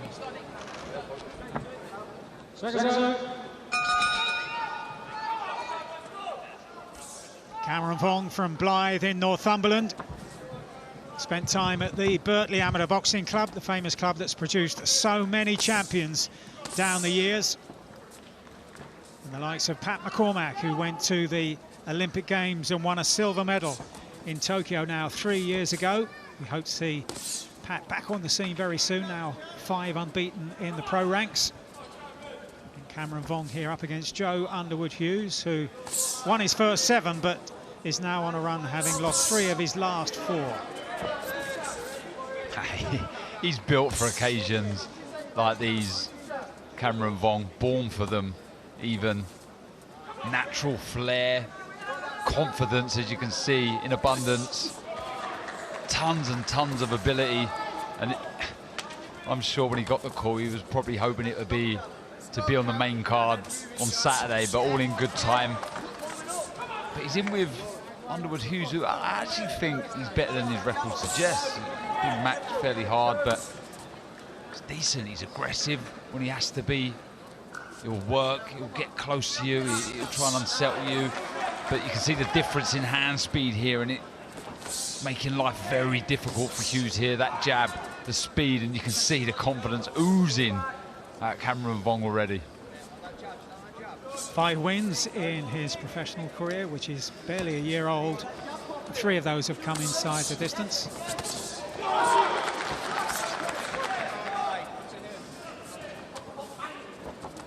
He's got to be careful, Hughes. He's just looking to parry the jab of Vong. And Vong just feints as if he's going to throw a jab, then jumps in with the left hook as Hughes is looking to parry the imaginary jab, and he's just been caught with a couple of left hooks. That seems to be the shot for Vong. Can't be greedy with it, but it's there for him at the moment.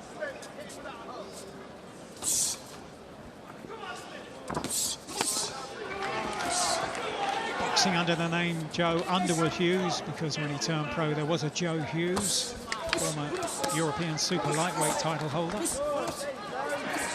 And now trying to take the fight to Vong. So Underwood-Hughes is not bad at all. Just been in there with some decent opponents, and he's just come up second best, but in close fights.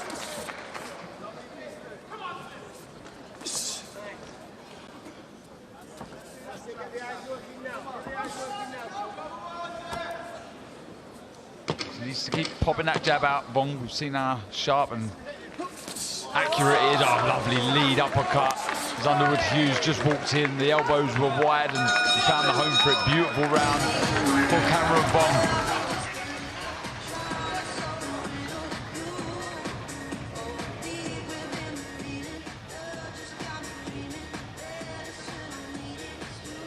Well, in the centre of the screen there, Jordan Flynn, twice scheduled to face Cameron Vong.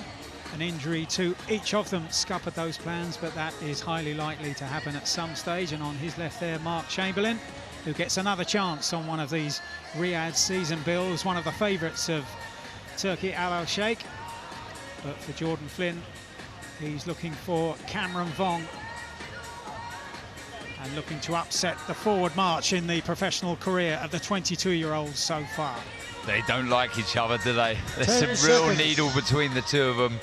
So I hope we get that fight. Yeah, we've seen some real feisty face-offs, should I say. Cameron Vong, who made his professional debut on the undercard of Lee Wood's win against Josh Warrington in October of last year. Reveling in the big time fight week, and again here this time around. Footwork very good of Vong, just sliding in and out of range, just knows when to go for a little walk. Underwood Hughes just looking to creep forward, so Vong happy just to move off.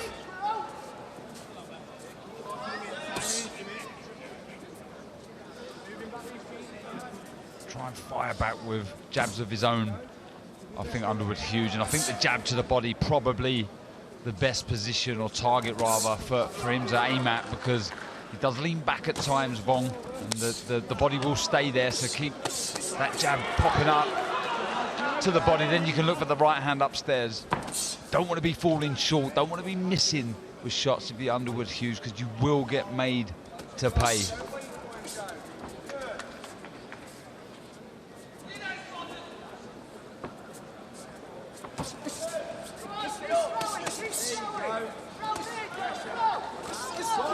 Lovely shot, good right uppercut from Underwood Hughes. Warning sign for Vong. Cannot get too complacent. 8 wins on the card of Hughes, only one of them inside the distance, but he can't afford to take unnecessary chances. No, it only takes a split second in this sport. We've seen it so many times before. The favourites switching off and getting tagged and totally derail their careers. So there's a little reminder there for Vong. Evidence that Hughes is here to do much more than make up the numbers. And earlier on in the round, a couple of solid shots landed to the body for Vong, but immediately Hughes came back with a couple of jabs. He's doing the right thing, Underwood Hughes, when he looks to jump in with the long left hook, the right hand. Vong, he just keeps his hands nice and high, and he takes that right hand on the left glove.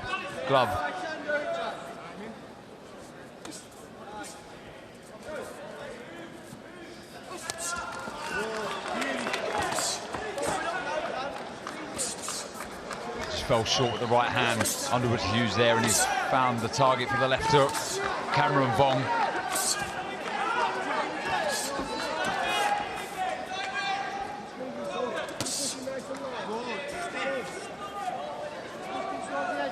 Just started to up the tempo there, Cameron Vong.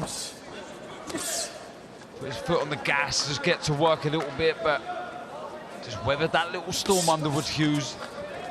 Looks to fire back with his own shots.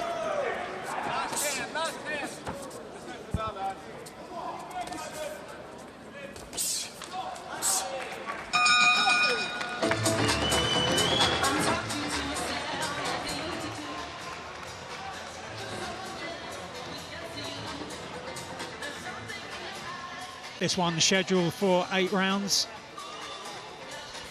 Have a look at this uppercut. It's a beautiful shot, wasn't it? The elbows just flared out slightly from Vong, who waves Underwood Hughes on, but you see again, beautiful. The way he just disguised the shot is as if he was going to throw a body shot, Underwood Hughes, but just crept that right uppercut through. Smile from Cameron Vong in the corner.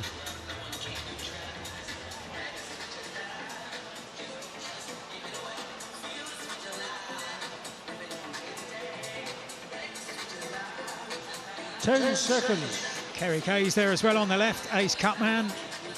Nigel Travis on the ring apron. Round 3.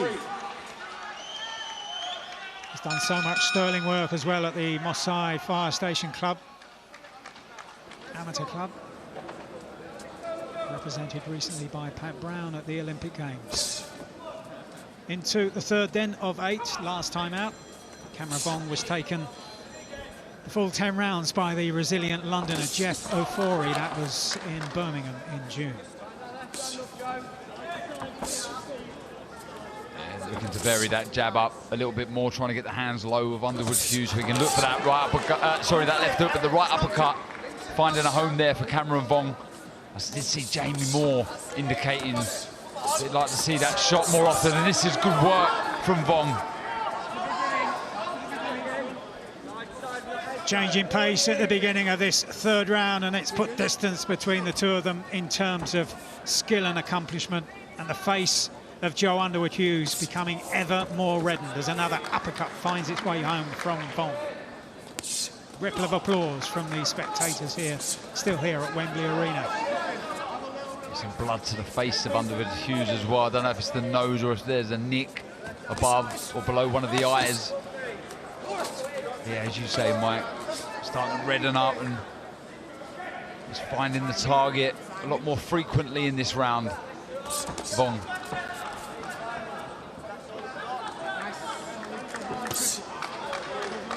Looks like that might be a nick on the lower side of the left cheekbone of Hughes. His corner still urging him to work away behind the jab.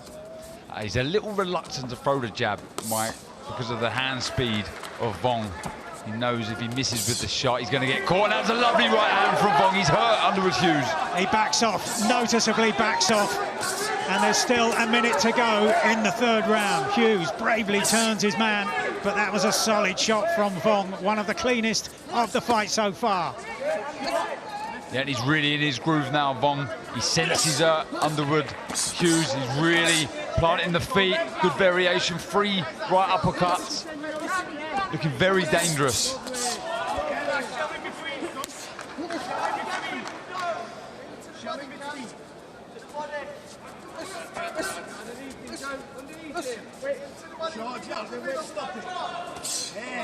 He's got to keep the tempo high here, Vong. Don't let Underwood Hughes recover.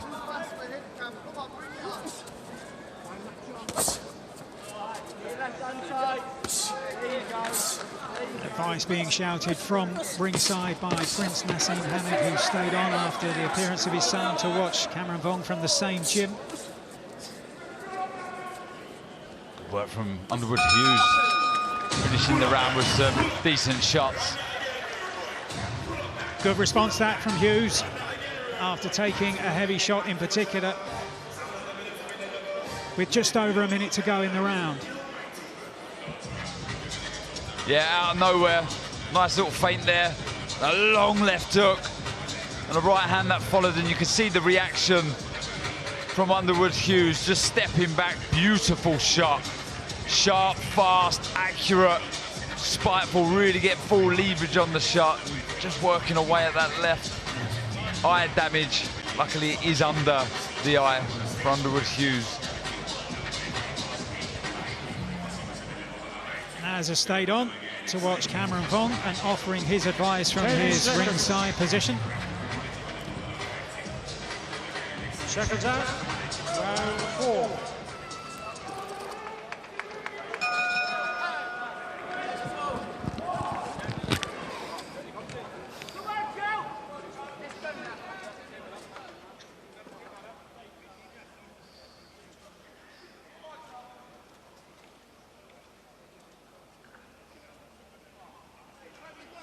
Referee asking for some repair work to be done to the left glove of Joe Underwood Hughes.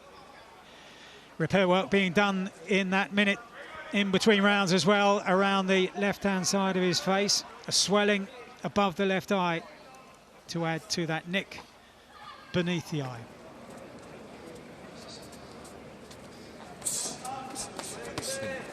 Needs to replicate that third round, Vong. Keep the tempo high. Vary the shots. Again, that feint with that lead hand and follows with the left hook, working an absolute treat.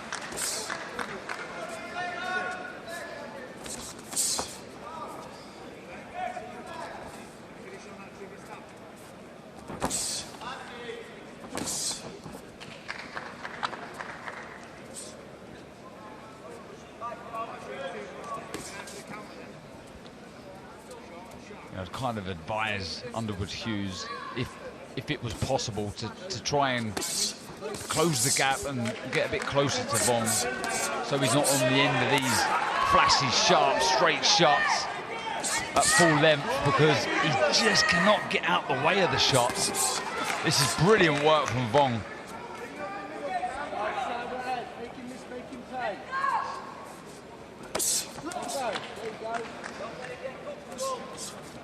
But the issue, he just doesn't have speed of foot or hand to trouble Vong. And the call from the Hughes corner was to make him miss and make him pay, but when they're coming at you with this kind of speed, very difficult to pull that off. Flipping right hand from Vong gets through and then varies it left hand to the body immediately afterwards. Yeah, and there seems to be a reaction from Hughes there. Don't know if it was the uppercut to the head or the body, but he's troubled. Starting to wilt slightly as he beat the fight out of Hughes. Vong, this is a good attack again. And stepping up the pace once more with a minute to go in the fourth round. Vong looking for the fourth inside the distance win of his career. 11 months old, this is his sixth outing. Fast start to the professional ranks at 22, wanting to make an early statement. Brave reply though again from Hughes, just when you think he's finished and it could be close. He rallies back with some shots, landing a good right hand. Look at the face of Hughes. Blood splattered all over.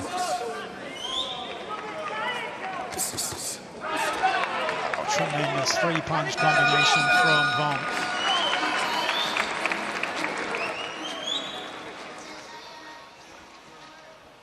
Yeah, he done exactly what he had to there, Mike. He followed up that terrific third round with another eye-catching fourth round.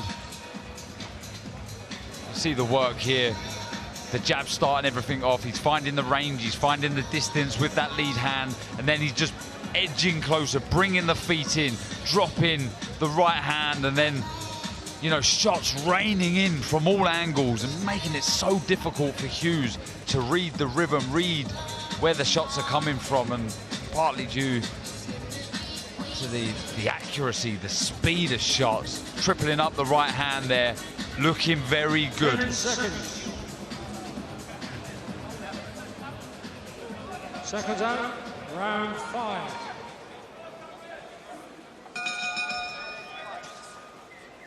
Well, we move into the second half of the contest. It's scheduled to go 8 rounds, but that was a tough 3 minutes for Joe Underwood Hughes. And can now Vong build on the successes of that previous round? Yeah, blood from the nose that instantly makes it difficult to breathe. The nick under the left eye. Coming to get very difficult for Hughes in this contest.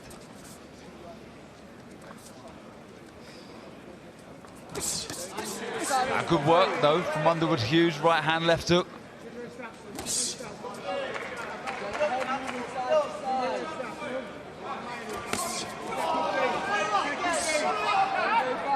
Good work again at long range from Vong. And Darren, when we talk about these fights, these developmental fights in the early stages of their careers, after that previous round, it's for Vong now to build on that superiority. Yeah, don't take your foot off the gas. Just keep working away, keep that pace. You can't let your opponent to try and creep back into the fight. It's down to you, the talented fighter, the one with all the skill, the speed, the power to plant your dominance in the contest. You know, you've kind of felt the best that your opponent has to offer. You've put a huge dent in your man. Now get to work, try and close the show in style. It has been a very impressive last couple of rounds from Vong. Can he get the finish? I will say brave, determined effort from Hughes, but he's very much second best right now, Mike. And trying to counter, trying to find success. He's not just covering up, but he is, as you say, Darren, coming off second best when he does try to exchange. I actually think Vong would prefer Hughes to let his hands go a little bit more, because that seems to be when he's finding the openings. If there is a lazy jab that comes out, he'll get countered with the right hand, and he's just not opting to throw as many. But as I say that, you know, he's popping a few shots out here and there, or looking for a right hand counter of his own. Trying to time him on the way in, but Vong got there first and now follows up. Close to the last half a minute of round 5. I must say, when he gets to work, Vong, he really is impressive, really good to watch. They fly in the shots from all angles. Got every shot in his arsenal. The footwork, impressive. He'll skip to either side to side, trying to find more openings. Once again, I will credit the determination and the will to win from Hughes.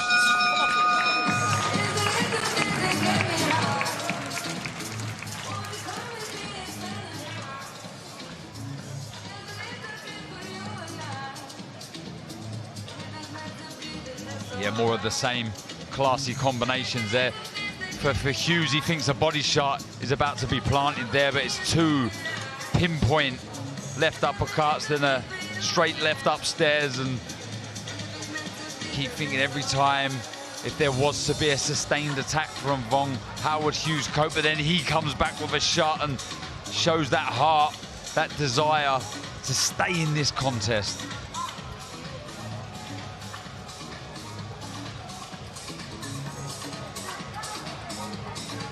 Ten seconds. So they attempt to patch him up as best they can in the Joe Underwood Hughes corner as we head into round 6. This one's scheduled for 8. And Vong will have the confidence of having gone 10 rounds at a good pace last time out against Jeff Ofori. So he will be looking to build on his successes now in this 6th round.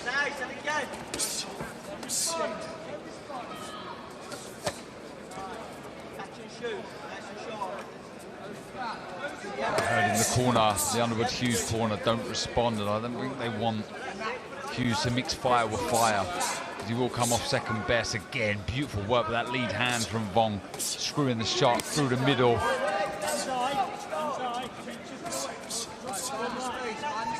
think he has sensed the finish could be close. Vong started the round very busy, this 6th round.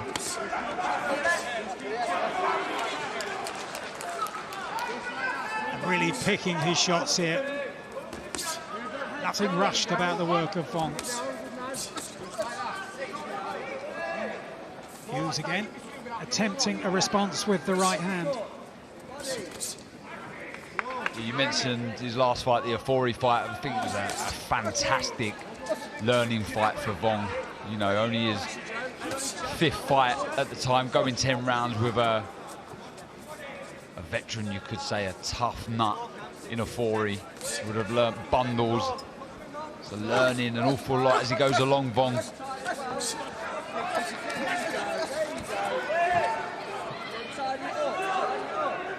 And learning again here against Hughes that there are some real tough nuts out there.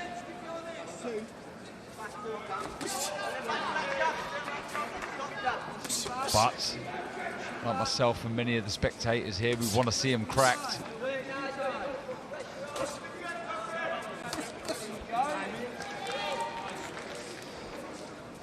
Hughes gets through with a right hand, not full on. Just grazes the chin of Vong as Vong was looking to pull away from the shot. Oh, there's that left hook, Mike. He took that well, Hughes. But again, he's forced to back off. Still again, no, he fires back. He's got to be more disciplined with that right hand of his, Hughes. Cannot afford to take many more of those shots.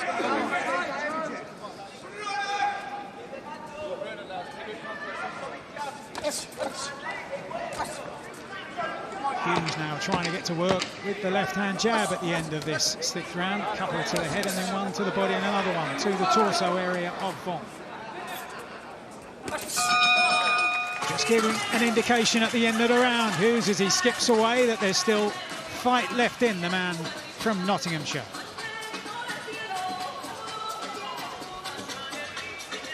Yep, Hughes gamely trying to fight back, but that left hook finding a home time and time again. I'm surprised there's not more damage to that side of the face of Hughes.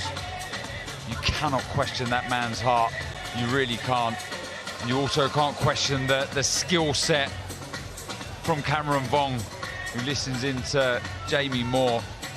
who has a wealth of experience, and he'll be happy with his man. I've absolutely no doubt. Jamie Moore, a young man that still a lot to learn, but 10 seconds. The world at his feet. Big opportunities await for Cameron Vong if he keeps learning, keeps progressing the way he has.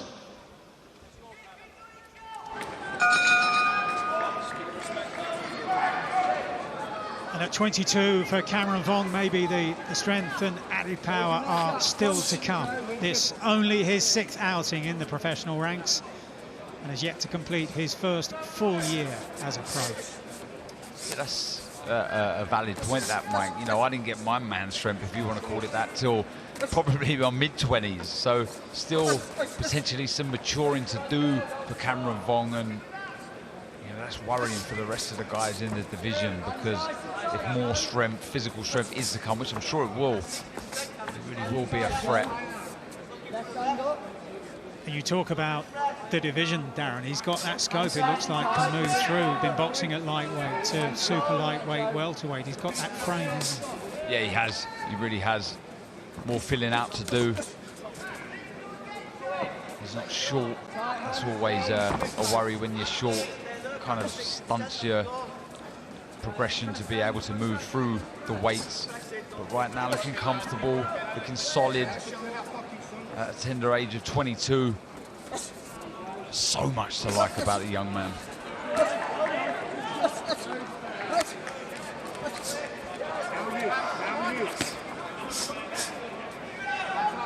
Hughes looking for his successes, but it's for Vong now to make sure that the fight is fought at his pace and in his pattern.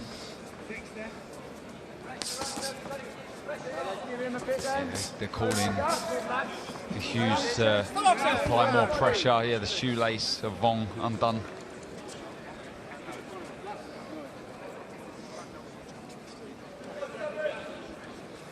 It's all part of the build-up in fight week. These fights tagged on to the end of the boxers' workouts. 6 fights on the big show next door, Wembley Stadium, Saturday night, topped of course by the IBF heavyweight showdown between Dubois and AJ, as Vong gets onto the front foot once again now. What a night that is going to be. Saturday night is going to be electric, the atmosphere. Oh, look at this from Hughes. Tremendous desire shown once again. So impressive.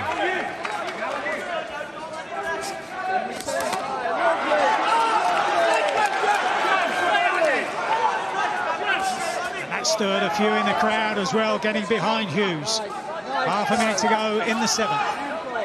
Heart of a lion, a warrior is Hughes. Second best in every department, but he's still there trying to land heavy shots, trying to unsettle the young contender.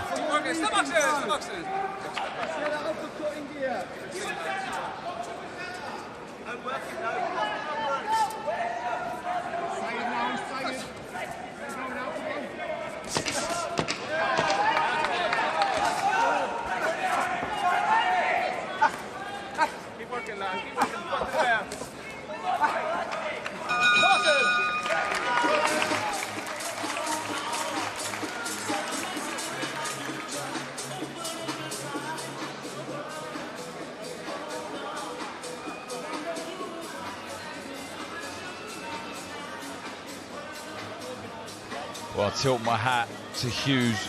What a tough man. When you thought the fight was completely out of the man, comes rallying back. Good defensive skills, I must say, from Vong, avoiding the shots, but the desire, the intent from Hughes, so impressive. Way down on the cards in this contest. He knows the end is close now, and giving us a final flurry of shots. 10 seconds. Seconds out. 8 and last round.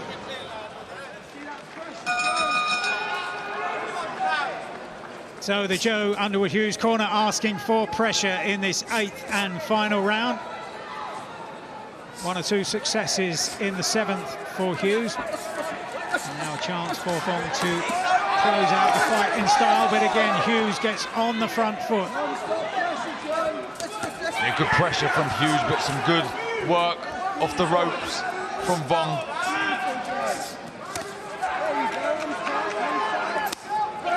And a chance for Vong to capitalise on any gaps left by Hughes, by the bravery of Hughes.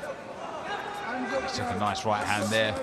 Again, Hughes, beautiful shot from Vong, didn't budge. Hughes at all. Looks to work the angles himself. Nice little skip to the right from Hughes, working the body. I'd like to have seen that a bit more from Vong, actually. Some more work to the body. Oh, good right hand again from Hughes. Pushing, probing, trying right to the end, Joe Underwood-Hughes.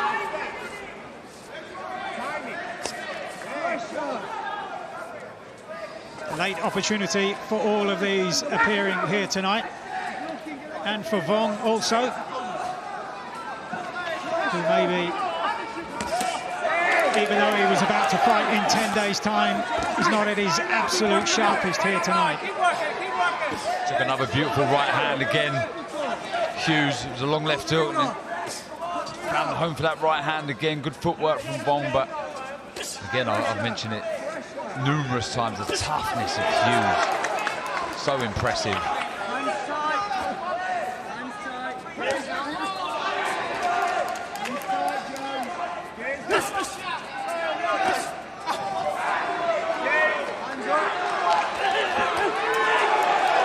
Well, Hughes asked for it, and Vong delivered. Final 50 seconds of the final round. I've enjoyed this. It's been a good contest to close the show here at Wembley Arena. Vong showcasing what he's all about, what he's got. Still learning, of course. But if you take into account the 10 rounds that he had with Vafori, the 8 rounds that he's going to have here against Hughes, invaluable, I believe, moving forward for Vong. Plenty of takeaways for Vong and the team. And he's finishing in style here, putting Hughes under pressure. One final time in Hughes' own corner. Big finish here from Vong. Hughes tries to respond and the bell comes just in time. Brave performance by Joe Underwood-Hughes. But it was a very smart, sharp performance in the circumstances from Cameron Vong. Still less than a year into his professional career and building momentum and building a reputation fight by fight. And Hughes there suggesting that he is more than happy to have made it through to hear the final bell. And it was exactly that, saved by the bell. And I'm glad he got to hear the final bell. Underwood-Hughes, he deserved it. Showed so much toughness, so much heart, so much will to win in there, but he was just second best in every department. That was all it was. I think that was a good display from Vong. Showed us a bit of everything. You can see just leaning over the ropes right above us here at the commentary desk, and you can see the damage to the face of Underwood-Hughes. They've done a really good job actually stopping the blood flow of that cut, but good performance from Cameron Vong. Well, we cannot wait. 3 days' time now, we'll be next door at Wembley Stadium for the latest All-British World Heavyweight title fight.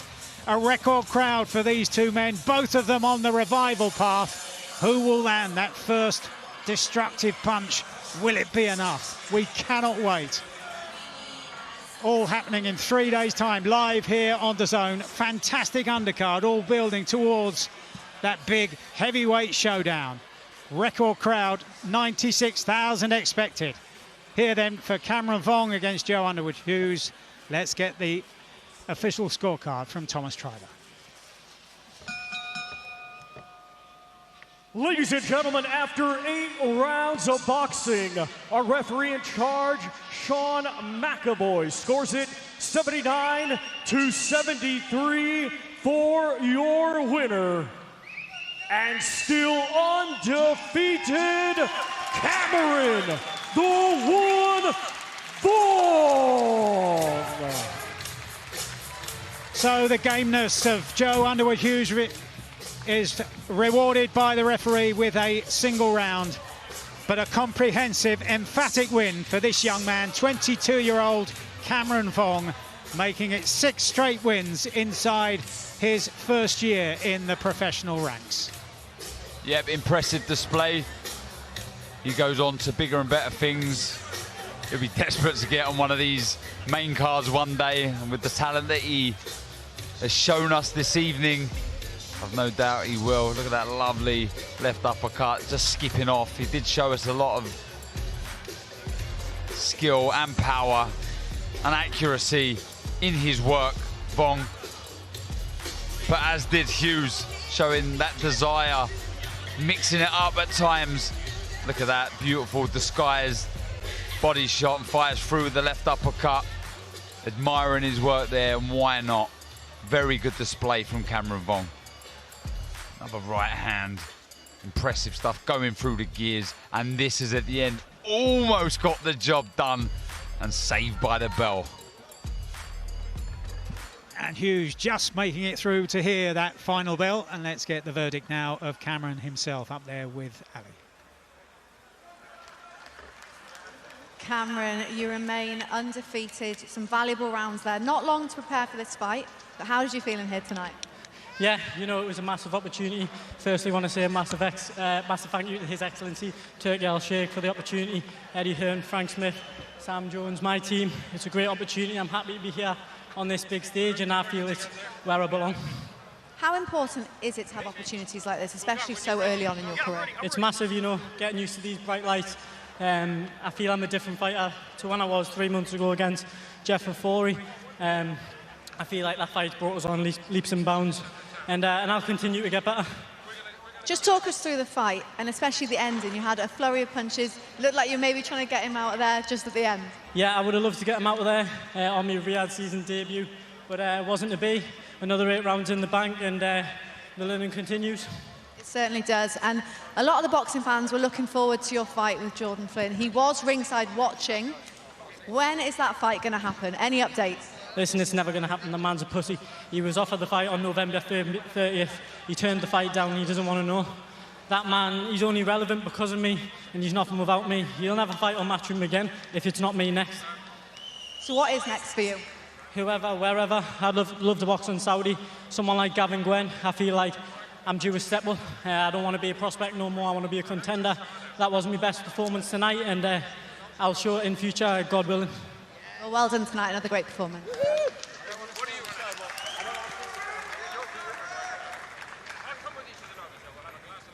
I like that. Strong words there from young Cameron Vong. A good performance behind us, and I think everyone's enjoyed it here as well. That is it. The media public workouts are done, plus 3 fights as well. But don't go anywhere. You fight fans have been asking for this, and you finally have got it. Myself and the great Ariel Helwani are going to have a show together every single week on DAZN, Tuesdays, 10 p.m. UK time, 5 p.m. for you American fight fans as well, and I can't wait. Look, I'm a massive fan of Ariel Helwani, arguably the biggest combat sports broadcaster, presenter in the world, and he teams up with me. Is it Ade versus Ariel? Is it Ariel versus Ade? It doesn't matter. We're going to be together. And our first show is actually going to be live tomorrow after the press conference. So make sure you tune in. It's going to be fun and games for about a year, or for as long as Ariel can compete with Ade Oladipo. So this could end very, very quickly. But look, it's going to be a great show. I look forward to it, and it's going to be on tomorrow. So make sure you guys tune in. As well as that, the press conference is tomorrow as well. Yours truly hosting it. So see you tomorrow for the press conference as we get closer to AJ versus Dubois. AJ versus Dubois, face off, take one. Do you want to go now? Let's go. Relax. Do you want to go now? Go. Chair across your face. Don't disrespect. No, you can't intimidate. Don't disrespect. You can't intimidate me. Don't disrespect. You can't intimidate Don't me. disrespect. No, don't disrespect me on my life. No, it's okay. 2 Brits going for the biggest prize in the sport. It's chasing undisputed. It doesn't get better. This is why boxing, when it's done correctly, is the greatest sport in the world. When you see close to 100,000 people at the National Stadium, it's going to be a night you'll never forget. Daniel Dubois is on form. this fight is proper. This is a real live 50-50 fight. It won't go the distance. Somebody's going to go. Do not blink. Ready to shock the world again. I'm going to have a lot of doubters, but I want to perform and show what Daniel Dubois is all about. This man here is going to be successful in defending his title. I study Daniel, his characteristics, his boxing talent. He will see September 21st. I love this version of AJ. He's aggressive, he's focused, he's switched on. I truly believe that the undisputed is AJ's destiny, and it all starts with domination on September 21st, live on DAZN. Almost time to stop all the talking and get in the ring and fight. Once that bell goes, ding, I can't wait for that. We'll find out how good and strong he is on September 21st. Live on DAZN, September 21st, Anthony Joshua and Daniel Dubois fight for the IBF World Heavyweight title. AJ stands on the brink of history to become a 3-time world champion. Daniel Dynamite Dubois, Britain's silent powerhouse, stands in his way. An explosive night at Wembley awaits. Who do you think you are? Daniel, don't disrespect me. Joshua versus Dubois. Live on DAZN, September 21st. Buy now at DAZN.com.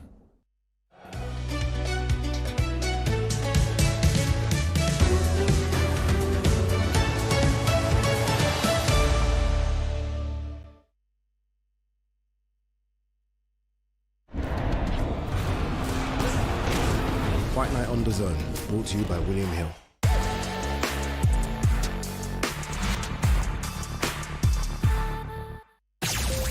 Hello, darlings. Aunt Helga. Futuristic scooters, old school website. Relax, web upgrades, I own them. Better design, e-commerce, and smart AI. Now you're fit for the future. I scoot off now. Your digital partner, Ionos. What are you doing? I gotta be me.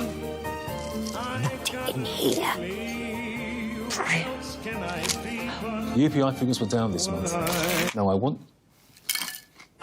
Sandwiches. Are you crisp in or crisp out? The UEFA Women's Champions League is back.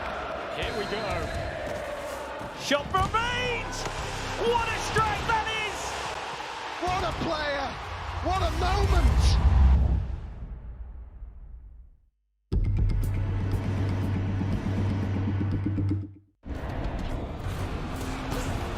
Fight Night on DAZN, brought to you by That Prize Guy.